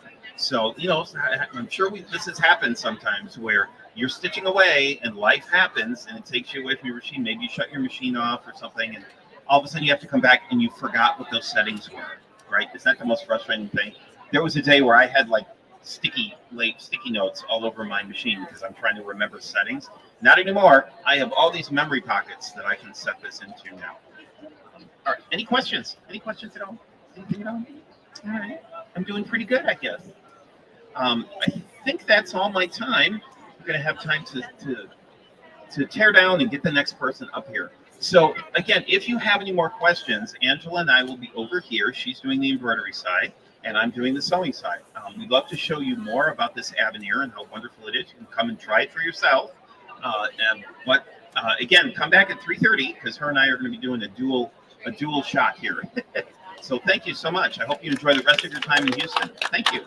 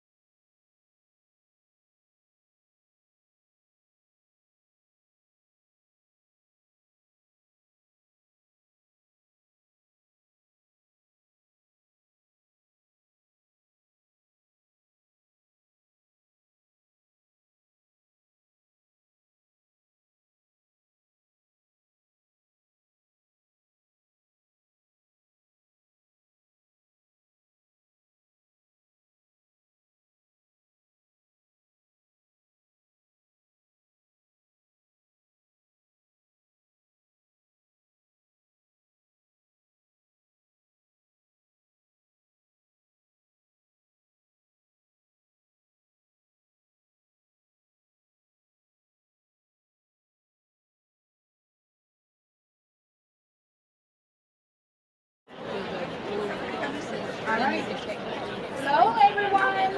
Hi. All right. So I'm Alexis, my brother educator, and today I'm here to tell you a little more about my favorite machine, which is the TR1055X. Can't see every machine I show you, I was going to be my favorite machine. I probably have it, and I probably make some cute things on it. So I want to show you all what kinds of things you can make on it, what are the possibilities. So raise your hand, let me know if you've been seeing these little viral bows on the side of the clothes door. Never seen them. Never seen it. So let me tell you what this is all about. Oh, yeah. So once you put the shirt on,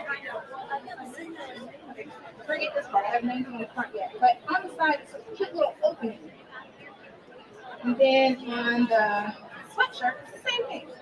Cute little opening on the side. So I want to show you all how we can do something very similar using my design center on your 1055X or any of your machines that actually have my design center. And all it is just creating an application, all right? Full disclaimer, I did the pull-up. I was like, well, we haven't done an actual test stitch out. So you guys, do you mind being my test stitch out audience? Sure. All right. So even if it goes wrong, we're going to clap really well. All right, so we'll start off in my design center, and I need to actually bring up the star. So inside of our shapes, I have a star. I'm going to touch OK, and we're just going to build the applique up from here. So I want to start off by resizing it, and I want to bring it down. I know I want it to fit in about a 4x4 hoop. Well, actually, it's going to fit in 5x7, but I want it to be smaller than 4x4. So I'm going to bring it down. Can you all see that? Let me show you.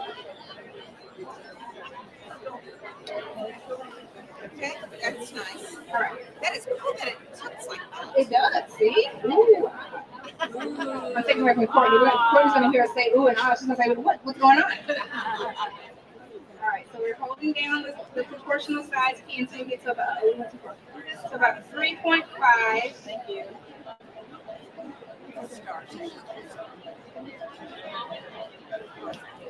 Alexis, is this when we go, ooh? Did you hear us ooh and ah? Everybody go, ooh. Ah.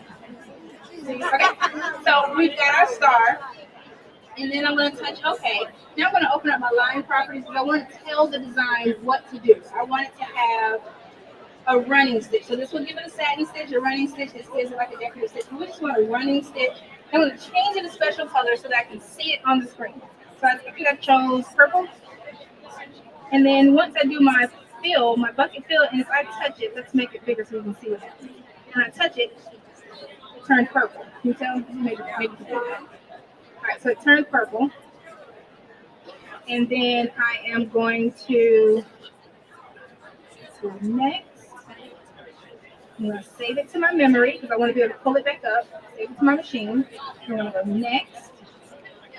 I'm not going to change anything with my stitch length or any of those. I'm just going to set. Okay. Now, from this one star, I'm going to build onto it step by step. Now, I want to add back in from my design center. So I'm going to touch add. Go back to my design center. I'm going to go to my pocket and get that same star that was just working. So I've been practicing a while. 3 stars up here already. Here's the last one that we just created. Touch OK. And then now I'm going to do the same thing with that. So I need 3 stars. If you're familiar with applique, it's usually like 2 of them, but with this one, we need an extra step because we're going to cut around it. So I'm going to build that out. Okay.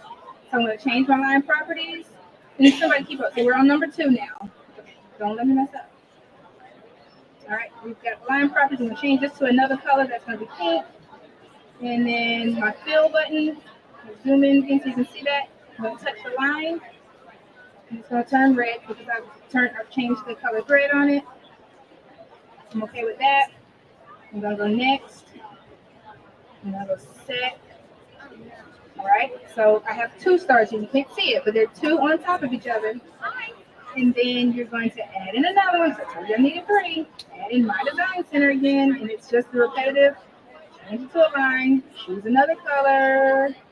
Gray. Okay. Fill. Uh-oh. I forgot to get my. Pocket. Okay. Choose another line. All right, got my color picked. Bucket. Fill it. Change the color. Next. All right, and this is my last one, I promise. We bring in one more star, and this time it's going to be a satin stitch.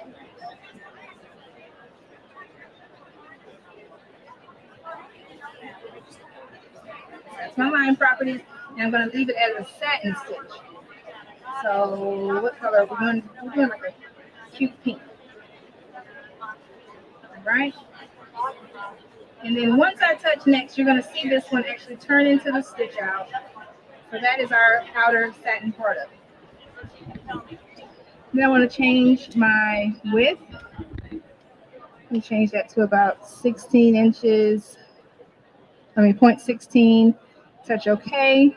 So that's going to give me my satin so that when I cut my inside applique piece, it's not going to hang over the side. I made my satin stitch for the zigzag. I made it a little wider than what the standard was on here. That's all. Yep. And then touch set, and then okay. So as long as I did everything right, that's going to be my stitch out there. All right. So I just wanted to check that, but I'm going to go back and return so we can talk about it. All right. So this is going to be our applique on here. We're going to be able to put it on. Sorry. We're going to start off first with our placement so that we know where to put our garment.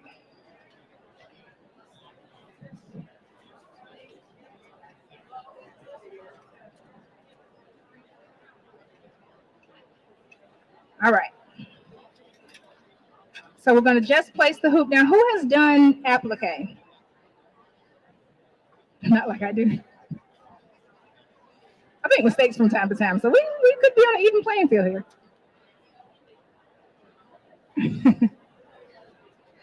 All right. So I'm going to speed up my stitches just for the sake of time. And I think they took my pink thread off of here. Can you check over there? There was like a hot pink, not that one, it was like a hot pink that matches this. Otherwise, we'll use light pink.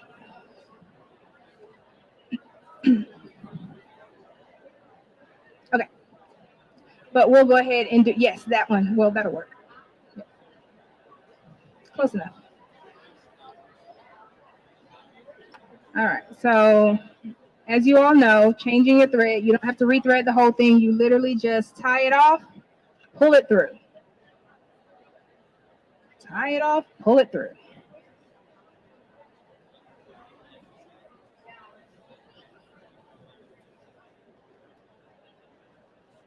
Find where it's pulling through.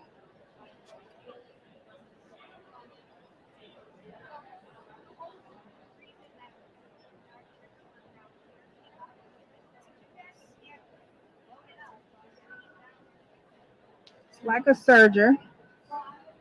And then if we lose a spot, all we do, sometimes I have to start back over up here.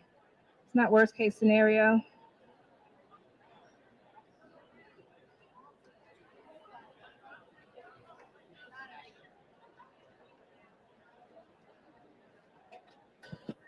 It does. That's what somebody just asked. Does it have an automatic needle threader? It does.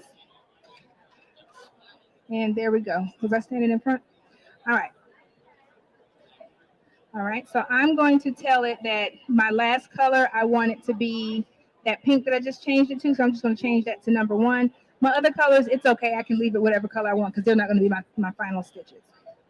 All right. So let's go ahead and get started. It's going to stitch my placement. So far, so good.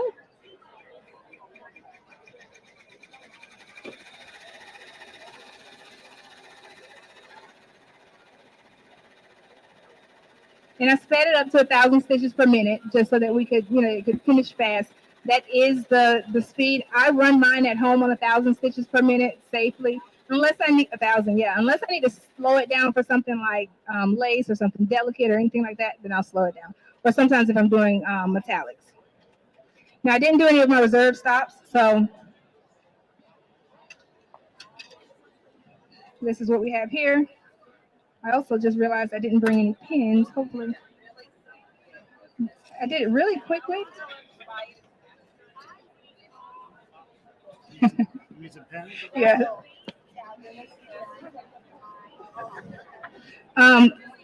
When I'm nervous, I go fast, so that might be it. No, it's not that bad. All right, the key to applique is what? Applique scissors. All right, so make sure you have some applique scissors. While he gets my pins, I'm just going to cut this up a little bit because this is going to be our applique piece. It doesn't have to be perfect.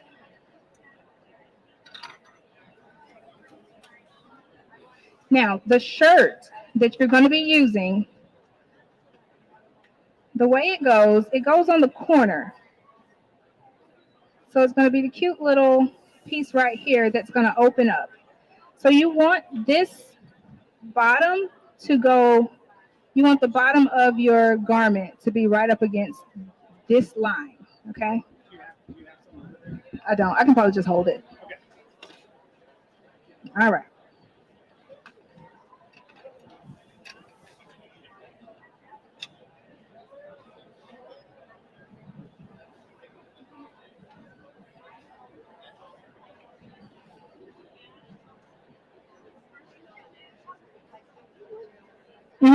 So the first stitch out was for the placement, and then I realized we didn't.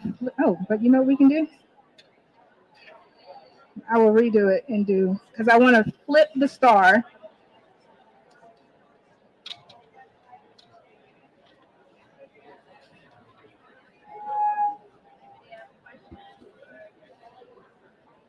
All right.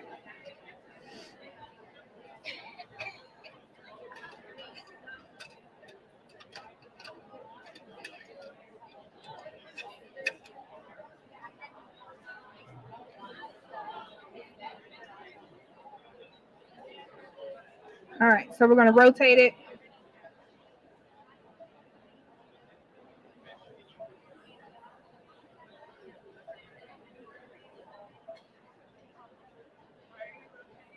I'm rotating it because the way I'm going to put my shirt on, I want the V part of the star to be up top, because otherwise the shirt would have been on the back.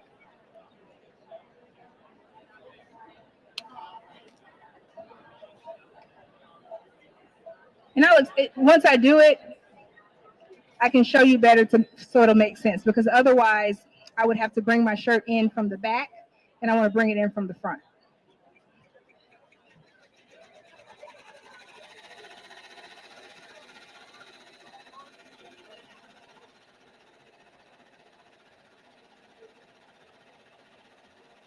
And this next part, I'm going to hold. I don't have pins, so I'm going to hold that part. Don't do that part at home, okay? Pin yours down at home for safety.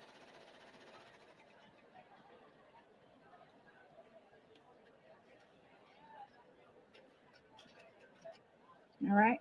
And I'm going to pause it. I'm moving it out a little bit. Did you all know that it could move forward for applique or things like that? Now, what I'm doing, the bottom of my garment, I want it to be covering just barely on both sides. Okay, I'm going to have it just barely cover that.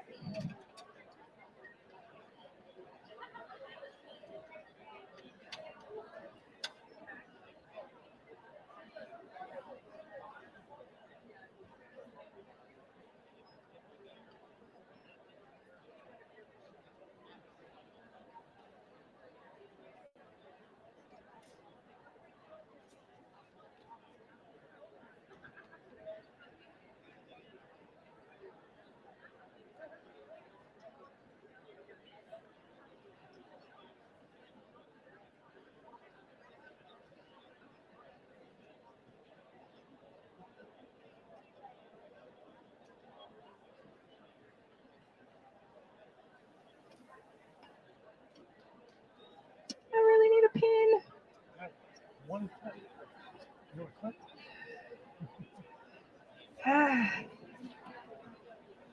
I don't think the clip will work.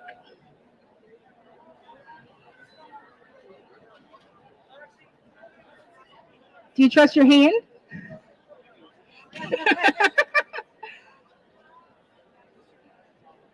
I think I can make it work. I've always done it in my hand once. No.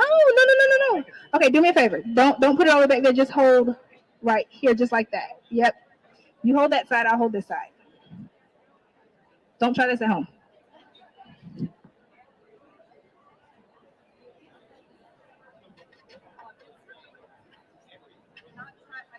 Do not try it like this at home. If it gets too close to your fingers and you get nervous, abort mission, okay?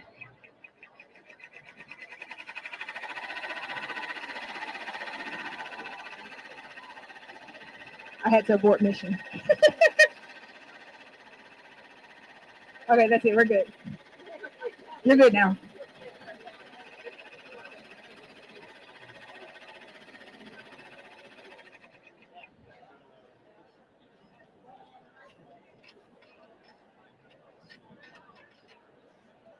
All right, so that part we have sewn on, and that just basically tacked down our sweatshirt.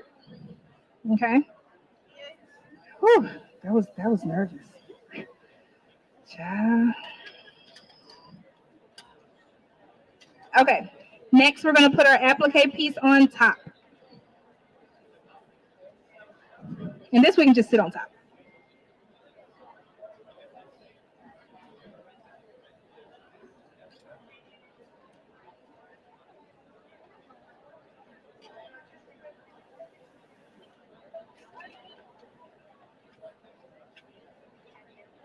I'm tacking this. This is tacking it down. So that's why I added one extra applique tack down area, because not only did I need to tack down the sweatshirt, I needed to tack down the applique fabric.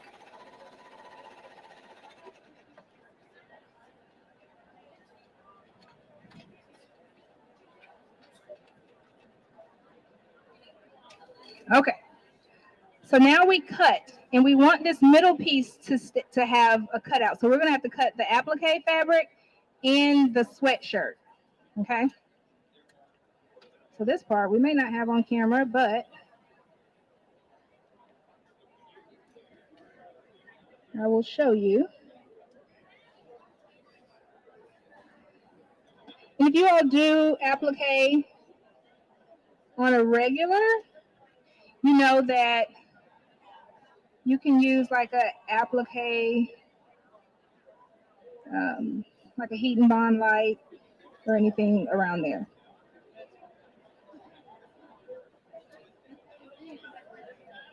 Then you don't have to worry about your fingers. Or you can use my design center, send this over to your ScanNCut. And then you have your applique piece, and we just set it down on top. Clearly, I can't talk and cut.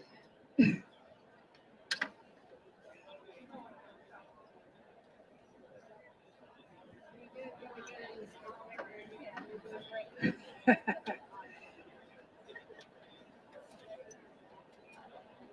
think I look for the biggest challenge and then say, I could probably do that. Okay, so when you get to this bottom piece, notice I haven't cut the bottom piece out yet. So this is, I'm going to cut all of it.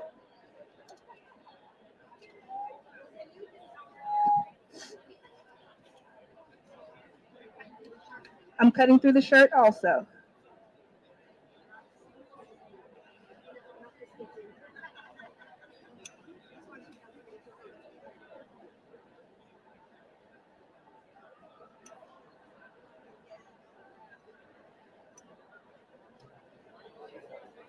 See? It's time for a ooh and a ah. I've worked hard up until this point, y'all.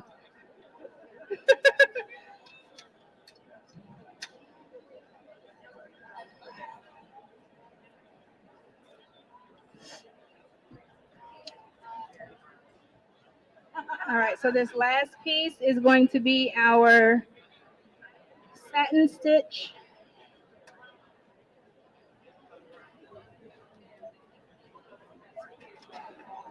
Yes. That will get rid of the raw edge. Yep. Mm-hmm.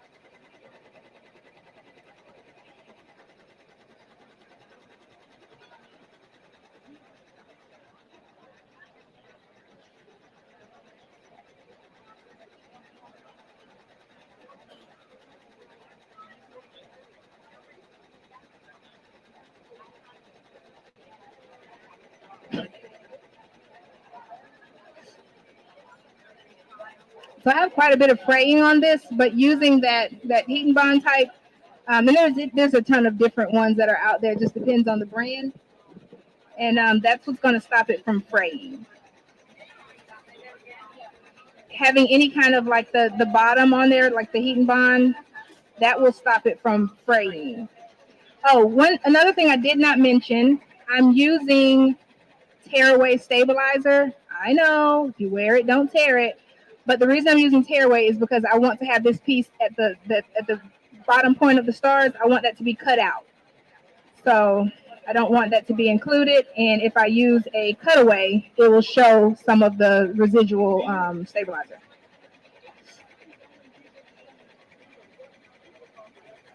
If I was using one needle, so this one is a 10. It has the ability to stitch 10 different ones, but you only stitch with one needle at a time. If I had multiple colors, once it's done with this one, it will switch to the next needle color that is programmed. Yeah. So like, let's say I want to put my initial in the middle. I could do that. Yes. And then I can use my magic wand and switch them around as needed. All right, and we're almost done. This was a fast, easy, stress-free project, right? I'm not sweating. I told you I'm silly enough to design it over there and test it in front of you all.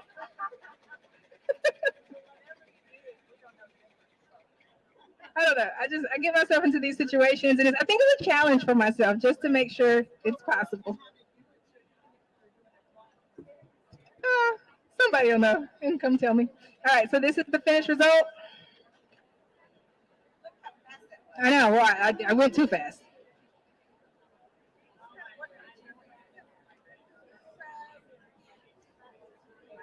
All right. And I'll just kind of, if I want to, I'll just shave that away a little bit just to get the fuzzy out of there. So, oh, do we need it for the regular camera? All right. All done. Any questions? All right. So if you have this machine, or if you have any of the machines that have the capability of using my design center, you guys try it. There's so many things that you can do with this. All right. Yeah. Yeah. No, well, my design center has the shape already. So inside there, if you choose shapes, you can do that. You can even draw something and bring it in and create and turn it into stitches. I have something over there at the booth that you could look at, and it's actually a coloring book page. You're welcome. It's a coloring book page that I turned into stitches. Mm-hmm. Yep. Yeah, but follow me over there when I'm done. I'll show you. All right, well, that's my time, ladies. Whew. Hello.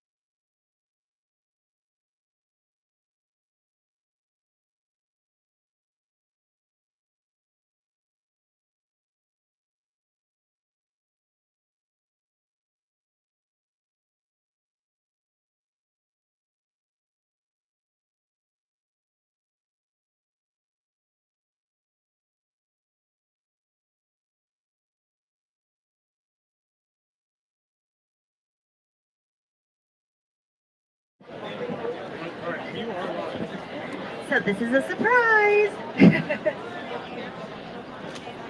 Hi. All right. Hey, everyone. Oh, hey. Oh my gosh, I love when I look out here and I recognize some faces and some faces are new, but it's welcome, everyone. So just a question. Who here, and by the way, hey, online, aren't you lucky you're not here, but you can see everything. But they wish they could pet this, though. So who here has a brother machine? Luminaire? Stillaire? Oh, there's the Luminaire. Stillaire? Yes. Any dream machine? Oh, you're cut off now. No, I'm just kidding. So I have the Luminaire as well. And for those of you that have the Luminaire or Stillaire, you might have taken my master classes. I'm a Brother Brand ambassador. I absolutely love their machine. I only work with people that I love their stuff. The first time the Dream Machine came out, way back when, I had my nephews over and they're playing with the screen and they were like 3, 6, and 7. And I'm like, I hope they don't mess anything up. They're like, this is the coolest iPad I've ever had. And they're bringing in embroidery designs, making them bigger. They taught me how to use all the little icons. Everything's touchscreen, very user friendly. So that was the Dream Machine. Now it's upped a long ways. Hey, Jerry, did you want to come and help? Oh, sure, come on up here. Let me grab some samples. Oh, thank you. Yeah, because we're filling in for an extra 20 minutes. He doesn't know that. So, all right, so I want to show some of the embroidery and I want to show some of the sewing features. How many of you quilt? You're at the quilt market, probably all of you. I don't. What about embroidery? Embroidery, yes. Quilt embroidery, hi. I love it. So there's a bigger hoop. If you can't see that here, how many of you watch my live shows? Thank you, by the way. It's free every Wednesday at 1:30. But I embroidered this entire sleeve and that dress over there in the corner in one hooping. And by the way, these designs are included with the Aveneer, just with the Aveneer. So sorry about the Luminaire, guys. Look at this hoop. It's huge. Jerry, this is like bigger than your arm. Put your arm. Well, I'll be careful what I say. This is great for wrangling children, grandchildren, pets, whatever you need to do. We call it a hula hoop. The hula hoop, yeah. And it has both sides have openings. So I was able to hoop not only this thin mesh sleeve, the chiffon tulle, and then a thick quilt because you have all these options on here. And if you're going to do edge-to-edge quilting, this is a much bigger area to do edge-to-edge. Wouldn't you say? I always like to say, too, don't necessarily think size, think efficiency.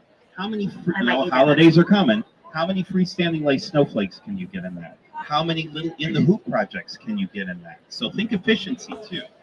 Efficiency. You get your nice big box. It has a ton of feet in it. Those that have the Luminaire, isn't like this the best thing that you open? Hey, how are you? Last time I saw you, we were on a cruise together. Not kidding. We did a sewing cruise. Although I think we had a glass of wine. That's what we were doing. All right, so I'm going to slide this in here. I thought you were just hanging out, going on a cruise together. That's cool. We went on a sewing cruise and we had a lot of fun. Yeah. She made every one of her dresses. I only made half of mine. All right, so what should we show them first? We've got I want to show them some embroidery, and then how about you show them the new foot that's out? I can do that. I think that would be great. All right, let's start with embroidery. So first of all, you can see the hoop is bigger. You can see the machine is bigger. And show them this. Oh my gosh. Something new. The new support table. This goes on the back of your machine. It supports the larger hoop, so you don't have that bouncing anymore. Also, on the sewing side, you're getting extra space. So for those large quilts, those large garments, think of all that extra space. Once you put this on, you never need to take this off. It easily just slips right onto your machine. All right, now I'm going to put it away because our table's too small for it. But, you know, when I embroidered these sleeves and that dress, I used the entire hoop. This thing did not flip and flop. It kept it stable, and it's quiet. So it's an entire, you can see this arm's much bigger than the Luminaire. All right, I'll give you that. Pass it along. All right, let's look on here for the projector. So first of all, when you go to embroidery designs, I'll make sure you're on there before I flip around. There you are. Okay. All the designs are categorized now, which I love. There used to be the little icon. Oh yeah. I was so bad. I mean, I can remember faces, but not names. So I remember pictures, but it didn't work out well. Remember the picture of the rose? There was an animal in there, and I'm like, why is an animal in where the rose is? Yes, there was. Oh gosh. Okay. So here, if you scroll through here, let's go to food. I'm sure people here are hungry because if you went and waited in line, you'd probably still be there waiting for lunch. So let's go to dessert. How about an ice cream cone? Click set.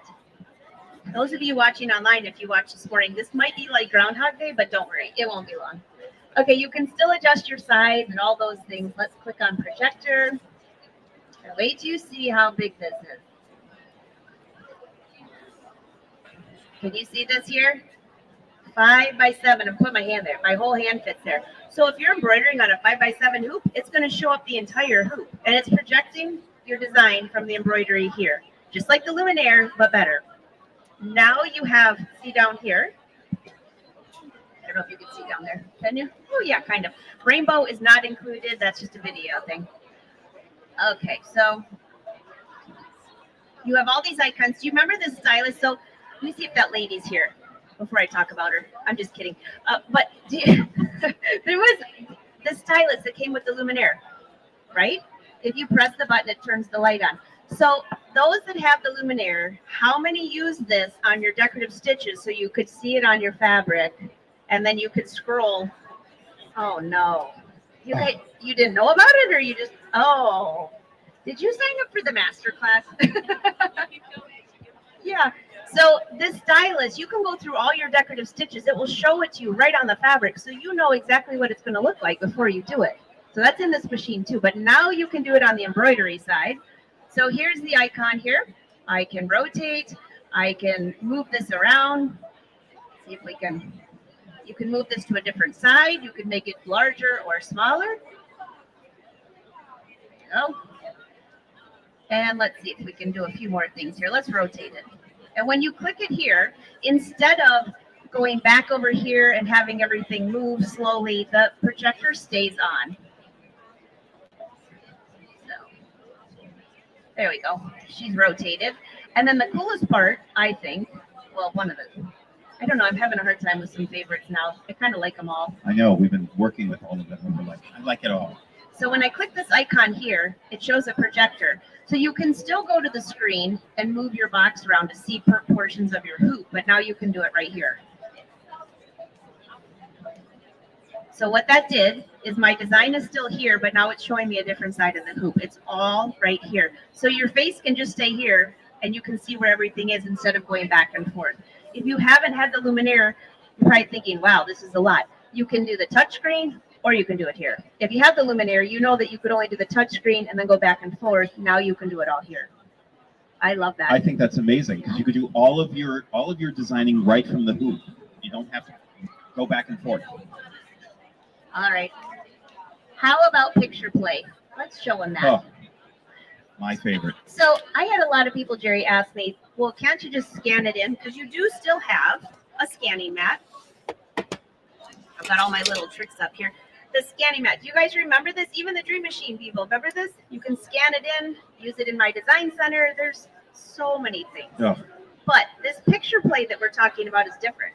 Yeah, it's completely different. It's the ability, it's more advanced digitizing. It's the ability to actually bring in a picture, which will then be digitized into thread art that you can then stitch out. So, Angela, go ahead. Let's go. There's a new button. It's right there. Picture play. How many pictures do you guys have on your phone? Who's got like 1,000? 7,855. I bought a new phone because I filled mine. And I didn't want to lose them because I didn't have time to download them. That's terrible. 3 words, external hard drive. You can download your phone. That is 3 words, yeah, okay. I have to think about that. Okay, so here we go. Here's the icon. I just have a USB in the side.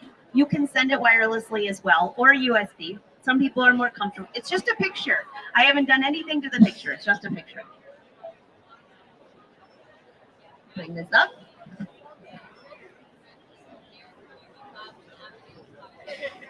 All right. Now, all these icons here, you can adjust that photo.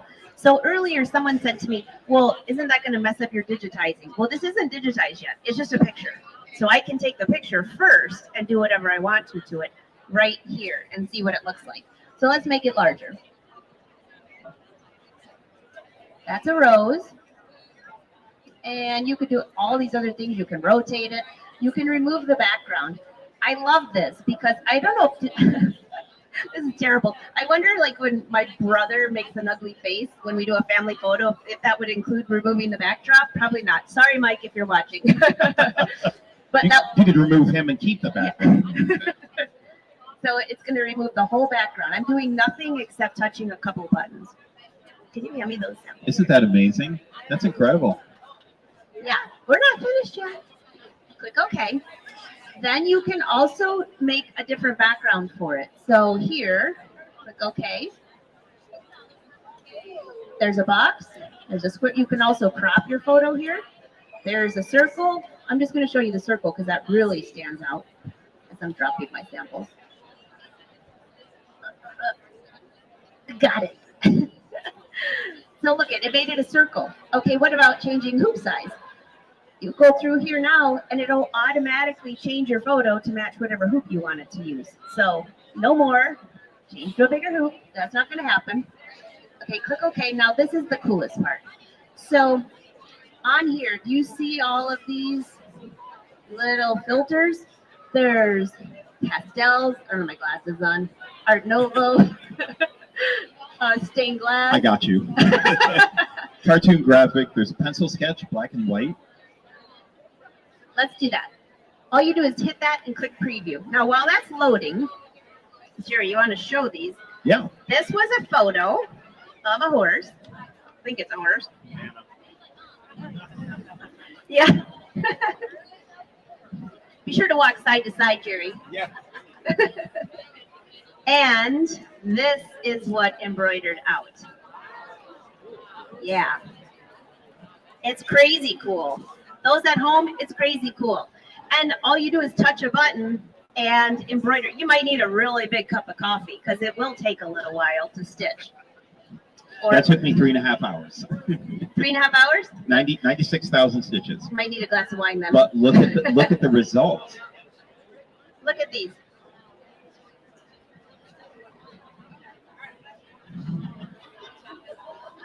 And there's more. These were all with the filters.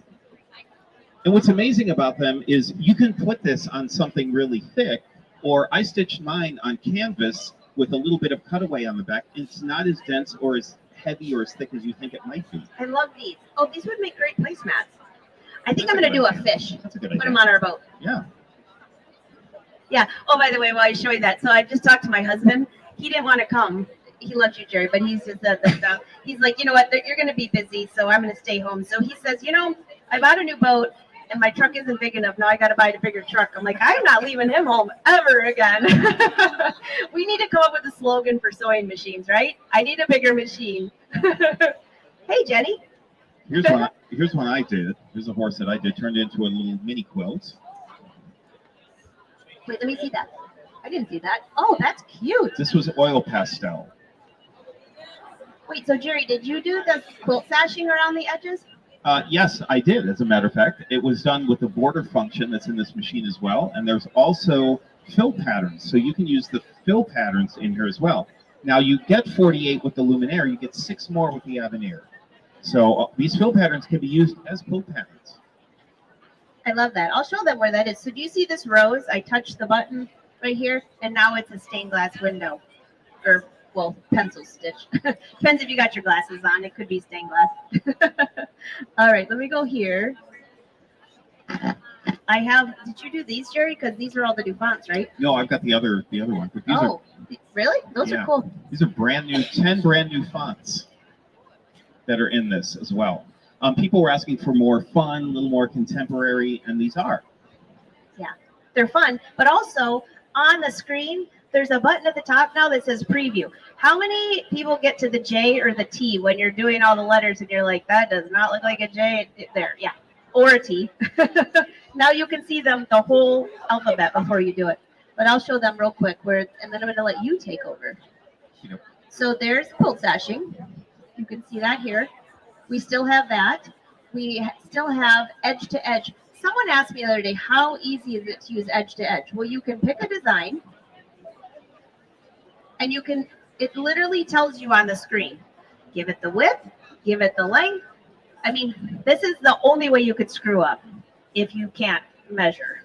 You got a measuring tape, measure, put it in. That's what you got. Super easy to do. So I think I'm gonna let you take over because this is why, because it's a new foot. The brand new foot. It's a brand new stitch regulator. I love doing free motion, but he's really good at it. Oh, thank you. It's true. But anybody can be good at it with the stitch regulator because you have total control and it follows you totally and completely. I'm just gonna set it up for sewing. It'll just take up like 1 second, really. We don't have a lot of room, so it takes more time. I got you. All right, I'll just take this off a little bit so you can see that. Yeah. Ooh, watch the. How heavy is that? Everybody wants to know. Not very heavy. It's about the same as the Luminaire. By the way, if you have a horn cabinet, that's what I use. They sell them at AllBrands. I actually have one of my cabinets that it still fits in. There's one cabinet that's really old that I don't even think the Stellaire fit in there. But my newer cabinet, this machine does fit in there, and you can get a new insert. So if you have a horn cabinet already, be sure to ask them what number you have, and there might be another insert. So it's just turn it on. Yeah, we're ready to go. And I'll take this off for you without my glasses. I just don't have the 2 feet. He's grabbing them. So do you remember the Move It foot? The digital dual Move It foot? How many of you have ever sewn something and you get to the end and it's not even? Nobody? Nobody's admitting it. So I work with a lot of slinky fabrics, suede, velvet, anything like that. Well, this is the digital dual Move It foot. It's different than a walking foot. So if you've had the Luminaire, if you've had the Stellaire, you have this. So this is a rubber band here, and you plug it in, and it will actually move your fabric. It controls it from the screen. What Jerry's going to show is a totally different foot. You got it? I do. I have it. All right, I'll treat you. That Move It foot is fabulous for like bindings, any kind of heavy fabrics. It's also great for light fabrics. What's great about it is it never comes off. It's not like a traditional walking foot that bounces up and down. It actually stays, the belt stays on your project.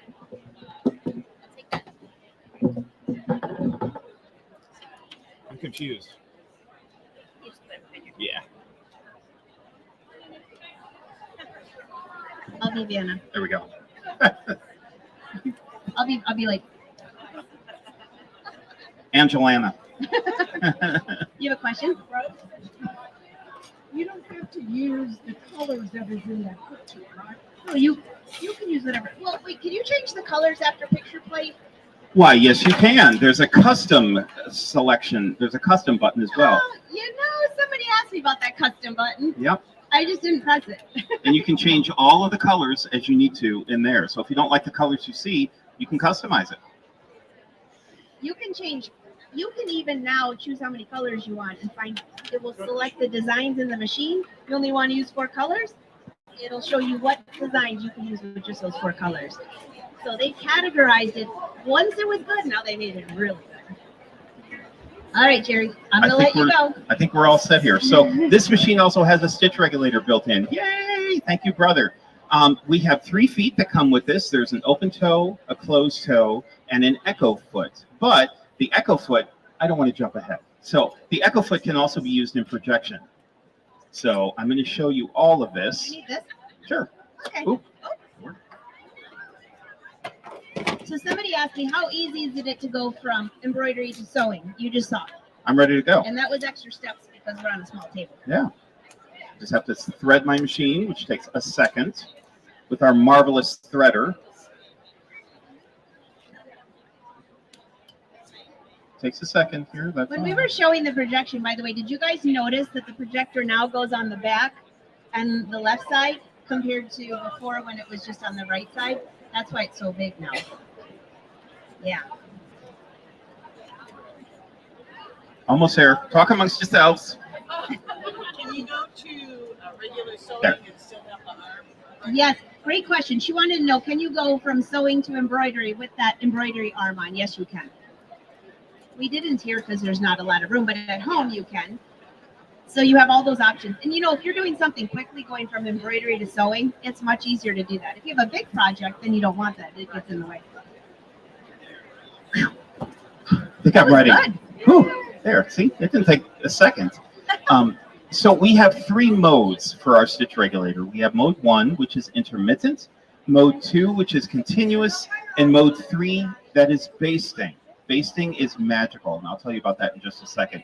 Let's start with mode number 1. Mode number 1 is what we're most familiar with stitch regulation. Does anyone not know what stitch regulation is? Has anyone not heard that? So the speed of the fabric is read by the sensor that's in the foot, and it's adjusting the stitches accordingly. So it gives you flawless, beautiful stitches every single time. So if you've ever tried free motion quilting, has anyone ever tried free motion quilting?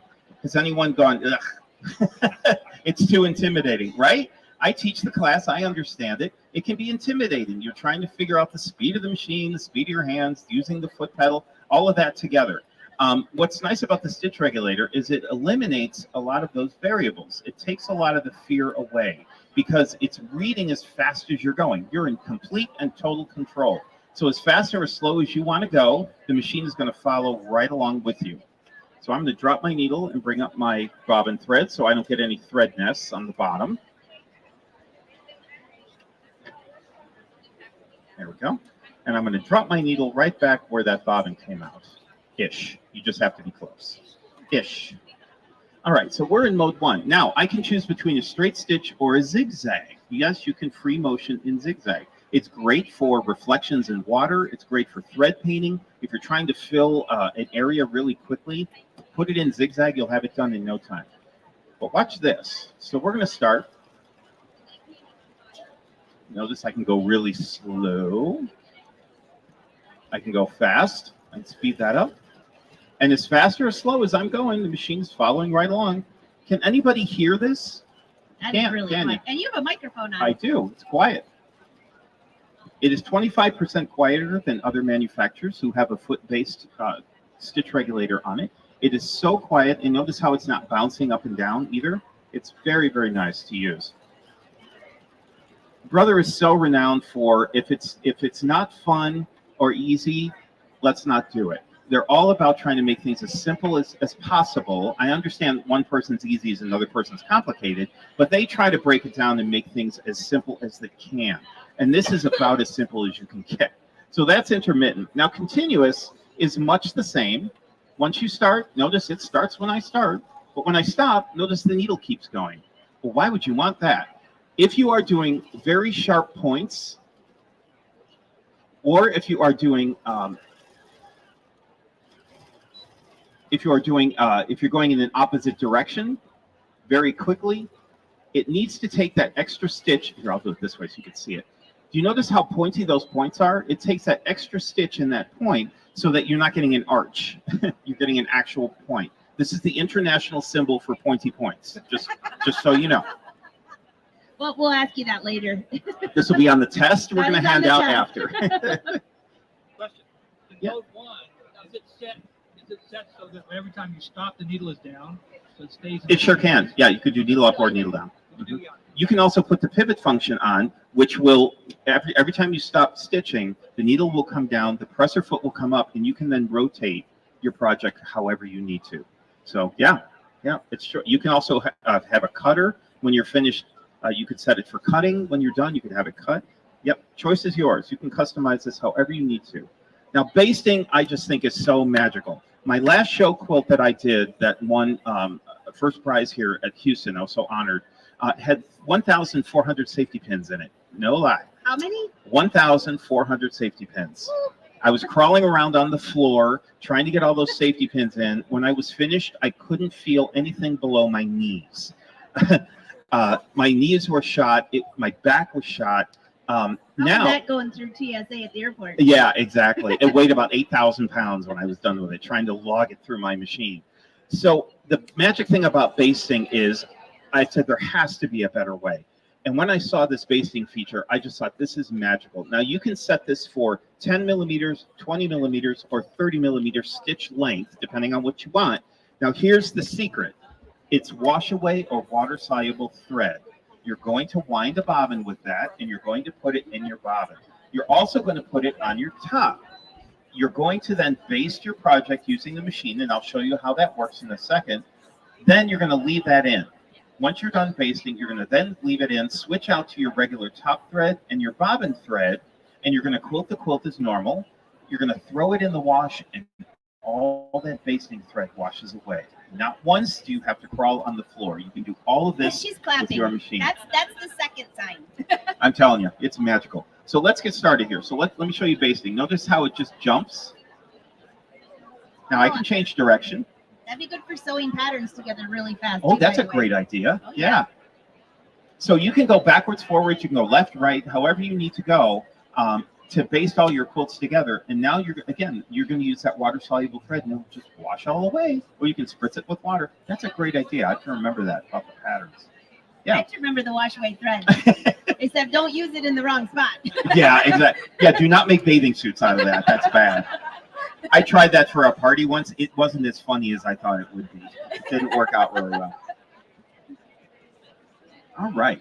So also you have the ability to adjust your stitch length, your stitch width if you're using a zigzag. You can adjust your needle left and right. You can adjust your tension. You can also adjust your foot height. So if you're working on thicker projects and you need that foot to come up a little bit more, you can certainly do that. When you have the settings that you love, you also have 3 memory pockets that you can put that in. So you don't have to have sticky notes all over your machine about settings. You don't have to try to remember what you used before. Throw it in the memory pocket and it lives there until you decide to delete it or change it. And again, you get 3 memory pockets. So.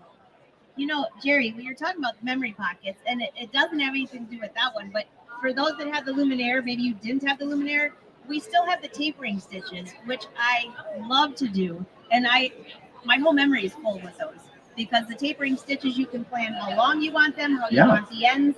They are beautiful for napkins. They'd be really good on the corner of that little. That'd be gorgeous. So brother with the stitch regulator said, okay, we're going to give him a stitch regulator. Oh no, we're going to give him a little bit more than that. So if you remember, one of the feet that you could use was the echo foot. Now we're probably all familiar with that. One of the limitations with this is you're bound by what those red rings are. You can't change the size. Brother said, we have a projector. Watch this. So I'm going to turn my little projector on. Actually, it's a big projector now. I'm going to go to sub, and I'm going to touch the echo right here. And I'm going to change the color because I can't see it very well. How many colors do we have to choose from? 16. So you have absolute perfect options. That's the third sign. Let's see. I wonder if black would show up pretty good. Yeah, that shows up pretty good. So now we have a little projected echo on here. Do I only get one size? Oh no, I have multiple sizes. So let's make that bigger. See how it's growing? You notice on the screen, it's stopped at 6.35 millimeters. Does anyone know what that is? It's a 1/4 inch, right? Well, you don't want to get out your phone and use your calculator. Brother said we're going to give them that option. So we already have that marked. So you don't even have to think about it. So now my echo is at a 1/4 inch. So I can make this a lot bigger. I can make it smaller. And brother said, oh no, we're not just going to give him that. Watch this. We're going to give him some cross hatching. So now we have cross hatching here as well. Ever tried straight line quilting? A lot of fun, isn't it? Or sewing a straight line. If you get that one little wobble, it now gets worse as you go along the quilt. No longer will you have that because you have this cross hatching. Jerry, in fashion, we call that design elements. Yes, design opportunities. Yeah, design opportunities. Absolutely. Now watch this. We also, if you need a little bit more, check this out. You have grid lines now. So you can turn on the whole grid line because we have the larger projector.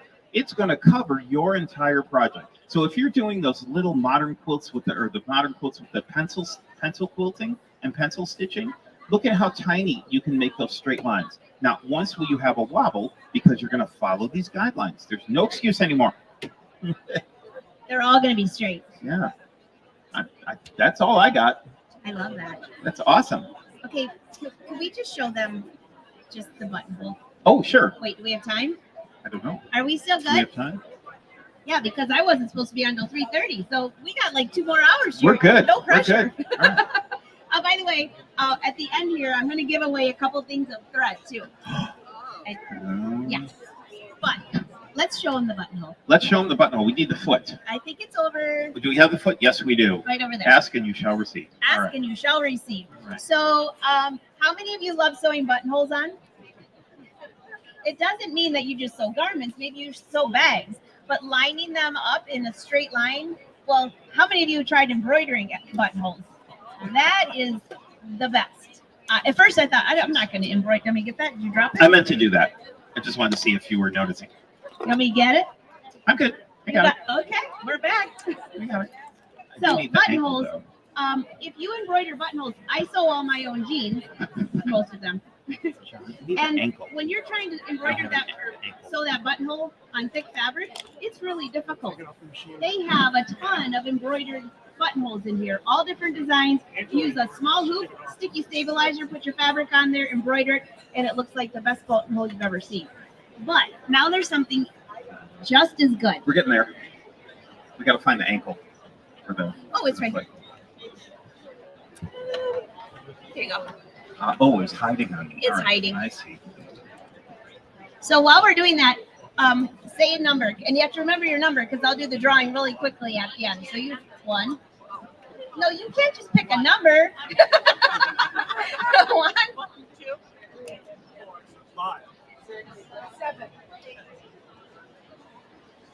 9, 10. It's thread.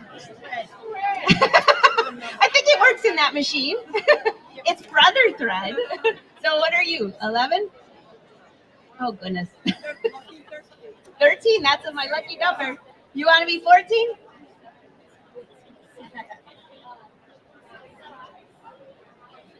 $17 comes after 16. 18, 19. I'm 19. Yeah. This must be that new math. I don't understand what's going on here. I'm totally confused. 20. We can sew too.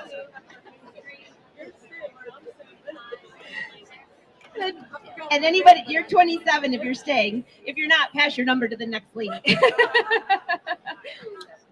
Okay, 27. We were up 26. So if anybody else arrives, you just let me know. Now your job is while he shows the buttonhole, which is really cool. You have to remember that number because we're not doing that again. All right, Jerry. My brain hurts after that. I don't know. I'm confused. All right, so we have the buttonhole foot that's on. I will say this: when you get your buttonhole, the temptation is to peel that A+ off because it's a sticker. Don't do that. That works in conjunction with your projector. So your projector and your camera are reading that buttonhole foot. So now what's amazing is you can put a button up to 30 millimeters. That's almost 1.5 inches. And all you have to do is insert the button right here and it will lock in and the buttonhole will then automatically choose what size buttonhole it is based on the button size. I like that. So I've chosen my buttonhole. I'm going to turn my projector on. And notice what you see right here.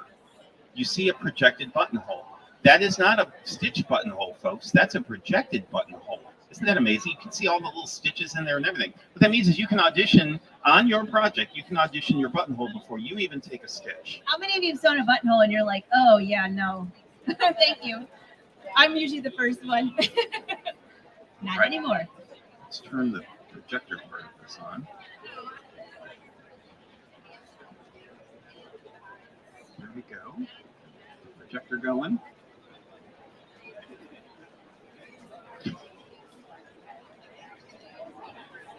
Got the guideline.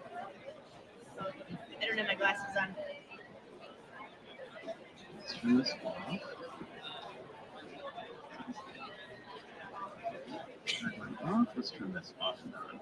Did I just step on the cord? We've been having some weird power issues that's affecting. There it is. There it is. I didn't touch it this time. Like last time I stepped on the cord and unplugged it. That's a no-no. All right, so the amazing thing is you can set the width of this.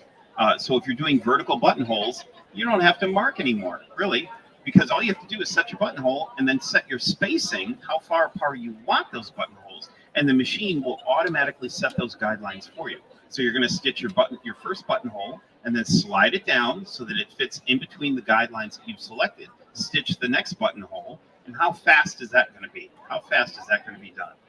Now, Angela, can you just do vertical buttonholes? No, of course not. That was like a really bad no. I need some coffee. No. No.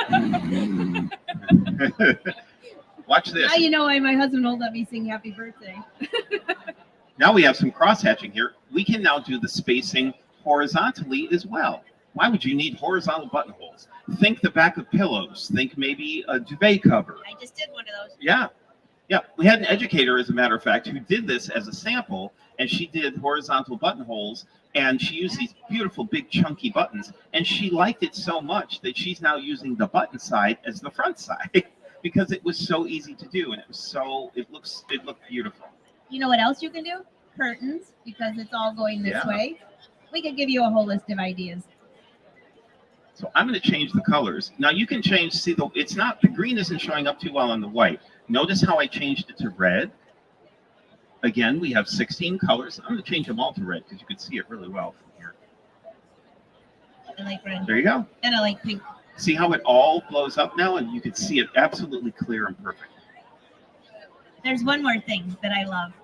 Tell me. Jerry's like, oh no, what? Okay, so I'm when scared. you lift the presser foot up. Yeah. Oh, I know what you're going to do. Yeah. And you want to change to see what, you see that? So remember, on the embroidery side, you could use all of the tools here to change your designs. Now you have that on the sewing side as well. So you don't have to look at your screen. You do all your changes from here.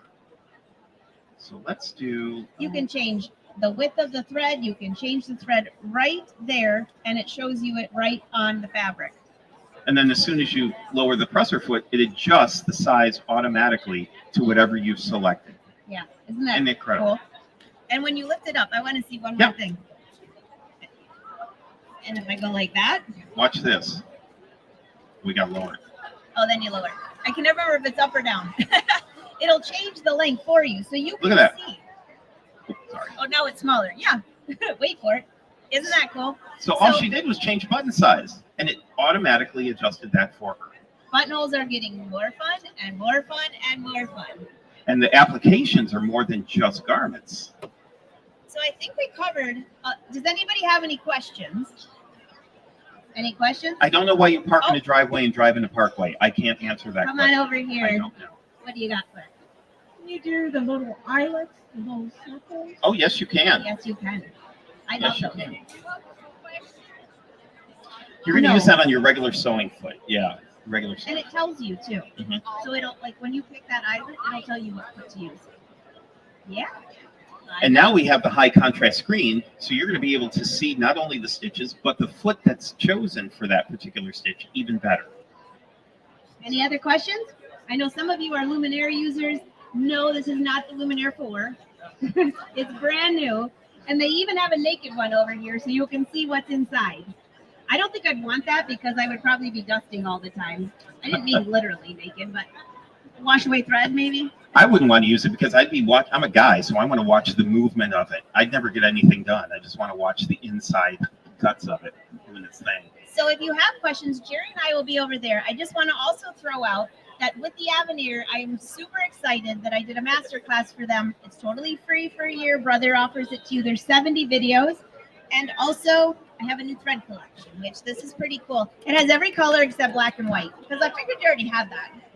So this comes with the Aveneer as well. And I did 4 embroidery collections. This is one of them. You gotta have roses, right? Love that. The lilies over there. And then there's 2 other collections that have samples somewhere around here. The Bohemian and the Hummingbird. So in order for that, we're going to give away a couple spools of Brother thread. Why not? Not out of my collection, but out of a different box. I don't want to short you. All right, did we get everybody? Who is the last number? 27? Do you want to be 27? Okay. Is anybody else new that arrived that we missed? All right, speak now, forever hold your peace. All right, John. Okay, John, could you? Five. Number 5. Who's number 5? Hey, look at that. Right. I love everybody that didn't win is like, yay. I know, we're giving away 3, so you pick out one color for yourself. Choose wisely. I'll get it out for you. It's a trick. No, I'm just kidding. All right, John, pick another number. Number 20. 20.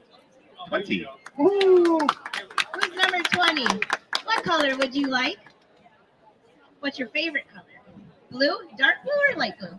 Oh, I'll just come back there and let you pick. All right, John, and let's draw one more because we've got such a great crowd. Number 24. 24. Who's 24? Woohoo! All right. Hey, that's a Wolfpack number. Is this rigged? No, it's because Jenny comes here every year and buys everything from AllBrands. That's why. She'll give you that $20 later. Perfect. All right. Any last minute questions? All right, Jerry, I think we covered tapering stitches. We covered all the stuff on there. We still have the snowman foot. We still have the snowball stickers. Do you all know what the snowball? We're not going to show you, but we can show you over there. Where you can put a snowball sticker. I call it snowball sticker. Wherever you want to, and the stitch will stop there. The last warning is don't let your nephews take them because they thought they were stickers and they're all over my studio. So, well, we want to thank you so much for joining us. We'll be over here if you have questions and if you want photos or anything else. Thank you for coming here. And AllBrands has a great deal on this, so be sure to check it out. See ya.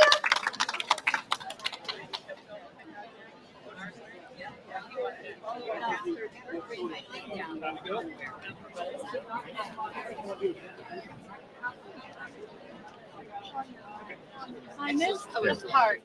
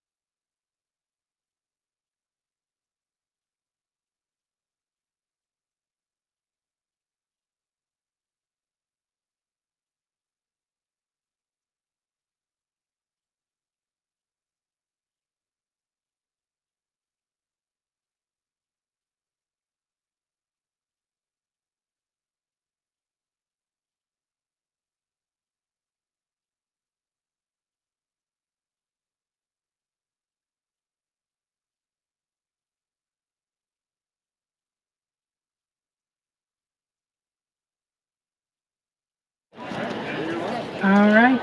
Hello, everyone. If you were expecting an applique, that'll be in about 20 minutes. So I'm kind of fitting in here, and I'm going to do introduction to ruler work. And as you can see, I got the ticket reel here, so we're going to give away some things at the end. So what is ruler work? How many of you have tried ruler work? How many of you have tried free motion? How many of you that was a great success? I love it because you're in my camp, because I can't do free motion, but I can do ruler work. And what ruler work is following templates, using a template, okay? So ruler work has two names, ruler work or template quilting. They mean the same thing because we have always looked at these as templates as sewers, but the quilters who have been working with them in long arm have always looked at them as rulers. And for those of us with quilting background as our main background, we think of a ruler as having numbers and measurements and that kind of thing. So this is a ruler and it's also a template. So to get started with this, we got to have the right tools, we got to have the right needles and all of that kind of stuff. So the first thing you got to get is a ruler work foot. Now some of your machines nowadays come with a ruler work foot, and a ruler work foot is a thick, tall wall foot. It may look like a free motion foot, except it's not tall enough so that these rulers can work around it. So for that reason, we have to have a specific ruler work foot. Now, like I said, some machines come with it, some you can get it for your machine, and others, that company hasn't made it, so we have a foot for you. It's a generic ruler work foot, and it will fit your machines. Because 10 years ago, we were the only company that had ruler work feet. They didn't have them for all of the different brands of machines. So with that being said, you got to know whether your machine is a high shank or a low shank, but actually you don't have to know because I have a chart. It's called a cheat sheet, and you tell me what your machine is, make and model, and I'll find you the right foot. Now, setting up your machine. The newer, when I say newer, I'm talking about in the last 2 or 3 years, the newer machines, many of them have a ruler work setting. It is different than a free motion setting. And I had a couple ladies earlier today who stopped by and said, every time I stop and I go to turn and change a direction, my thread breaks. And it's because they have their machine set up for free motion, and that's different than ruler work. So if you have a ruler work setting, you're going to go ahead and you're going to use that. But if you have a free motion setting, I encourage you to just ignore it and use a straight stitch. Yes, we lower our feed teeth so that they don't work, but that's a manual thing on some machines, and other machines it automatically happens. So whichever yours is, you can do that. Now I'm going to tell you, I've got a little handout here on my phone I'm following, and afterwards, if you want that handout, I will show you the QR code that you can put on yours and you can get that handout, okay? So you can just take it. I don't have any picture of it anywhere. I just have it on my phone. So as far as the rest of the machine preparation, I like to tell you the secrets because it took me about 6 months to figure it all out, and you shouldn't have to figure that out. So to get a good stitch length, I do not use a stitch regulator. Now there's several machines out there now that have stitch regulators, and you're welcome to use those, but I've learned without it, and so that way those of you that don't have one, you'll be just fine. So here's what I do. I set my machine for a medium speed, and I turn my foot control on the floor around to the back. And when the high side is nearest me and I've got it on medium, then I just floor it. And it won't go any faster than medium because you see I can't do this. So I can't think with my feet and think with my hands at the same time. So now I just eliminated the foot thing because I just floor it. And that way you're not even putting your whole foot on the foot control. You're just putting it on that back and you're flooring it. And when you first get started, for those of you who are perfectionists, I ask you to join my Recovering Perfectionist Club, because perfectionism is a little bit too much to waste all of our time on. So why I say that is when you first get started, if I was doing this template, I want to learn to follow this edge. I don't care if you got great big stitches up here and little teeny tiny stitches here. Once you learn to follow this edge, your stitches will even out. So when you first get started, it's learning to follow the edges. And you can imagine we got little teeny tiny ones here that we're following. So once you learn to follow those edges, I lost my notes. Once you learn to follow those edges, you will be able to then concentrate better on getting your stitch length the way you want it. Now, the other thing that's important, one of the other things, is your needle. We use a 90 top stitch needle. The top stitch needle has a bigger opening in it. It's going to let that thread go through there. Now, I've got a little question for you.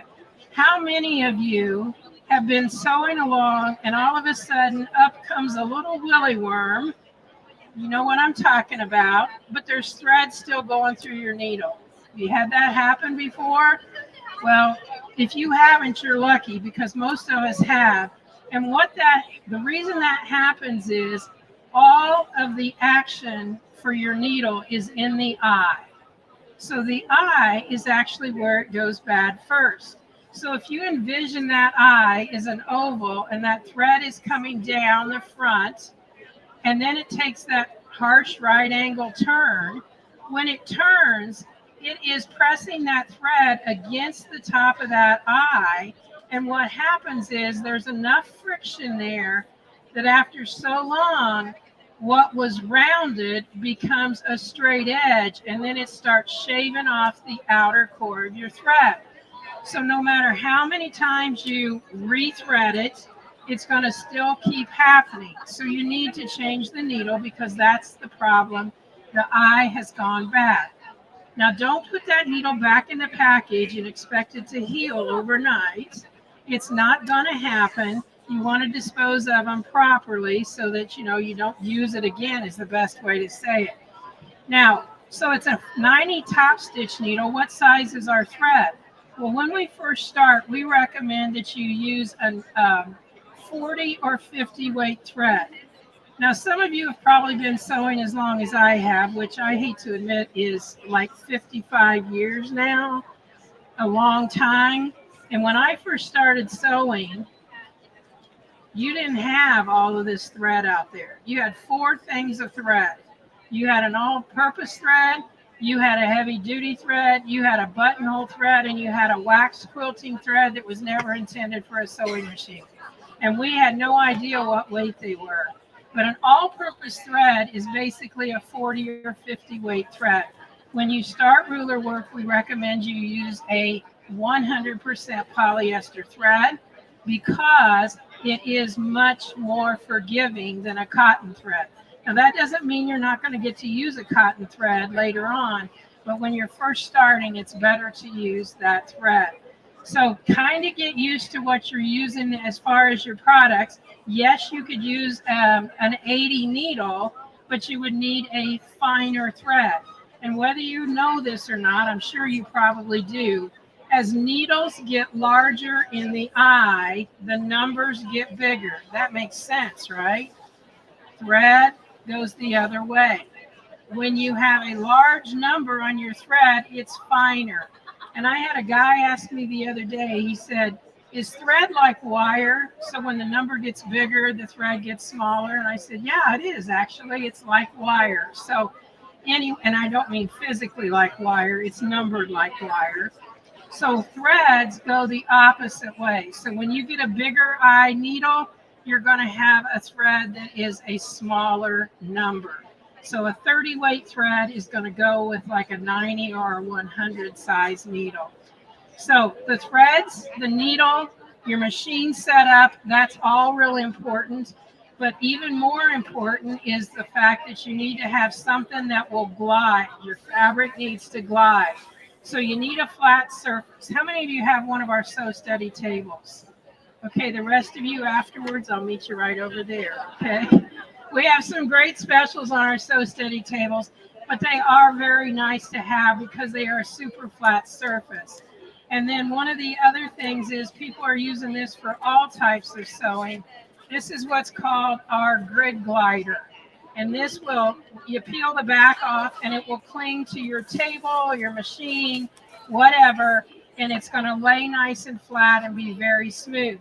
When this quits clinging, you're going to wipe it with a baby wipe. I had a lady earlier today look at me like, baby wipes? I haven't bought baby wipes in years.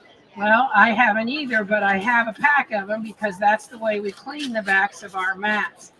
Now, when you're doing ruler work, you may want a mat not got the lines on it. So this is one that's completely white, and it only has a hole in it that matches your foot. And so that is what the difference in this is. A lot of people absolutely love this plain grid glider, not grid glider, but glider, because of the fact that it is plain. Now, some of the tools that we need, you're going to want to use some sort of a marker. And I like this one. This is the Clover, what they call pin. And this has the metal little wheel up here at the top. This covers that. Mine never gets covered. I just leave it like this all the time. And I have taken I started to say the thread, but I have taken the chalk out of this and I have put into this the Pounce iron off chalk. Some of you remember the Pounce tool? They make an iron off chalk. And since I am the queen of dollar store values, some of you are like that too. I go to the dollar store and spend $40 almost every single time because I see stuff I want. But anyway, at the dollar store, you can get those old style of mustard and ketchup like used to be in the restaurants. Take that Pounce powder, and I don't have any of this here, but I know there's places in here that surely do. Get the iron off, put it in one of those containers, and then all you have to do is unscrew this and just kind of some of that in there. Did you like that sound effect? You got to have that there.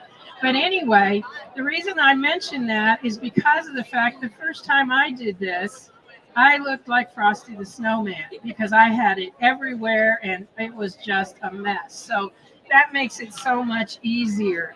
Another thing is we like to keep our tables nice and smooth. If you own a Sew Steady table, you need to polish it. And this is the polish. You only use about a dime size, and you put that, I put my mat on and then polish the whole thing. So it comes with a little microfiber cloth. You polish it all up, flip the cloth over and polish kind of wipe it off. So another tool that we use a lot, two people, huh? A lot is a very good set of tweezers.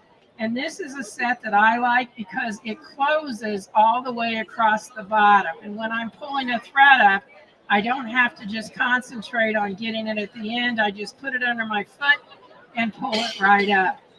Another little thing we use is what's called a spacing gauge.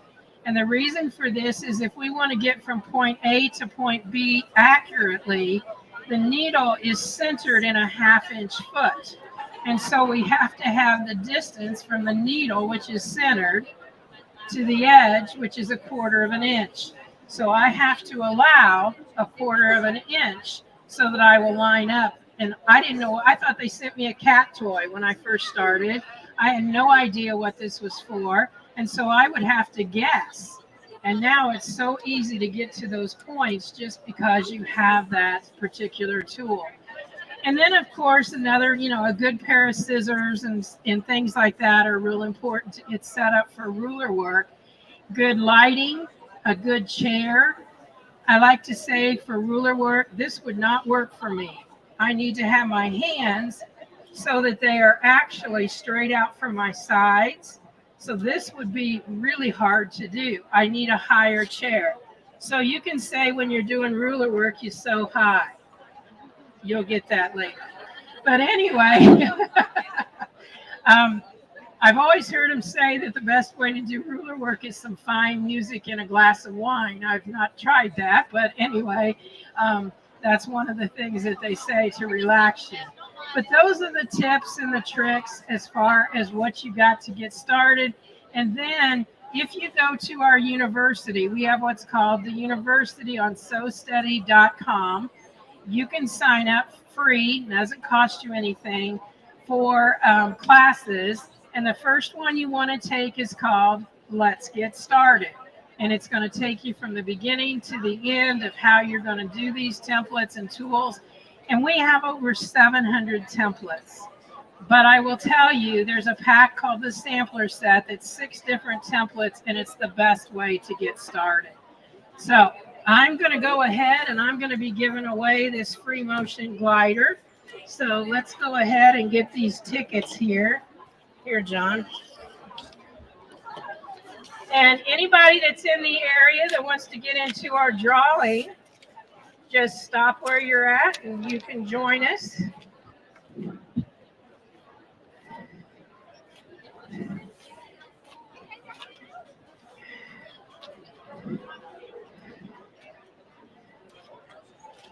It was funny because the last one I gave was the last ticket I gave out. Not sure what the significance of that was. So I'm just going to pass these back and trust you to share them with your friends back there. Sorry about that.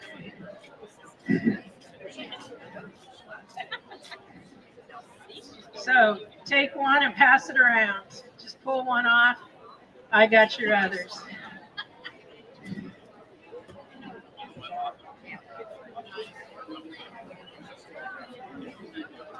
Anybody else need a ticket?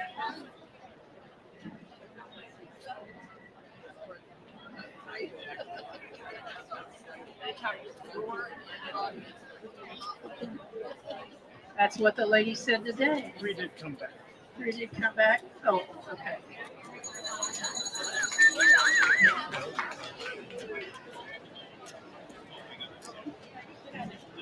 I feel like I'm at Chuck E. Cheese. It's got the whole ticket. Everybody's got their ticket. Are you ready? All right.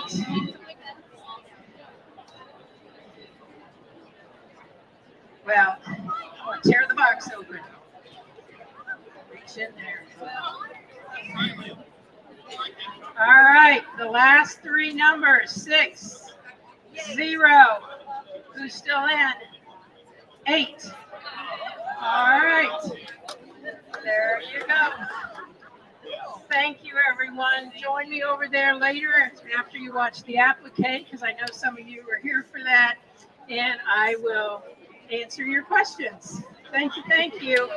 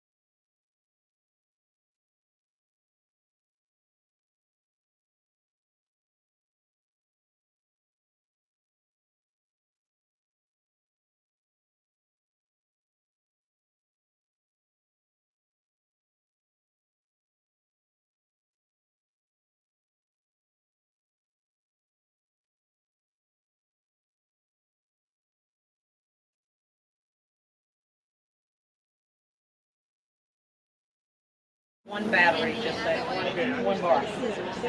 Just so you know. Okay, guys, how are y'all today? Great. Wonderful. Surprised to see me again. So for those of you that do not know me, my name is Cindy Hogan. I'm with the Brother Education team. We are today going to talk about the My Connection feature between the ScanNCut and one of 3 machines. Okay, there are 3 embroidery machines that we have that it can go to. The Stellaire, okay, so that's what I've got in front of me right here is our Stellaire. It will work with both the XJ and the XC. So the embroidery only and the combo model do have the My Connection feature built into them. It will work with the Luminaire series, and it will work with the new Aveneer. So those are the 3 that have the My Connection function that allows them to do this. Okay, this is a Brother exclusive. Baby Lock does not get this toy, okay, because they do not sell our ScanNCuts. Sorry, Baby Lock. So what it does, what I will sit here and tell you is I feel like it's an upgrade for my embroidery machine. So if I didn't have this ScanNCut, I would have probably bought it for my embroidery machine because of the feature that it unleashes on my embroidery machine. Both of the machines need to be on wireless. They do not have to be on the same wireless network, just so we're clear on that, which is kind of bizarre, but they don't. If I wanted to, and this were connected to my account, basically I could transfer something to my house and home. So we learned that the hard way because they're talking through a cloud service. They're not going directly like this. They're pinging a cloud. So what we learned, I've sent many designs to my house while I was here thinking I was sending it to this machine over here that I forgot to register. So after you, basically, a code comes in the box with this one. Oh, it's over on that other machine. It's going to be taped to the very top here of the machine, all right? It says My Connection on the top of it. That's a really important piece of paper. It'll be in a little plastic sleeve that is sealed. It is a super important piece of paper. Do not throw that away. Look in your box. Dig through it if you don't see it there, because that is how you activate My Connection on your sewing machine. All right? If you lose that, you are out of luck, gang. Okay? Because it comes with this machine and not this machine. I've asked for them to let me just buy an upgrade for this, but I can't. Okay? It comes with this machine. So it works on 2 different ScanNCut models. The 330D, which is our Disney model, SDX 330D, or the SDX 325. Okay? What's the difference between the 2? What comes in the box and how many patterns are built in. Disney's built into the one that has the D on the end of it. So the 330D is our Disney model. So it has more patterns built into it. It has the same base patterns as the 325. 1,308 of those bad boys. I think it's 1,308. Don't quote me on that. It's somewhere around that number. It could be 1,318. Now just remember that it's somewhere around that number. Okay? But what it does on my machine is magical. Okay? The Luminaire, the Stellaire, and the Aveneer all have a feature called My Design Center on them. Okay? So any design that is built in besides Disney can be transferred over to My Design Center and turned into an embroidery. No, ma'am. It doesn't have an internal wireless card. Like I said, there are 3 machines that do this. So you can't move your Disney. No, Disney cannot go back. No D. Because that would be modifying that design. That's against our license with Disney. Okay. So on your ScanNCut, we would touch on your home screen here. We would touch to navigate to the left arrow. And then you'll see an area called My Connection. So it's got its own part of the brain of the ScanNCut. We would touch My Connection. And then you have Send or Retrieve. If I'm sending to My Design Center to create something, then I am going to be sending. If I am bringing something over from my Stellaire or my Luminaire or my Aveneer, then I'm retrieving. Well, we're going to go this way first, okay? So I'm going to send over. Only one can hang out in the world at the same time, so I can't go back and forth. One goes one way. When you're done with it, then you can go the other way. We're going to go into patterns, and you can pick a pattern, any pattern. I'm going to pick something that I've done so that you guys can get an idea of how this works. All right, how about we do this one, okay? So in my logos category, there is this thing called, these are my, you've got logos and days of the week and months of the year. So if you want to do your panties and your towels, you can do that, okay? But we're not going to go there. We're going to go into the logos here, and they are in alphabetical order just to make it easier on us. So I have to go all the way down to the M's. Here's my garden, okay? Now I'm going to set it, and you'll notice up here, can you see that there's that gray area there? That represents your hoop. So anything in that gray area is not going to be seen on your machine, okay? So what I want to do is I'm going to take this down here into the middle. I'm going to go into edit, and I'm going to go object edit. Actually, I want to rotate object edit.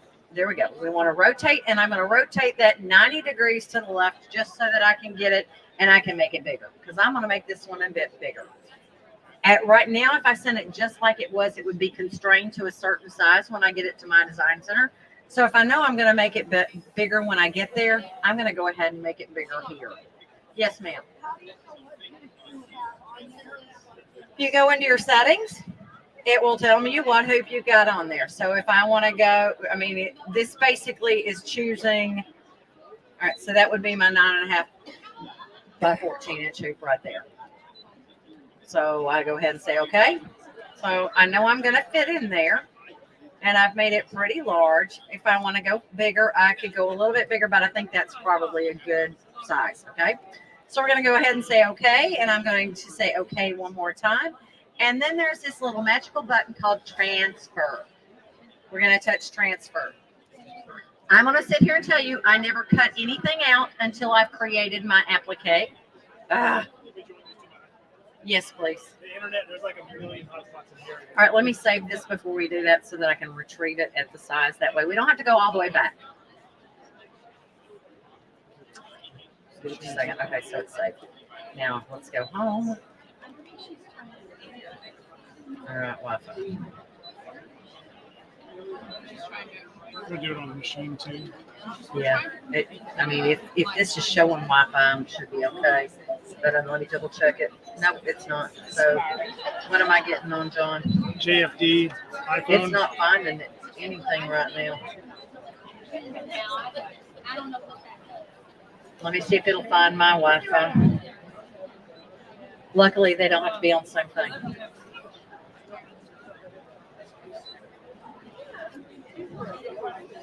All right, let's see your wireless LAN setups. All right, so it's found mine. I don't know what yours is. We'll just put mine in.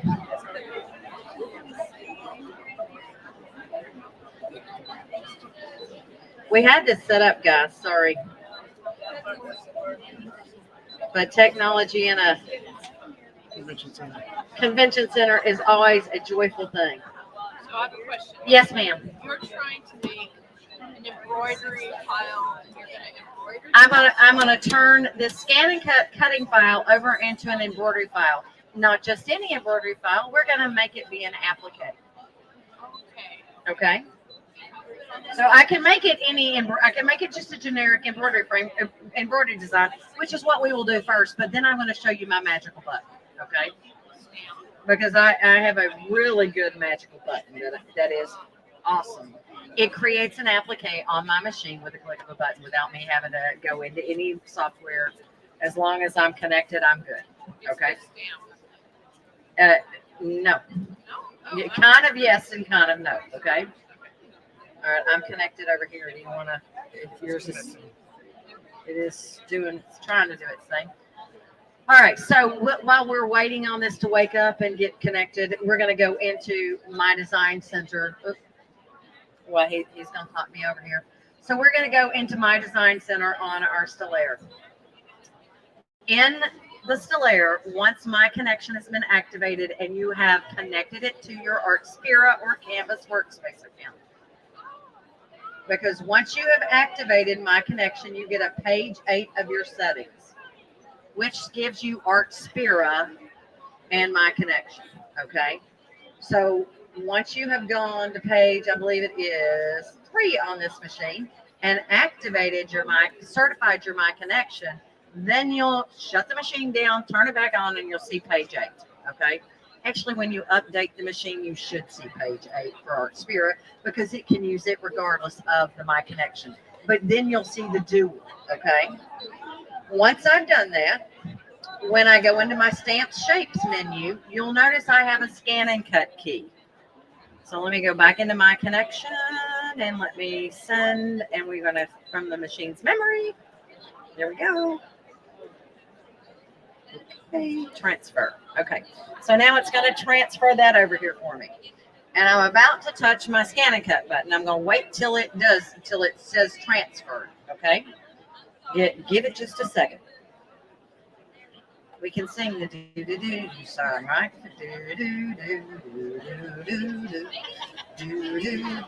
While it's doing that, I'll give you. Yes, it is. It is. I mean, in your own internet, not in the metal building, you go much quicker. But while we're here, we will give you other things. So the beauty of it is when you create these together on the machine, or you send one of the built-in appliques on the machine to your ScanNCut, it is going to be at the perfect size. Okay. So this is an example of a design that's built into the Luminaire. Okay. The red part of it is an applique. It is the perfect size as long as I have my heat transfer backing, my adhesive backing on my applique. I'm ready to go forth and multiply, but this is a built-in. Okay. So it's cut it out perfectly and it's ready to go. I'm going to start this one over here with Boo You. Okay. This one is a shape that's built, an open shape that's built into my design center in your Stamps and Shapes, the open shapes. So here it is. And what I'll actually work, this is very blurry. Yeah, it's got her face. Can we take off autofocus? we're not getting much. It's got you. It's finding you. All right, there we go. So if we touch that and we say, okay, it brings it in. Now, what I did to make this work, actually, I didn't even have to do that. So we're going to come in and grab our properties for our fill. And I'm just going to pick a color, any color. I don't care. Doesn't matter. And we're going to say, okay. And then we're going to grab our paint bucket and we're going to tap the insides of those birds. Okay. I'm going to change my outline color from black to brown for the bottom down here. And we're going to take our paint bucket and we're going to tap here, here, and here. So those are all now brown, right? We're just going to touch next until we get out of here. You can make it whatever size you want to be. If you wanted your birds to be 2 different fabrics, you could have broken up those colors. I'm not going to. I'm just going to set it because I'm not embroidering this. So I don't care about the stitch direction. I don't care about anything. I'm going to turn those birds into an applique. So in our edit menu here, you've had this button right here for a long time. And usually when you touch it, it just makes an applique around the outside edge of your thing. It makes a patch, okay? When you have my connection activated, you get 2 buttons instead of the 1, okay? And this is the magical button. It's called Applique Patch for selected colors. So if I want to turn my birds into an applique directly on my machine, I pick the colors that I want to be applique. I want all of the colors of my birds to be applique. We're going to touch next. Oh, I forgot. I did not get the black. So I want the black as well. And we'll touch next. Because I want it to get the whole effect. Now, I can have a light zigzag. I can have a regular satin stitch. I can have it be turned off and do a raw edge applique. It depends on what you want to do. I am going to leave it around the outside edge only. I'm going to have a light zigzag first and let you see what that looks like. We touch preview. And if you look at it, you can see how it's just got a very light little zigzag on it. If I change that to satin stitch and touch preview, it has that's your normal satin stitch, which is what I did with this. If you go and look at my little rotary auto blade cutting fabrics that I cut with that, the leaves on that were done with a really light zigzag, okay? I touched next. There we go. My appliques are created. I touched OK. And it's ready to transfer. So basically, I touch memory. And now I can say, see how we got a new button in our memory. Oh, memory. That ScanNCut key. Right there. Oh, yeah, New scan, that is part of my connection. We say transfer that back over. And now when I go over here, I'm ready to retrieve it. So we're just going to kind of do this in the backwards order. So I'll come over here and retrieve. So it's done. It says it's connected, so we're going to go for it. So we're going to do retrieve. Oh, sorry. Forgot my connection. We are now retrieving instead of sending from our wireless LAN device.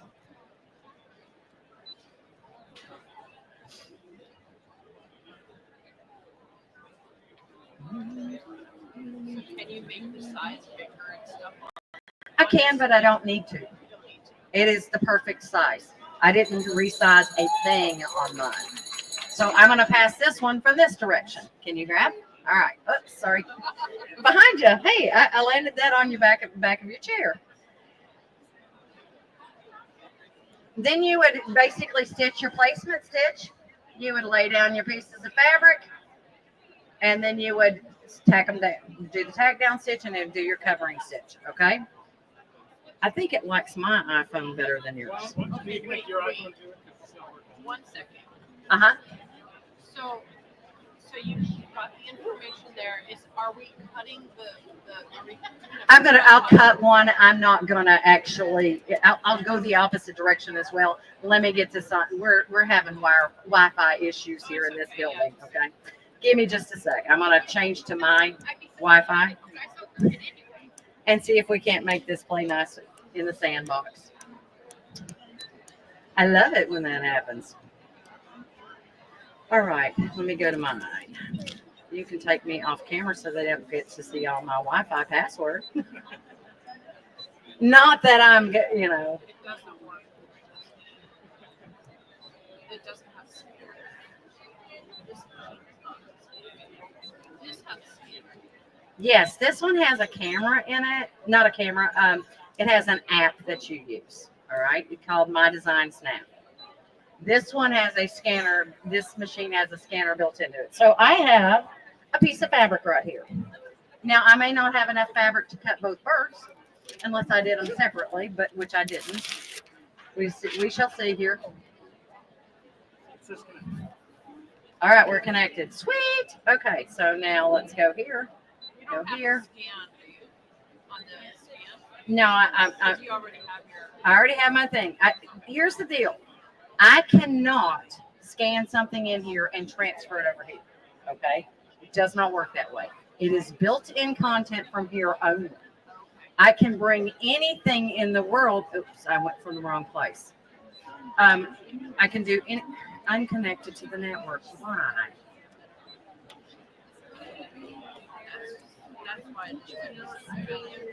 I can't scan something in to transfer it over to here. It has to be built-in content. Why are you disconnected from the network, you little stinker?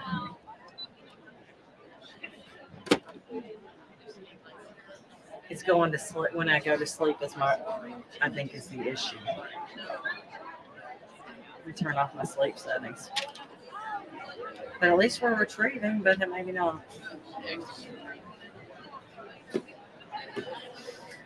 Oh, Lordy. When it works fine. When it doesn't, I hate convention centers. Yes, and when it's live, I love that.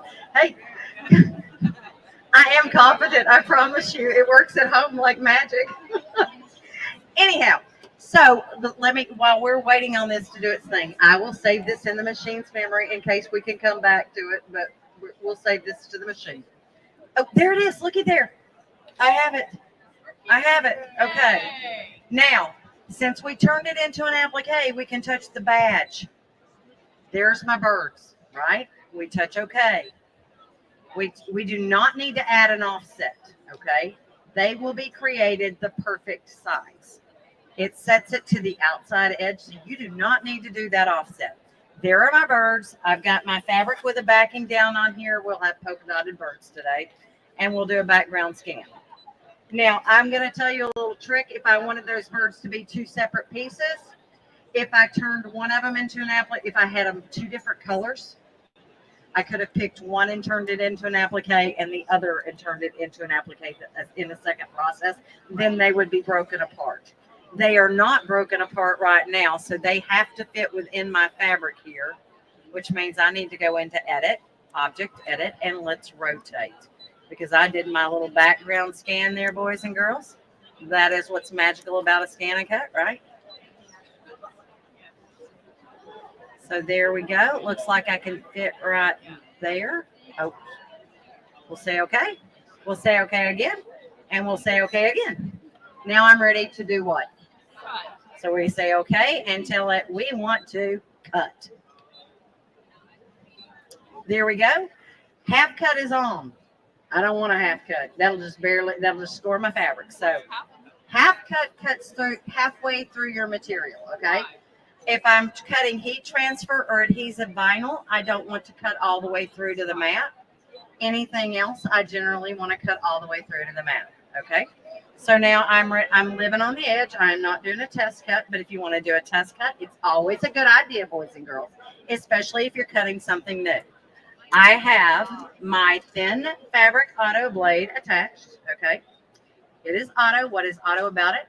It has a little spring action and it determines the depth that it needs to be, okay?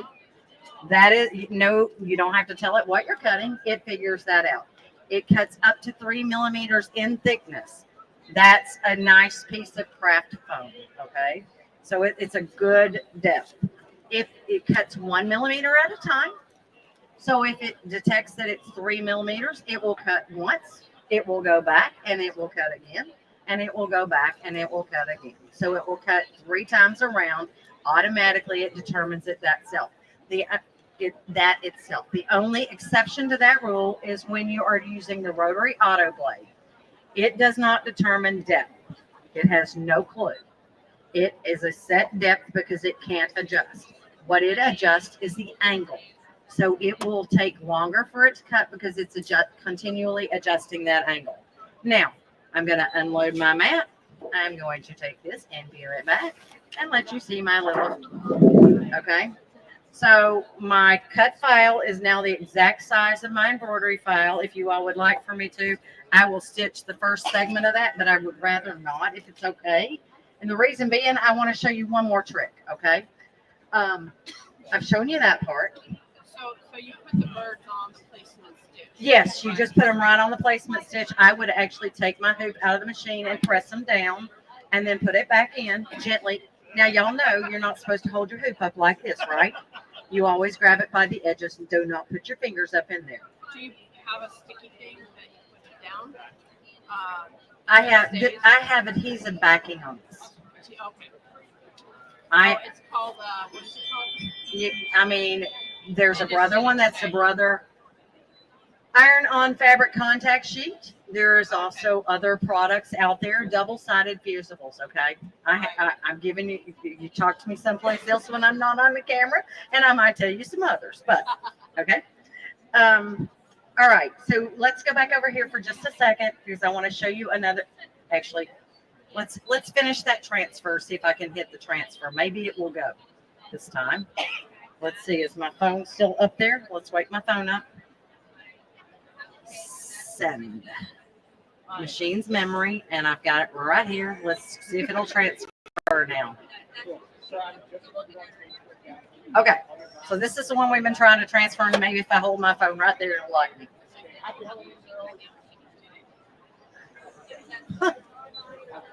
You have to be kidding me. Japan's decided to work on the service. You have to be kidding me. All right, we're going to go ahead and say okay. Here watching you. Yes, that is funny. That did tell me that they were currently working on the service. It was down. I was looking, gosh. All right, so it's transferred for me. I'm going to say it's saying it's in the temporary data pocket out there in cloud space. So we're going back to my design center. We'll go back into the stamp shape menu over here and back to the ScanNCut icon. It is going to retrieve my file that I just put over here, if I'm lucky. If I switch phones, we're just going to sit here. There it is. So here's my garden. I'm going to tap it and touch OK. And there it is. So I would do the exact same process to turn that into an applique. If I don't want to do it in an applique, let's say I want a decorative fill with a satin stitch outline, I can do that too. So you go into your properties and you come and you touch your decorative fills and then you say select. Easy for me to say. There we go. And you pick one of the fills that are built into the machine. So let's say I wanted to do this little pattern right here. Touch OK. And pick a color. Touch OK. Paint bucket, because we want to fill it. There we go. Touch next. And then you're going to preview it.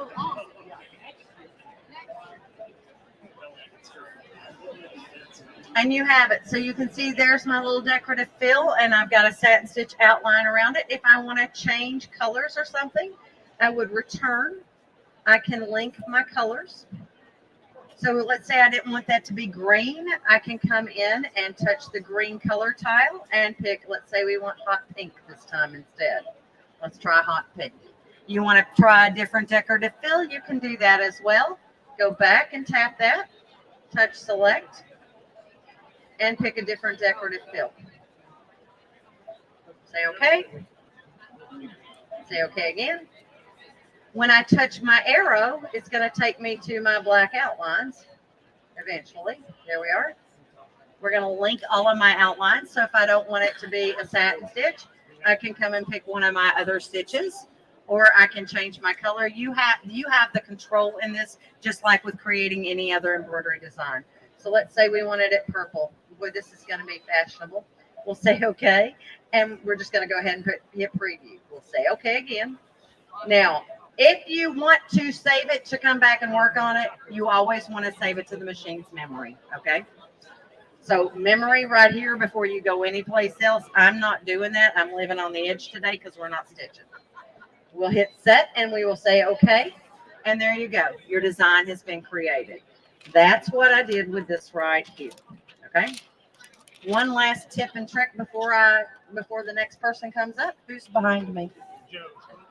Okay. Oh, I'm sorry, Joe. They didn't let me come until 15 minutes late, so I'm hustling. We've had technical difficulties. Y'all need to listen to Joe. I have the reliable iron, and it is the bomb. See, I'm doing half your job right now, Joe. I'm doing half your job. So I love that. All right, so you can come in and grab any design. It doesn't matter where it's from. It doesn't have to be built in on the machine. But that applique patch for selected colors key is available for you here as well. You pick the applique patch for selected colors. Pick the color you want it to turn into an applique, and that would be that one, I do believe. We'll touch next. Everything else will stitch. You can pick what you want it to be. Preview it and say next. So everything besides that base color would be stitching. The base color would be an applique. We're done. And once again, you would just simply transfer that over here. Okay. I'm sorry we had technical issues today, guys, but thank you so much for joining us. I do appreciate it. And that will allow you to take, this was like a 60,000 stitch design, and it's now 30. Feel it. It's nice and soft. YouTube education on the stuff? Have a channel or anything? I have a Facebook group called The Education Connection, and there are guides in there, and so there are videos on the My Connection feature. They are done with the Luminaire, but you can do the same thing. Exactly. I'm sorry, what? The Education Connection. I highly suggest you agree to the terms and answer the questions. Then you'll be automatically entered to play. If you forget to do one or both of those, then you will be sitting in the purgatory until I get to you. Okay?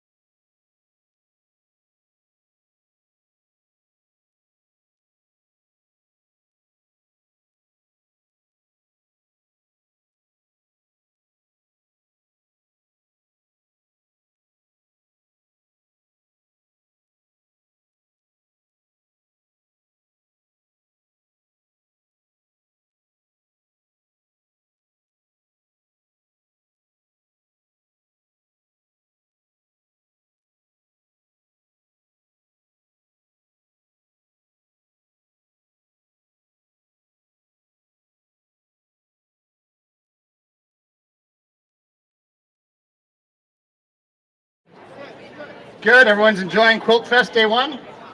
Okay, fantastic. Well, I'm so glad to have you all here.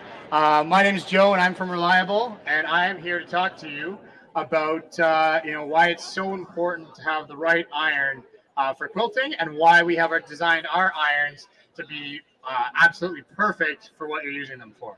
Okay, so I'm going to actually start by, first of all, who's familiar with Reliable? Does anyone have a Reliable iron? Not here? Oh yeah, I know John does. He picked one up last year when his wife wasn't looking. So anyway, there's a lot of reasons that if you have any friends who have a Reliable iron, that they talk about how much they love it. We've been hearing all show. I love your iron. I got one. I'll never look back and get another iron. I'm going to talk to you a little bit about that. So first of all, I'm going to go over doing some squares for your quilts and how to properly iron. So the first thing to remember is that a lot of times people use the terms ironing and pressing interchangeably, but they're not really the same thing. I also hear people say things like they don't use steam when they're pressing, and that's actually kind of a myth that I want to question and say why you should use steam instead. So anyway, so if you have the proper way to iron your squares is, of course, you would get the two pieces of fabric, you would cut them to your desired size, and then you'd sew them together. Now, the proper way to press them, because one of the concerns with ironing your seams is that you don't want them to stretch, right? So that's why it's important to press. So I've got this two squares I've sewn together here.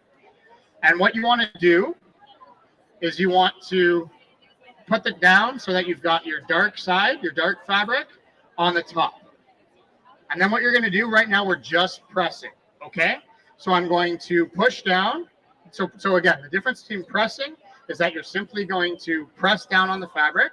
Now, if you have a proper iron for quilting, you don't actually have to press because the weight of the iron is going to be heavy enough and substantial enough that the weight of the iron will just do the pressing for you. So there's no extra effort pushing down on your shoulder. So I'm going to do this, and I'm going to press just like this to get the material nice and flat. So just pressing down to make sure it's nice and flat, and then I'm going to use the detail tip, there's a little tip on the end of your iron, to lift up the top piece of fabric. Twist this way? Other way? Yeah. Okay, there we go. Sorry, everybody. There we go. Now you can see. And flip it over like that, okay? Now, because again, you don't want your dark fabric to be underneath your light fabric because then it's going to show through, right? So now that I've got it flat, I want to press it nice and flat. And I'm going to do so by pressing the seam first. So I'm going to push down. And now that I'm in the position that I want it to be, I'm actually going to apply steam. Now, does anyone not use steam when they're pressing? Can I ask why?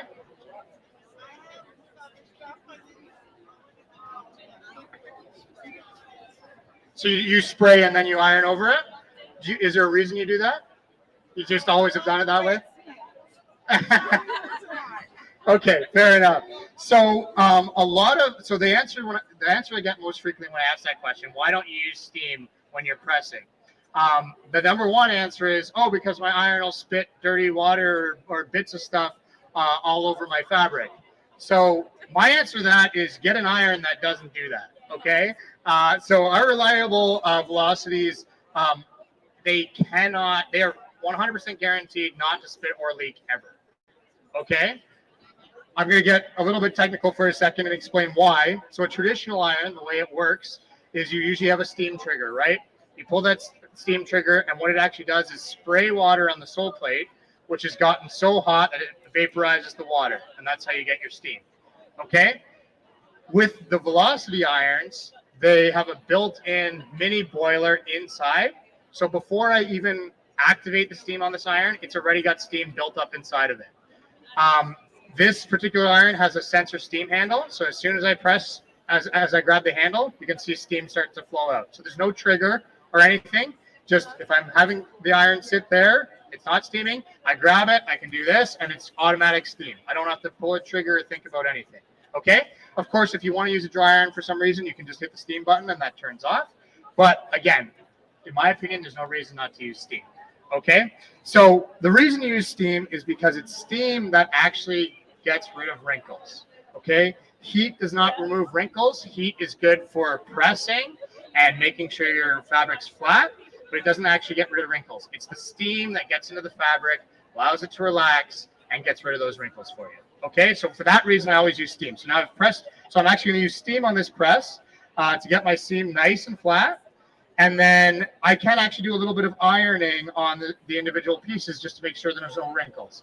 Now, I don't think I explained this before, but pressing is literally pressing, and ironing is when you're actually gliding over the fabric to get rid of all your wrinkles. Okay, so I've got another set of these squares, so I'm going to put this one off to the side. Am I doing okay so far, Cindy? So far, wonderful. Sounds good. So I got another one here. I'm going to do the same thing. So I'm just going to go ahead and press down, again using steam, making sure it's nice and flat. Grab my detail tip here and grab the top layer. Am I blocking the camera again, probably? Okay. Okay, pull it nice and flat. Press my seam first. Use some steam to make sure it's nice and flat. And then I'm going to do a little bit of ironing on the sides to make sure that there's no wrinkles. Okay? Now, again, you would do a lot more than just 2 versions of this if you're making a quilt. But then you're going to go ahead and align it so that you're and my friend Max at the booth was getting a little trigger happy with our cloth cutter. So you'll notice these are not the same size. I was like, hey, can you trim some of those little bits off the edge? He said, sure. And then he got a little excited. So they were the same size. Now they're not. So thanks, Max, right before my demo. But anyway, you get the picture. So these would be the same size. You're going to line them alternating this way so you get a nice, beautiful quilt. Of course, if you want the squares to be smaller, you could use a cutter and cut them up, but then you would just alternate every other one. And then you get a smaller pattern there. So that's how you do your squares. So I talked a little bit about the iron, how it's really important that it doesn't spit or leak, which this iron cannot do. Another thing that is incredibly frustrating for quilters is when you are doing your ironing some squares and you go work on something else, you come back to iron, your iron's activated the auto shut off, it's turned off, and now it's cold, and you're sitting there tapping your feet, waiting for it to heat up again, right? So our velocity irons all have the ability, so by default, they will shut off after 8 minutes, which is just a safety feature. However, if I hold down the steam button for 5 seconds, I don't know if this is showing on the camera or not. There we go. See that D that just popped up there? That's D for disabled. So this iron will now stay on forever. So it's always ready to use whenever I want. So I can leave it sit there for 5 minutes, come over, grab the handle, and it's going to immediately start steaming again. Okay. You've also got a anodized aluminum sole plate. So this iron, I know with quilting, you're not usually going over zippers and buttons too much, but if you are doing other crafting and you don't have to worry about scratching your iron at all because this is completely unscratchable, you can be doing fusing materials and say it gets stuck to your sole plate. This is durable enough that you can actually take like a wire brush and scrub it off and you're not going to hurt your iron. Okay. It's got 8 different temperature settings. So whatever fabric you're using, it's got the right temperature for that. You don't get hot spots or anything because it's got perfectly even sole plate. You can also operate it at really low temperatures if you're working with delicate fabrics because it's already got steam inside of it, so it doesn't need the super hot sole plate. So you can have a lower sole plate temperature and still get the steam you need to make sure your presses are super flat and get rid of all your wrinkles. Okay, so those are some reasons that the velocity irons are pretty fantastic. One of the biggest complaints I get about this iron is that it's too heavy. It is quite hefty. It's a 4-pound iron, which again is fantastic for pressing down because you don't have to actually do any physical force on your own. Again, as you can see, it glides very nicely on the aluminum, anodized aluminum as well. So that's really the only complaint we ever get about this iron is that it's too heavy. So if you feel this iron is too heavy or you think it doesn't hold enough water because it only holds 300 mils of water, so if you're doing ironing all day, you can imagine you're going to be refilling it more than once or twice. We have our Maven iron. So these ones, this is a steam generator iron as well. So it's got a little lock so you can carry it around nice and easy if you want. But the idea is it stores the water in the reservoir instead of in the iron itself, which makes the iron much, much lighter. Okay, so it just pumps the iron from the reservoir here all the way into the iron. And this will hold up to 1.5 liters of water. So you can iron for hours and hours, and you're not gonna need to refill. Okay. What type of water should you use in an iron? Distilled. Thank you. I heard that a lot. That's good. There's a lot of people who don't use distilled. So you don't. I recommend, whether you have a reliable iron, you have any other type of iron, use distilled water. You're going to get the maximum lifetime out of your iron. The enemy of any appliance that uses water is those little particulates like calcium and lime that are in the water. If you have hard water, I don't know if you've ever let a water glass sit on your counter for any length of time. You come back a week later and it's got like a film on it, or it's all settled to the bottom. You think about it, that's what's building up in your iron. So if your iron's spitting or clogging, or it used to steam and now it doesn't anymore, and you're not using distilled water, that's why. So always use distilled water. Another kind of funny thing I want to share with you guys. So this iron I have here, you might be wondering, this is our, am I showing that? Is it too far out? Close enough. Anyway, so this is a made in Italy. This is kind of our intro into the professional world of ironing. So if you go into a garment factory or a tailor shop or a laundromat, they're going to have something like this. And this is kind of the home version. Now, there's a couple of reasons I want to show you this. Number one, it's because it's kind of where we got the technology for the velocity. Okay, having that mini boiler, this is the big boiler version. Okay, so this is a 1,000-watt heating element, builds up that steam for you, passes through the hose to the iron, which I should probably turn on. And then this has another heating element of 800 watts that's going to reheat the steam right before it comes out. So if you ever, so I'm going to give it a minute. I just turned it on, so it's not hot yet. But when that's up to temperature, you're going to see it's going to blast the steam out at 35 pounds per square inch of pressure. So it's going to penetrate right through. If you're doing multiple layers on a quilt, you've got your batting, you've got, a couple layer on top, layer on bottom. It's going to blast that steam right through all your layers immediately. Okay, so ironing that quilt is going to be super quick, super efficient. And then something else I wanted to show is I get comments. A lot of people come and look at the iron and say, why it doesn't have enough holes? It can't have enough steam with that many holes. So again, this is the type of iron that the pros are using. Let's see if I got steam yet. Nope, still heating up. This is the type of iron that the pros are using. So that's by design. The number of holes doesn't actually matter. If you have pressurized steam that's going to be blasting out of here under pressure, it's going to be more than enough to get through all those layers, regardless of the number of the holes. Also, if you think about it, I was talking about how it's heated up here, reheated here. You get super dry steam. Now, some people tell me, what do you mean dry steam? Steam's water. Like that's an oxymoron. It doesn't make any sense. Moisture is the enemy of when you're ironing, right? You don't want your fabric to get wet, because then if you're ironing, that's when you get stretching, or you get wrinkles in it, or does all kinds of funny things, right? Not to mention that you let everything dry after you're done with it. So this is dry steam, so your moisture is greatly reduced, and you're not running into those issues of ironing and worrying about your fabric stretching and that sort of thing. There we go. Now we got some steam. Okay, so that'll blast through multiple layers of fabric. And also, as a third reason that there's only a few amount of holes here, to further reduce the moisture, if you imagine you're ironing, sorry, I got too much stuff here. Let's get those out of the way. If you imagine you're ironing like this way, so you iron, from the point to the back of the iron, any moisture that's coming out is going across the super hot sole plate on the bottom, so it's further drying as it passes over. So you're getting a super dry workspace. You're not worrying about that moisture buildup. Okay. So I do want to talk a little bit about, we are offering, so we're in the back, we're still in AllBrands Village, but we're just right at the back of this aisle here. If you go that way, we're offering show specials on absolutely everything. So everything you see here and much more, it's the best price. You're going to be able to get it all year. One thing I want to say about the velocity, so this is 10% off right now, but it's also coming with a free iron rest. Okay. So the idea behind this is, I know there's quite a few people who have issues with arthritis and that sort of thing. Always ironing and then flipping your iron up is really hard on the wrists. Not to mention it's easier to knock over. The idea behind one of these is that, you can put it wherever you want, any surface, right on your ironing board if you want. You can go ahead and do your ironing and then just set it there. It's a silicone iron rest, completely heat resistant. It's never going to burn through, and you save all that. So you get that included as well.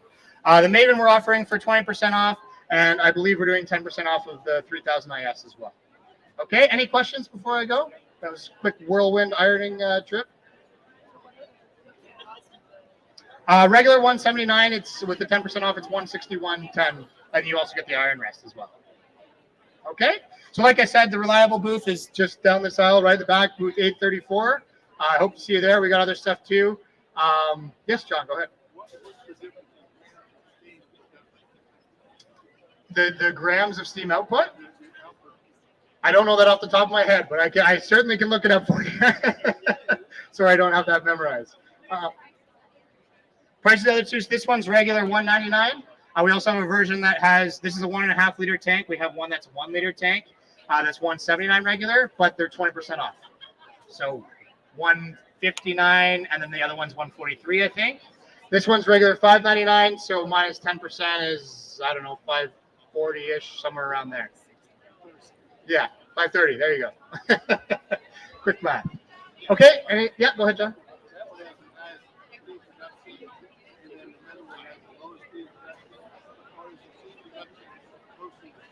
For the amount of steam you get, this one is by far the highest out of these three. By far the highest, and these two are about on par with each other. These are passive steam, which is most common with the domestic irons you're going to get, meaning it isn't pressurized, it's not blasting out. Whereas this is definitely blasting out. Okay?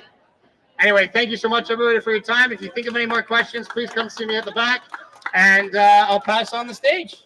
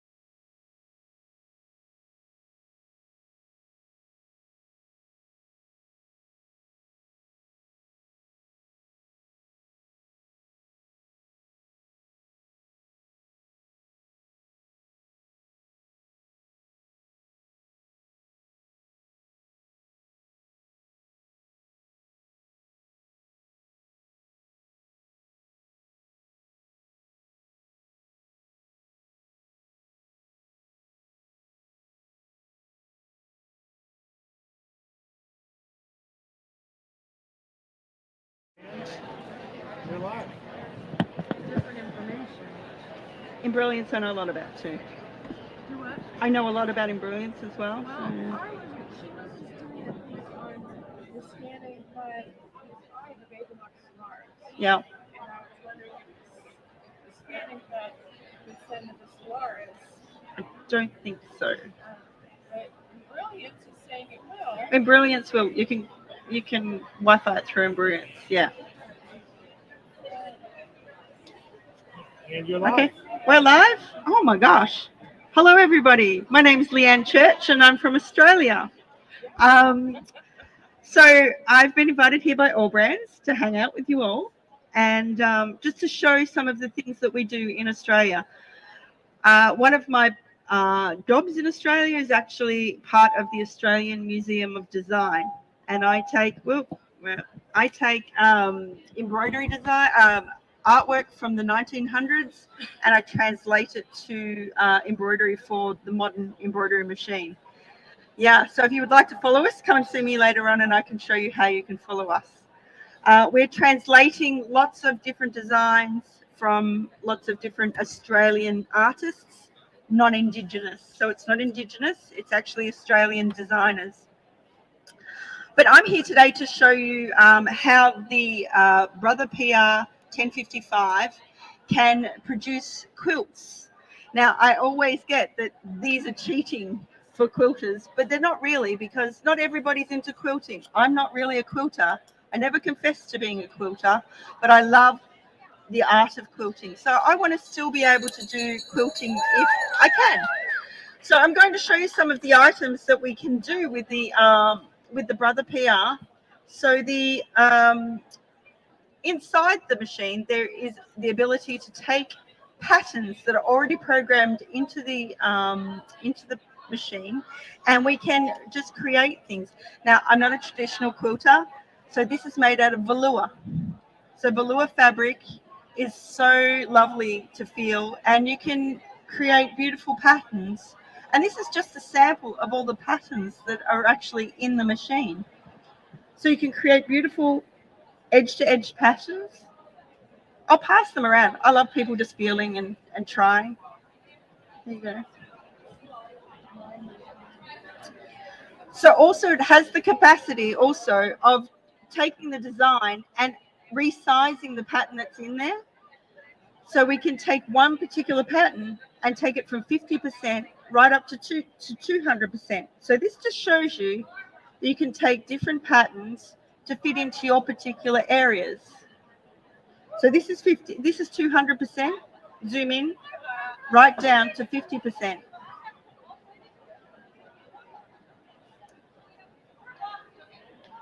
And it's really simple, like a very simple quilt. And this is great because it's a great reference for when I go to do another project. I can see how it's actually going to perform. Yeah, pass it around. Here you go. So very simple. We can take, in here, we'll go back to the home screen and the My Design Center, and I can select just a shape. So say I wanted a shape here, we'll just pick a square. We could pick a heart. Oh, let's pick a heart. Okay, so we click OK. And from here, I can select different fill patterns that are quilting patterns. So just select a pattern from us. We have stippling. Who loves stippling? Love stippling. I'm not very good at it on the machine, but my machine will do it for me. So I can come in here and I can select different patterns. So the one that's on this quilt here is number 3.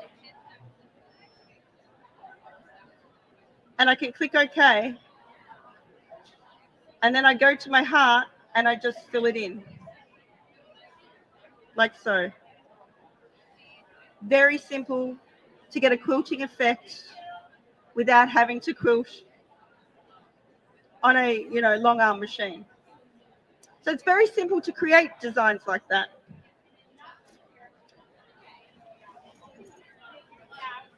There was a hexagon in the machine, and I received this pattern. It's a Hoffman pattern. So this is the pattern here. And I just wanted to adapt it to an embroidery machine. So we took the hexagon and I created the fill pattern, which is actually in the machine. So yeah, just created the hexagon and then just turned it under and then stitched around the edge of it with a blanket stitch. The bees on here are just scanned in from the pattern itself, and I just go in basically and just tap on the area that I want to fill in, and the machine does all the work for you. Really? The wings are also done exactly the same way. So we just scan in the image and the machine does it all for you. It digitizes it for you. Now, I'm a digitizer. Yeah. The scan mat with the green clips.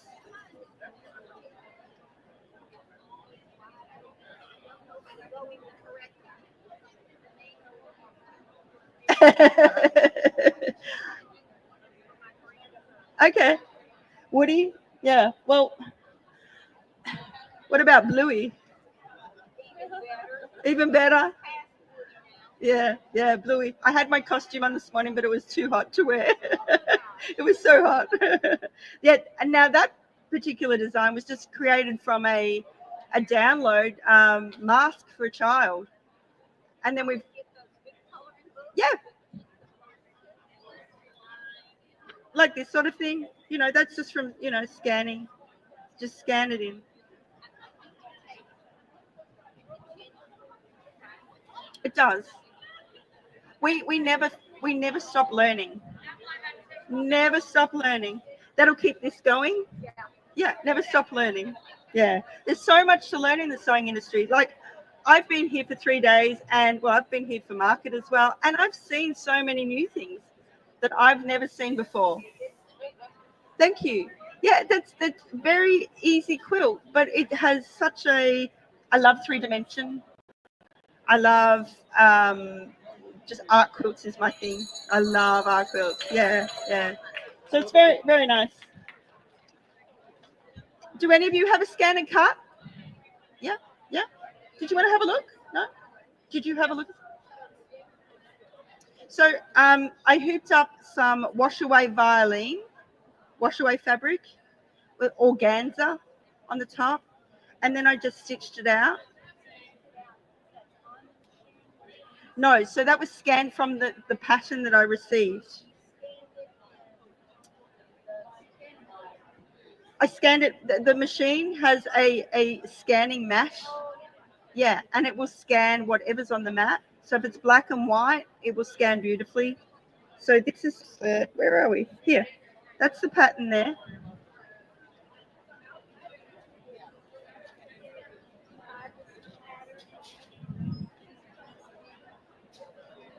So the machine will do it automatically. So you scan it in, and then you just click on it, and it will create the stitching for you. Yeah, very simple. Yes, exactly like the Luminaire, where you scan it and you can create the stitching from it in the My Design Center. Now, if you have a ScanNCut, the best thing is that you can incorporate your ScanNCut with any of the Brother embroidery machines. This one here was a stitch as you go, and I'd actually cut all the circles out. The quilt was just circles, and in the end, I got to the bottom and I said, I don't just want circles. And so I cut out the fish. So the fish was cut out on the long mat, the very long mat. And yeah, it cut it out beautifully. Absolutely. Yeah.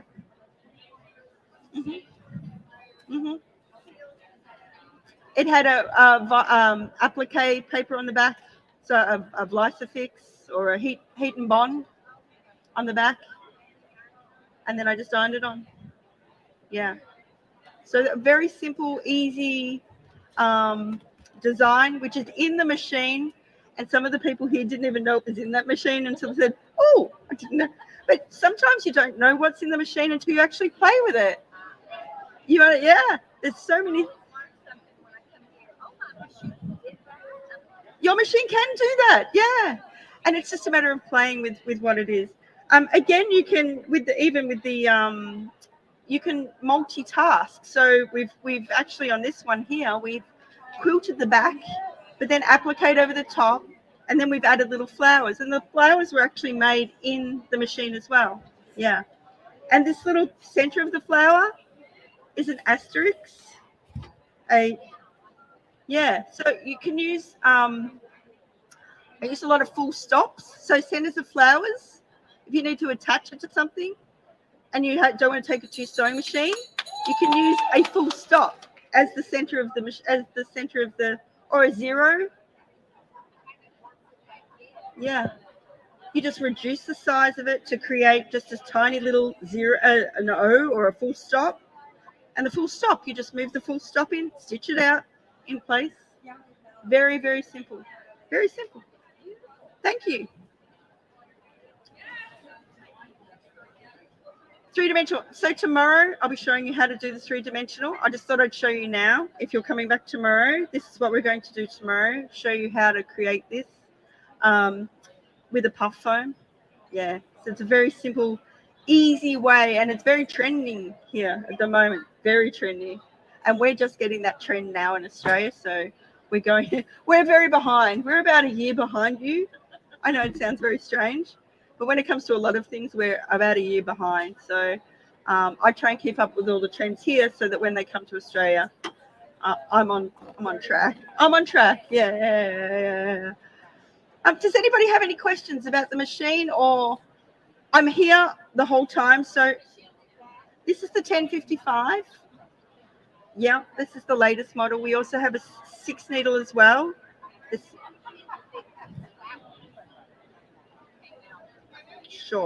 Sure. Yeah, I have 3 of these. I actually run a business in Australia as well. My biggest client is Ralph Lauren. So I do the Australian Open. I contracted to Australian Open, for the tennis, to stitch on the towels and the polo shirts and the hats. So I have 5 of these running at the Australian Open. Yeah, it's and you just keep on sewing. Yeah, I'm lucky my brother comes with me. He's actually a sewing machine mechanic, so it's handy to have him. Very, very, very happy to have him on board. I know, very, very handy. So if you've got any more questions, come back to the booth and we can chat about anything you like about embroidery or digitizing, because I am a digitizer, as you can see. I digitize a lot, so happy to help you all out. Thank you for coming.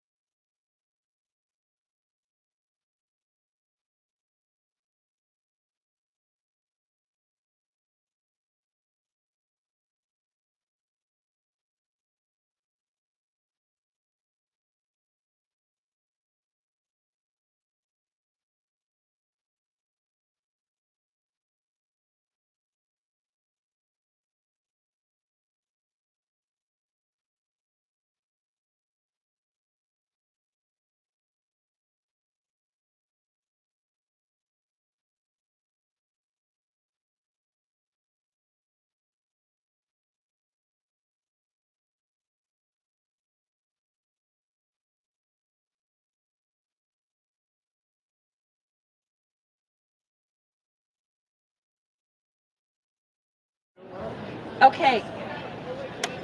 What do you need patches for? Everything.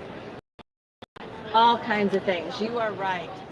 So what we're going to talk about, the microphone is slipping, so let me see if I can do something to keep it from doing that. Should I put it over my head? Would that be better? Is that better? Yes.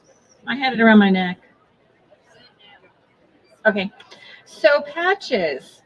We use them for all kinds of things, don't we?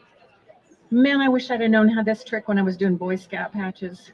Yeah, okay, you know what I'm talking about. Or the patches for the kids when they're going to school. If you put a patch on their coat, you get the coat back. You don't, you don't. We all know that, right? So I'm going to show you the easy peasy way to do patches on this. And it's going to take me about 30 seconds. So I'm going to talk a little bit first about patches and why we use them. And I'll show you a few that I've done. I'm going to start with this one because it doesn't really look like a patch. But it kind of is because I stitched the front and then I stitched on the back. Because it's a baby blanket and I wanted the front and the back to both be soft. This was before we had patches on the machine. That's how old this baby blanket is. Now we do it a more better way.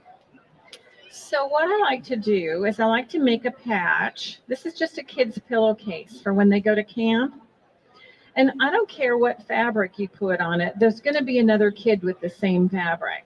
But if you put a little patch on that has something unique, doesn't have to be their name, it could be an initial, it makes it stand out as theirs, right? So this is what I've done. Now the cool thing is because it's a patch, there's no stitching on the inside. Now in this case, I turned up the hem anyway, so you wouldn't see it, but it still looks pretty on the inside. This is also a patch. Are you ready?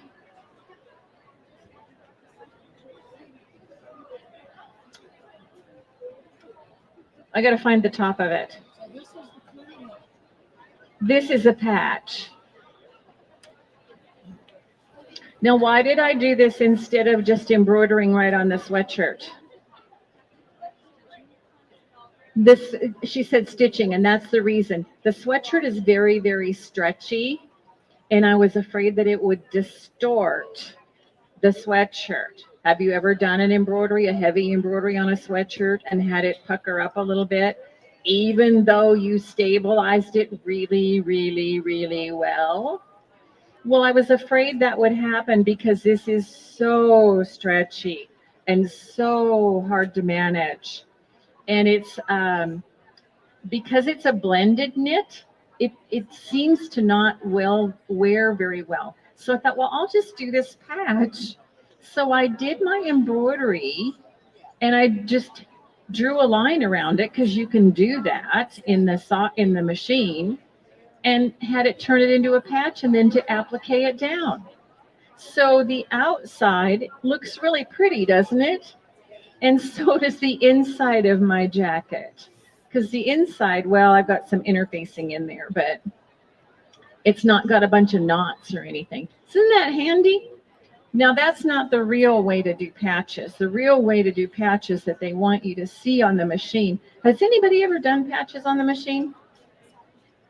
Okay, well, after I'm done, you're going to all want to hug me for this trick. I promise. And I don't want you to blink at any time, because if you do, I'll have to do it again. Okay? Because it's really that hard. Are you ready? Okay. I feel so bad sitting down because I can't see them. It's like I'm just ignoring you. I'm not. Okay. Okay. I'm going to go here. Oh, look at him. He's already got my sewing screen up and everything. Isn't he good? I'm going to go to embroidery. And I'm going to choose this little blue flower because I think it's cute. So I'm going to touch it. I'm going to touch the little blue flower. I'm going to touch set. Now I'm going to touch edit. And do you see this lovely icon right here? It kind of looks like a patch, doesn't it? Let's try that. So look at that. I've got myself a patch, don't I? Are you ready? Okay. I'm going to put you up in the corner. Now I've got this lovely little set of boxes here.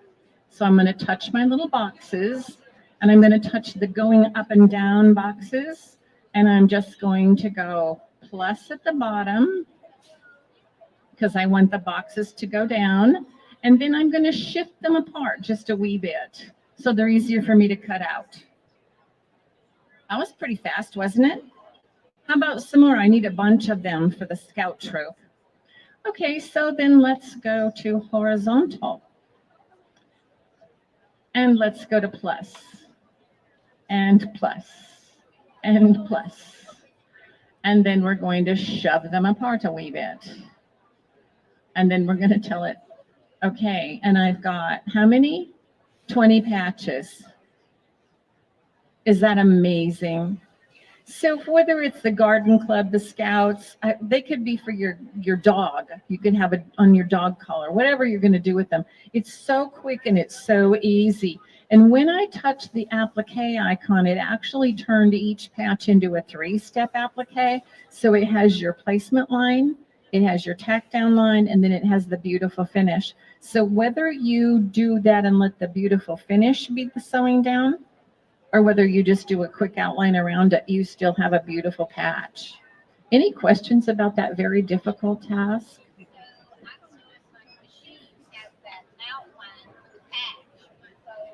What machine do you have? Ooh.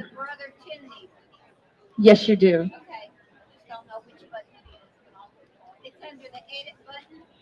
Yes. It does. It's an applique is what it is.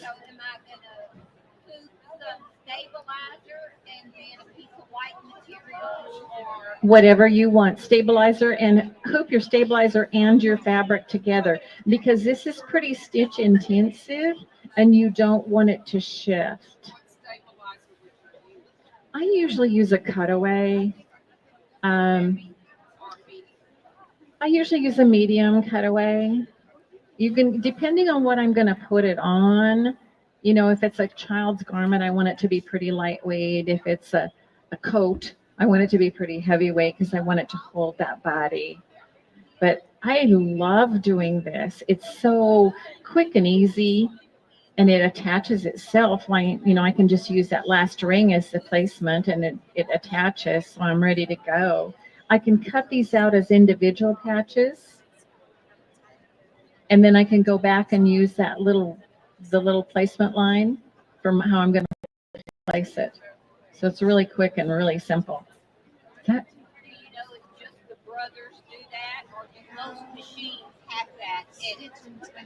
As far as I know, it's just Brother. But I'm not familiar with the other machines. But to me, this was just like, oh my gosh, what genius thought of this. You can also do that with a shape. This one was auto configure, but if you wanted it to be a specific shape, you could do that too. Yeah, you can do anything. Sure. Like an applique.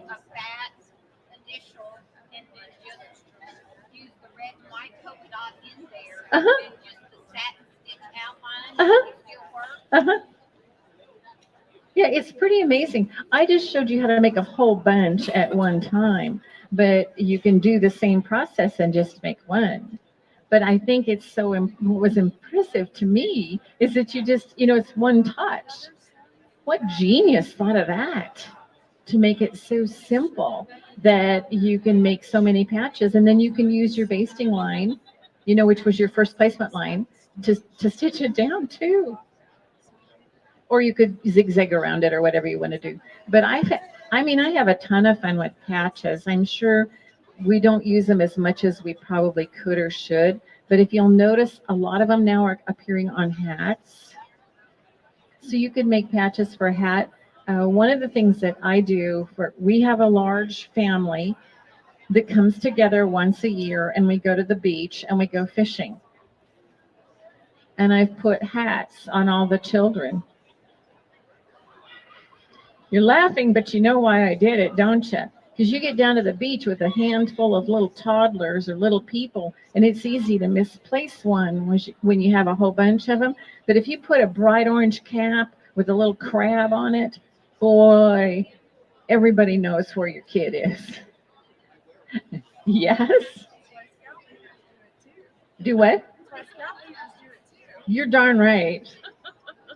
I drove on many a scout trip, and putting shirts on those kids where you could see them was a big help. But even just your own family, you know how it is. You get on a bus trip or something, and you're like, oh my gosh. So do you want me to go through that again because it was so difficult? You got it, huh? Is that impressive? So you can make great big patches, you can make little patches, you can make any shape patch that you want, and you've got this perfect, wonderful patch. And that's how I did that guy. That's how I did this guy. Instead of doing a circle, if I wanted to do a patch in the shape of my image, is it just a different button? Well, that's what it does. That's what this is. It took that flower and it made that a regular shape. But if I wanted to do a circle, then you put a circle in. See how that is? Yeah. If I wanted to do a circle, I just put a circle in and it would do a circle. But in this case, I got it do it. This is called configure because it's configuring to it, just like I did Mickey. You could put a circle in and make it a patch and then add it. You sure could. Thank you. Bye-bye. Any questions? No, it was too easy, right? Well, my experience is the more patches you put in the hoop, the more careful you have to be about it drying up. You have to hoop very carefully. And if you're going to do that with a lot of patches, I will say, oh, look at that silly person. I just had to get her attention. I had to mess with her. I do a double set. Good. I do a double set of tack down stitches. Okay. Before I embroider the objects, like put all the patches down on the placement stitches, Uh-huh. and then do a tack down, and then do the tack down again. Uh-huh. I've had less problems that way. Okay, one of the things that I just discovered while we've been here is those magnetic hoops. I mean, I love our hoops. We have great hoops, but that magnetic hoop, that holds like the devil. And I think if I was doing patches again today, I would go with that magnetic hoop because it holds that fabric so tightly in place. So, I mean, it. Oh, really? It'll pinch the side of your finger. And how do we know that? The voice of experience says the magnet will pinch the side of your finger. And I do not find that as a surprise because it's a pretty heavy duty magnet. But any questions about patches? Any questions about how I did that? That was pretty simple, huh? Yeah, it's so reasonable. And brother always listens. So when someone said to them years ago, gosh, I wish we could make patches easily, and they came up with that. I was like, thank you, thank you. And I have a Solaris, and it's the same. Yeah. Even it's the same shield. So. Yeah. Well, thank you all so much for joining us, and have a great evening. The next, you can power shop. Yeah, I have 11 minutes to power shop. Great time. We can do a new machine in 11 minutes, I promise. We have financing. We can take care of this. We can solve your problems.